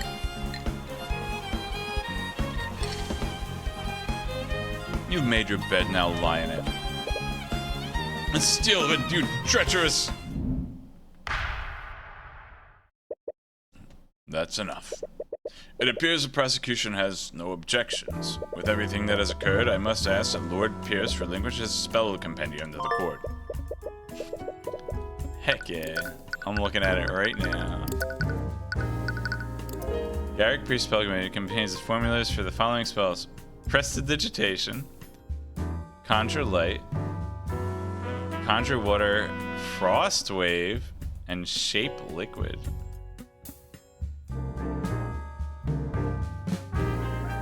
So I guess Frostwave is... Or maybe he used Shape Liquid to bloodbend him.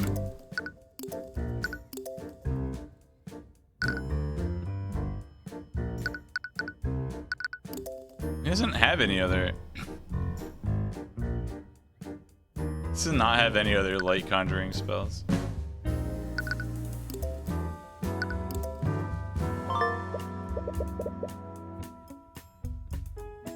Guest creates a simple and harmless visual effect around their hand. Gesture, snap of the fingers, no verbal component. Duration indefinite. Concentration. Harmless visual effect around this effect will last for as long as they maintain concentration. Cause water to magically flow out of the caster's hand. This water will flow as long as the caster maintains concentration. Acquia!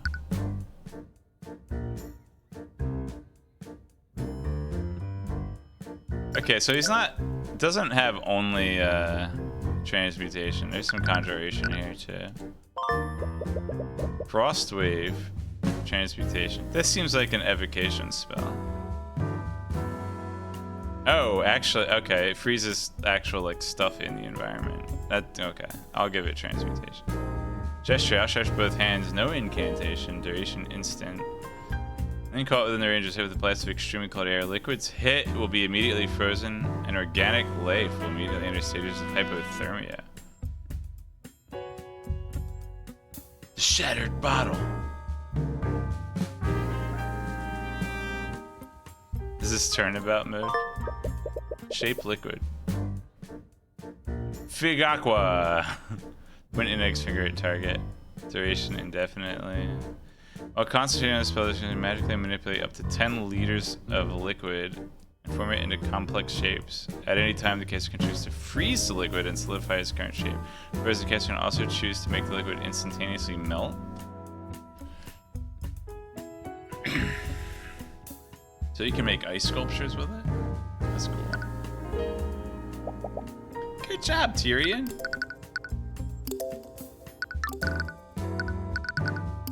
Oh, there's a lot of things. I love the icons. So conjuration... Is prestidigitation evocation? I think we looked this up and it was universal. Isn't actually as cool. It makes... Actually, seems like it would be an illusion spell based on this description. but I don't know if illusion exists in this game. Your favorite one, prestidigitation. Conjure water, conjuration. Do we have an evocation spell yet? Oh wait. Yeah, prestidigitation is evocation. Which is kind of weird. It's kind of like if illusion like exists in this game, this would be the way it's described would be in the illusion school. But illusion just might not exist in this game.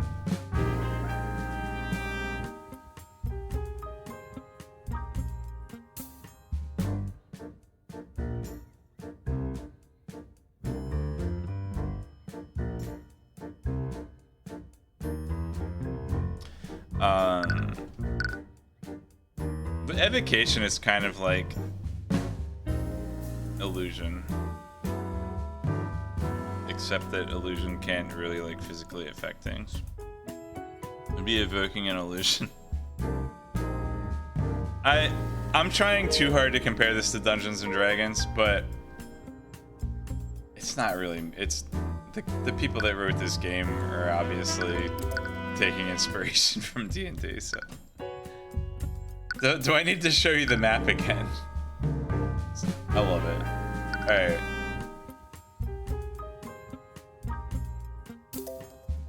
Yeah! We got his spell compendium. With that, this case is as good as yours. Meh, what an idiot. Or is it? She didn't even try to stop you from taking a spell compendium. She wouldn't let that happen just to spite Lord Pierce. I kind of feel like she would, though. It doesn't... She obviously has something up her sleeve still, but I do think that she would do that just to spite Lord Pierce. Your honor is spelled wrong. I've looked at the spells in Lord Pierce's compendium. Conjure Light is the only spell that he can cast that would shed a blue light. This renders his testimony and many of his statements false. You can practically hear Lord Pierce grinding his teeth. Your Honor, Lord Pierce could very well be a suspect in the murder of Flintheart McCoy. The defense argues that this presents enough reasonable doubt to acquit the defendant. I acknowledge that Lord Pierce's actions are quite sus. However, I will not pass a verdict just yet. There's much more we need to learn. What? That's not how it works. We proved that there's reasonable doubt. That should be enough to acquit me, right? In a normal case, maybe, but it's different for this trial. The public won't accept an unsolved homicide involving magic. Unless we can unequivocally prove your innocence, the court will keep drawing out this case. What? But that's not fair! That's just how the system works. Our court system doesn't exist to exact justice. It exists so that the kingdom can save face. No. However, the court will be suspending the trial. Oh man, I just got the compendium. We got another investigation phase. Objection! Oh snap. Dude, she knows what's up. She don't want another investigation phase. I told you she's the best. A possible suspect? The very idea of that is preposterous, Your Honor. Damn it, you knew she was planning something. Let's revisit the basic facts of this case, shall we? Flintheart McCoy was murdered using a blade with a transmutation spell active on it. A transmutation spell, which is not in the nobleman's compendium. Oops. Mr. Cuthbert, why don't you tell me the spells that Lord Pierce knows? Alright.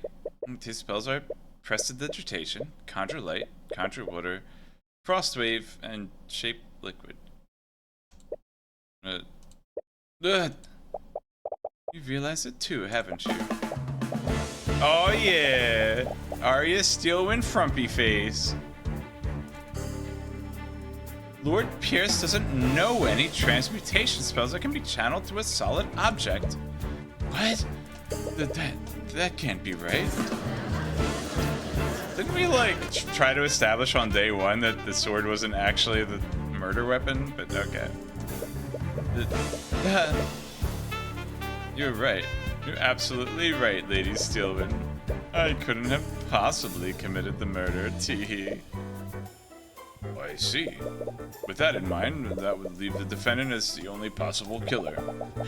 But he was the only other mage there! He has to be the real murderer. He doesn't know any transmutation spells that can affect a solid object. You can't prove that he stabbed him while casting magic. Wait a minute. How did he do it then? She's right. How did he do it? If there are traces of transmutation magic on the wound, then Flintheart was definitely stabbed by something magical. But none of his transmutation spells can affect the steel blade. Didn't we already establish that, like, the traces of magic on the wound can't come from the mage spell? The mage weapon spell? Fonte Blow. Does that mean he used something else? No. The defense did cast some doubt on this witness's testimony. Nevertheless, I must conclude that he could not have possibly committed the murder. With that in mind... Please, wait, Your Honor. We still can't conclude that Lord Pierce couldn't have committed the crime. What are you on about? Lady Steelman said it herself, you commoner. This guy, like, was cool when he was a kid, but then just, like, grew up to be a complete jerkbag. I don't know any spells that can be channeled through a metal blade. He's right, which can only mean one thing. You didn't use a metal blade, did you? Huh? Huh? What nonsense is this? The autopsy report clearly states that the wound was created by a blade. If he didn't channel magic through a blade, how could he have possibly committed the crime? Yes, your claim seems quite contrary to the facts thus far, Mr. Cuthbert. Which spell did Lord Pierce use to commit the murder? Which could he use it? Ugh. I gotta think about this, hang on.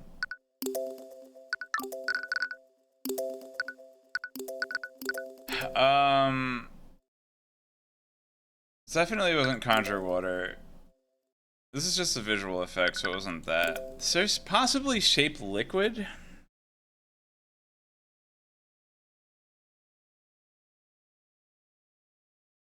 But I think, does this also freeze liquid?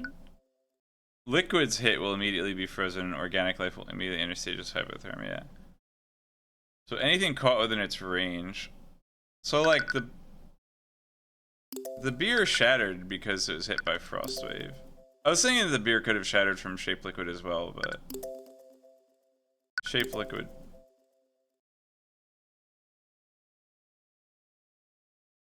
I mean, Frostwave is just the obvious choice, anyway. Save it.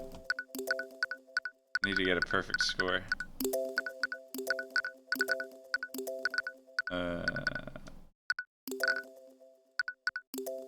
Wait. It was Garrick Pierce! He used himself to pierce the guy. That's why his name's Pierce. That's so stupid, I love it. That's a Dickensian appropriate name. And we're entering the Phoenix. What did I say that one time on the podcast? I was like, we've surpassed Dickensian levels of appropriate names and have entered the Phoenix Wright threshold. What's this? This is a spell that Lord Pierce used to commit the murder. Mr. Cuthbert, I fail to see how that could have killed the victim and left a trace of transmutation. You fail to see how giving someone hypothermia could kill them? You simply lack imagination, Miss Steelman. No, you just lack common sense, Mr. Cuthbert. Good.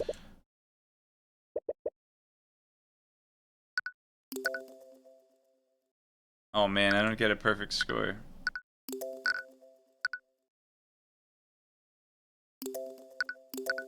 Dude. Time to cheat. Harmless visual effects.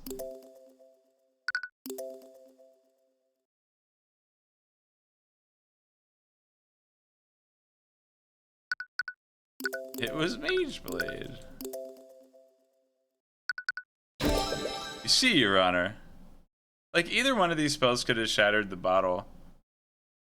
But this one seems less likely to have killed him, unless he did, like, bloodbending style.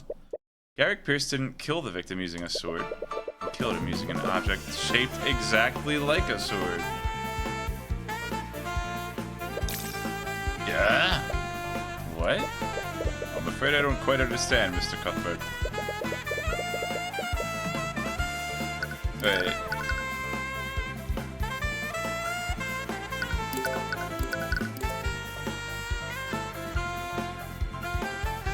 Oh, maybe he actually shaped the cider from the bottle into a sword.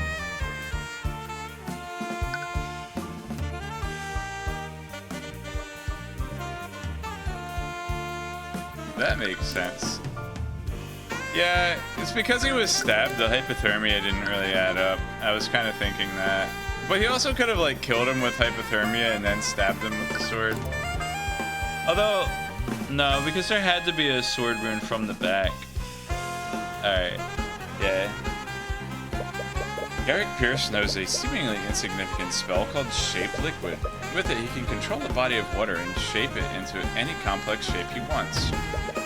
Then he can freeze that liquid, maintaining its current shape. A shape like a sword. What? No. Is it possible that he... What do you have to say for yourself, Lord Pierce? They said it was metal, though? Did they?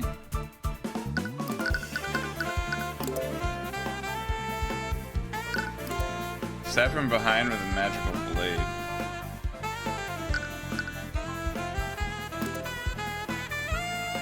I think they only said it was metal because of the Celeste sword. What do I have to say? Pierce's breathing becomes more frantic. He's clearly not used to being put in a corner like this. You can see his stress and frustration emanating through the eyes of Horus. You have him now. Time for the finishing blow.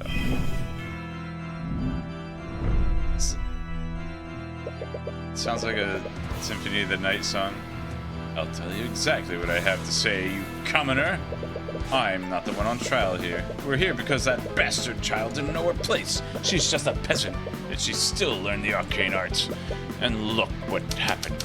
I saw the murder. I witnessed everything. That girl used her holy arts to murder her father in a fit of rage.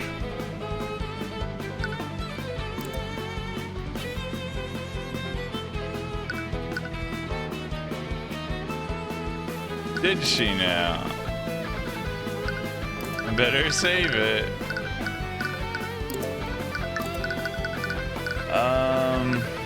Oh, I can't save it. They got me. I saved it right before this, so it's fine.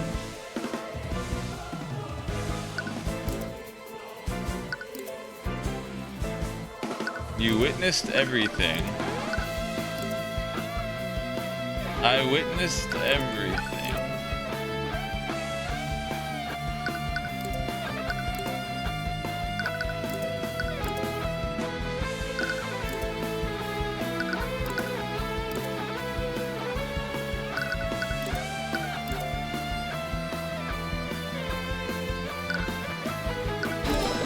And how, pray tell, did you see everything? If you recall, you testified that you only took a single step inside the inn.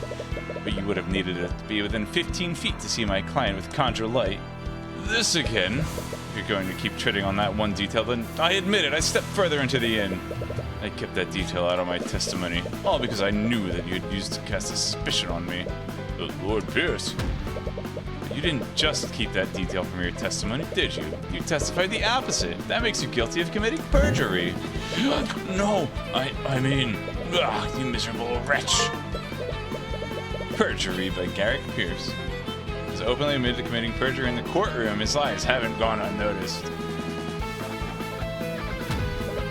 And let's not stop there. For your story to be true, you would have needed to be within 15 feet of my client. According to your testimony, my client had just finished committing a murder when she's noticed you. If you were that close, then you would have surely been close enough to apprehend her. So why didn't you? Don't you have a duty to your citizens? Shut up! Shut up, you dirty... Shut your dirty peasant mouth! That woman was armed. I had no reason to put my life in danger. She was wielding her sword after the murder. I will refer you to the picture where the sword is clearly not in her hands.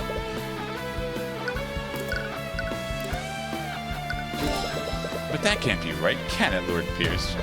This photo of the crime scene shows that the sword was left in the victim's body. How could she still have been wielding her sword if she left it there? What? Damn you! Damn you!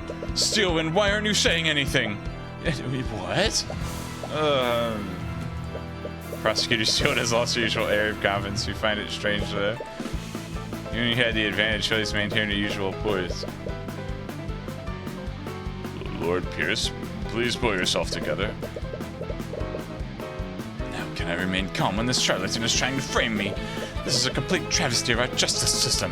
I came here to reveal the truth and testify against that criminal. And what do I get instead? Slander from some lowly defense attorney. Reveal the truth and testify against that criminal?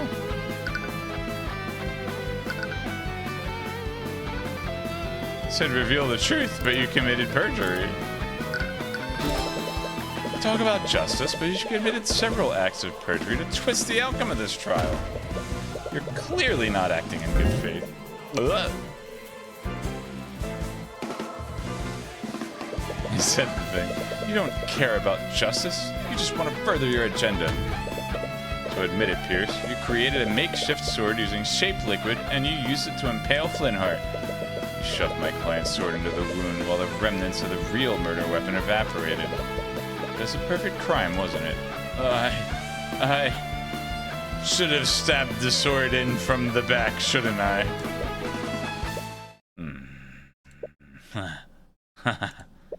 What? Lord Pierce? My apologies, Your Honor. It's just that I realized something absolutely hilarious. What? Has he finally lost his mind? The defense put forward an interesting theory, but there's one problem with it. What's that? I think you said it yourself. You shoved Celeste's sword into the wound while the remnants of the real murder weapon evaporated. It was a perfect crime, wasn't it? You see, it would have been a perfect crime, because any evidence to support that theory would have evaporated with that frozen blade. What? Yeah, what? No. He's right. If you used an ice blade to kill Flintheart, it would have evaporated.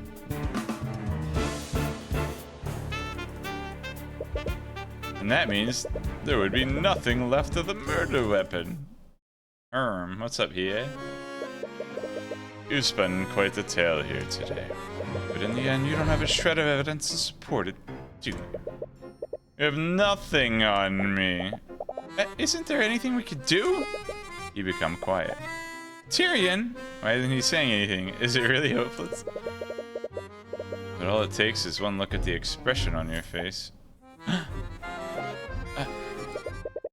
Any worry she has instantly disappears because she realizes the expression on your face. It's the same expression you made every time you defeated her. What is this? You can glare at me all you want. It won't change the fact that you've lost. I despise people like you. You twist the system to serve your own ends. You trample on the lives of innocent people. But as long as I am here, I will never let that happen again. Naught can remain concealed.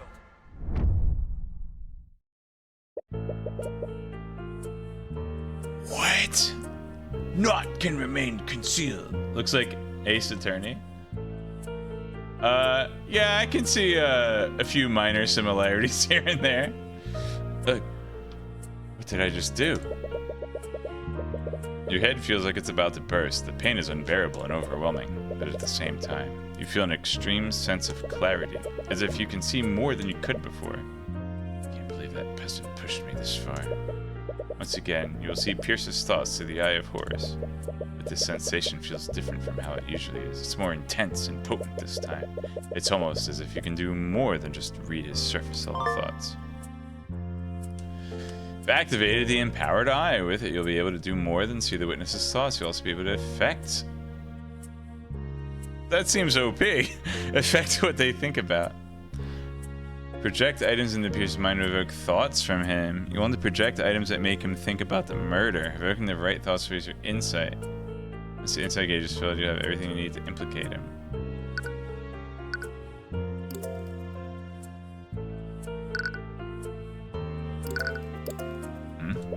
Why am I thinking of such a thing? Oops.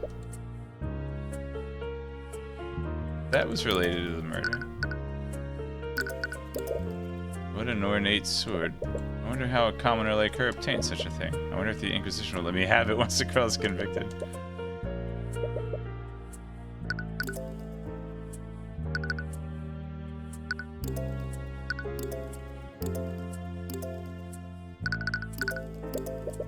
How am I thinking?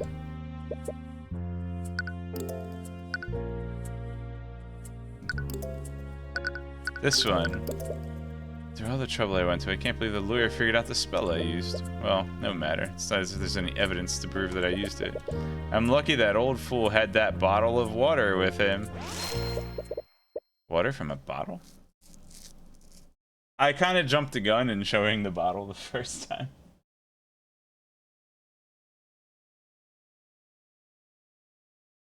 Danganronpa. Wait. A bottle? Well then. As riveting as this has been, I believe it's time for me to take my leave. Oh, wait a minute, Pierce. What is it now, you wretch? I'll say it as many times as you need to hear. There is no evidence of a liquefied weapon at the crime scene.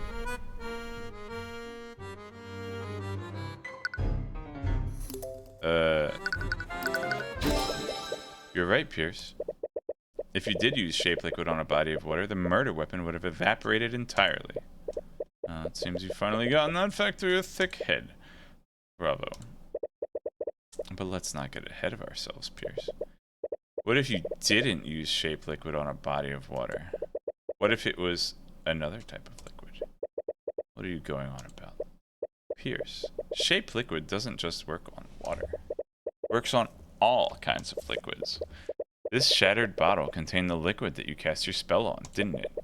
Show him the picture of the shattered bottle of lotus juice. The bottle. Pierce, I found this shattered bottle on the ground near the victim's body. I wonder what caused it to shatter. Yeah.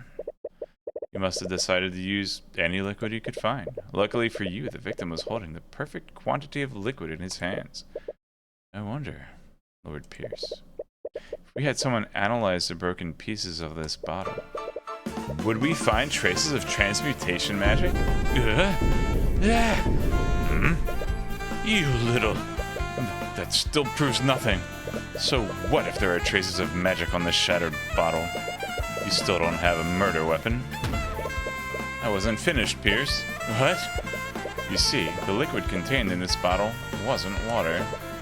It was soda. I thought it was beer. Have the ability to create water from thin air?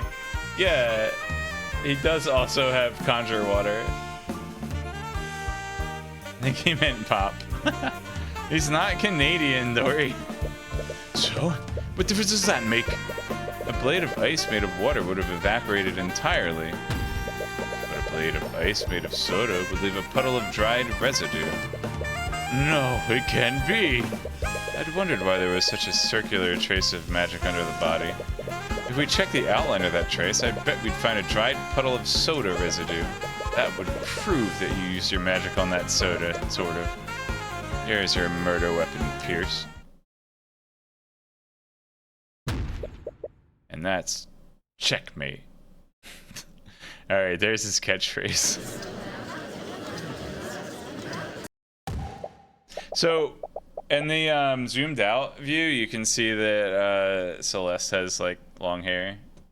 And you get a better view of her bow from the side. Bailiff, tell Orm to analyze the crime scene at once. We must determine if this puddle of soda residue exists.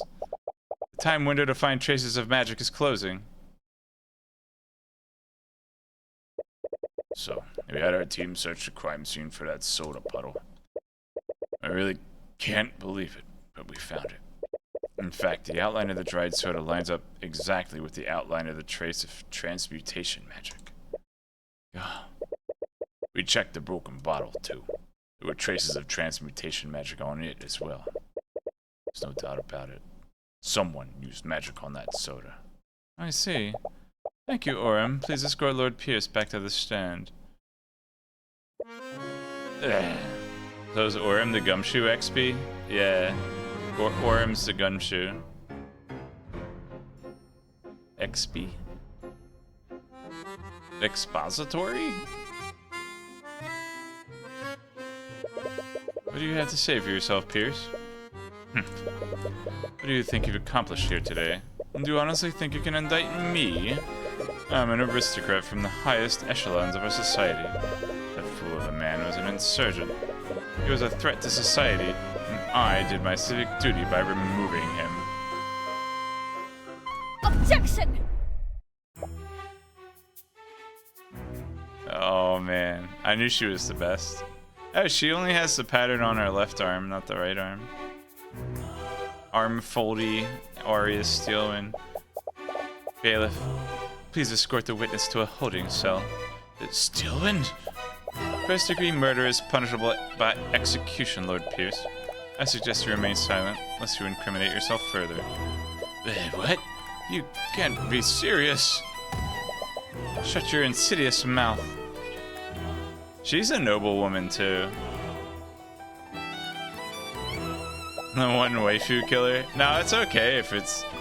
That's not bad. It's like an asymmetry in pattern. It's not like she has like a jacket that has like one side down to her ankles and the other side ending at her hips. FF14 is just incredibly bad with the asymmetry. Take him away. Yes, take him away at once. Oh, better save it, so I get the bonus right at the end. I can't believe it. We actually won. Tyrion, I'm happy and sad because my dad's still dead. That's all she can do to hold back her tears. You don't need to say anything. Your face says it all. Thank you. You've more than exceeded my expectations today, Miss Tamora. I'll be honest. When I realized that the murder weapon evaporated, I thought that the case was shot. I can't believe you were able to turn that around. It was just luck. If you had used water, we would have been done for it. I had nothing to do with luck. You were able to deduce which liquid he used, and you did it just by looking at a few shards of broken glass.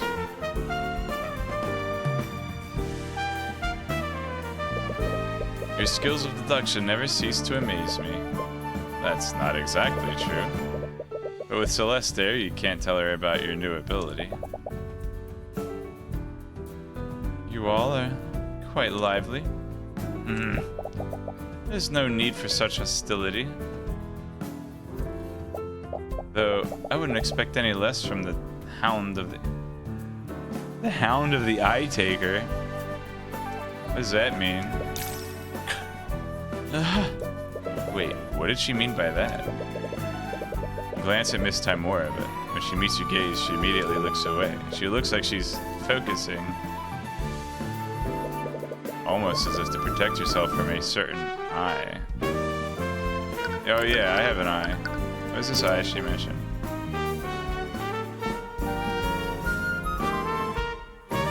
Eye taker. Oh, I'm the Hound. Mom's the eye taker. I must admit, I was hoping to test my blade against you directly. However, your protege proved to be a worthy adversary. Thank you?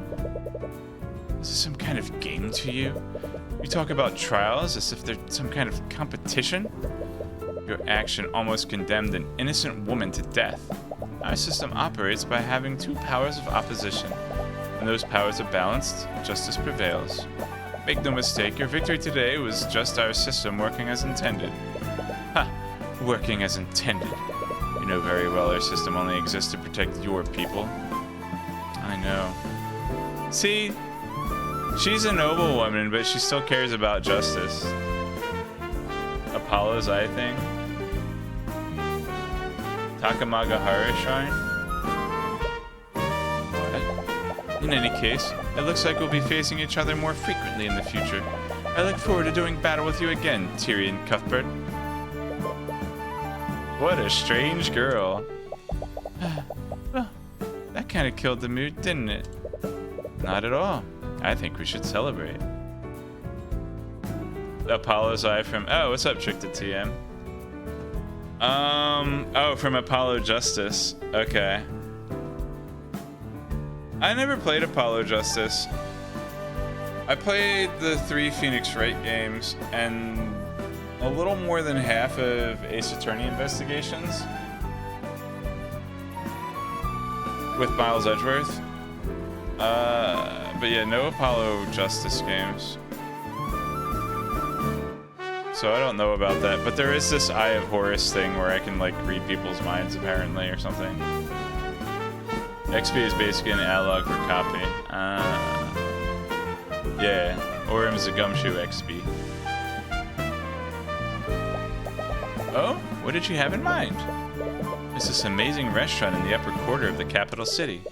They usually only serve nobles, but they let anyone in if they have enough gold. Wait. Do we have enough gold? Of course we do. Don't worry about the...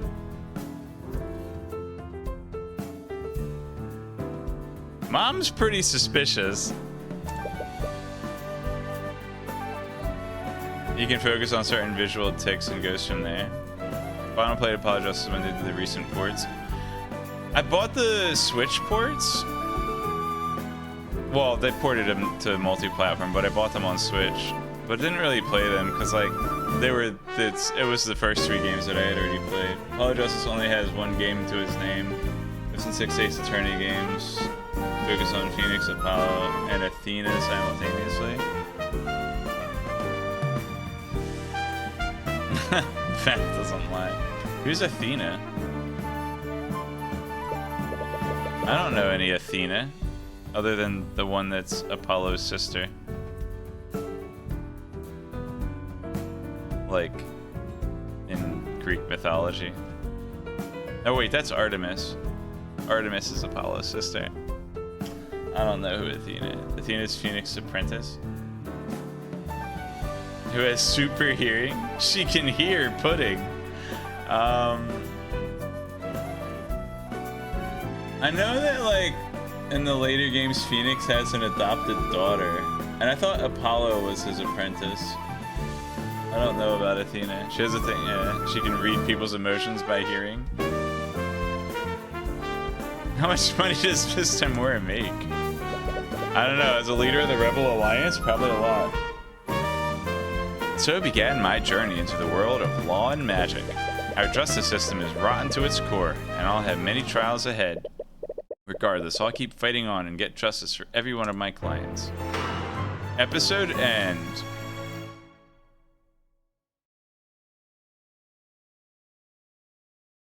True sees the adopted daughter. There's some spoilery bits about who she really is. This feeling, I knew it.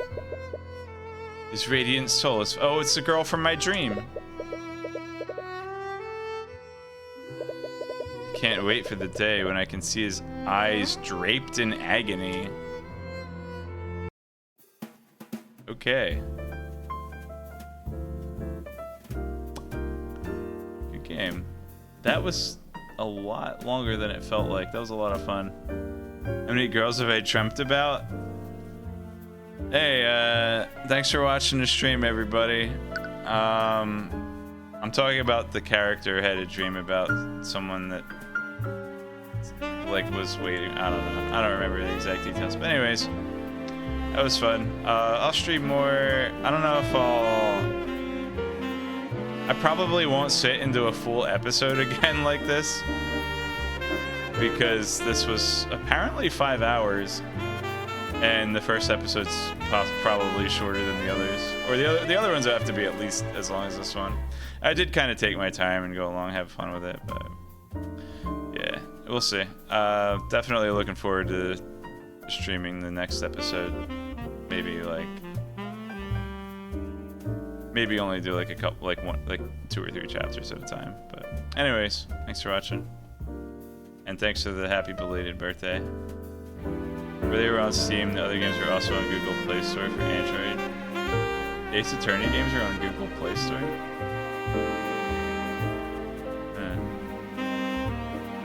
Well, thanks for watching. Have a good night, everybody.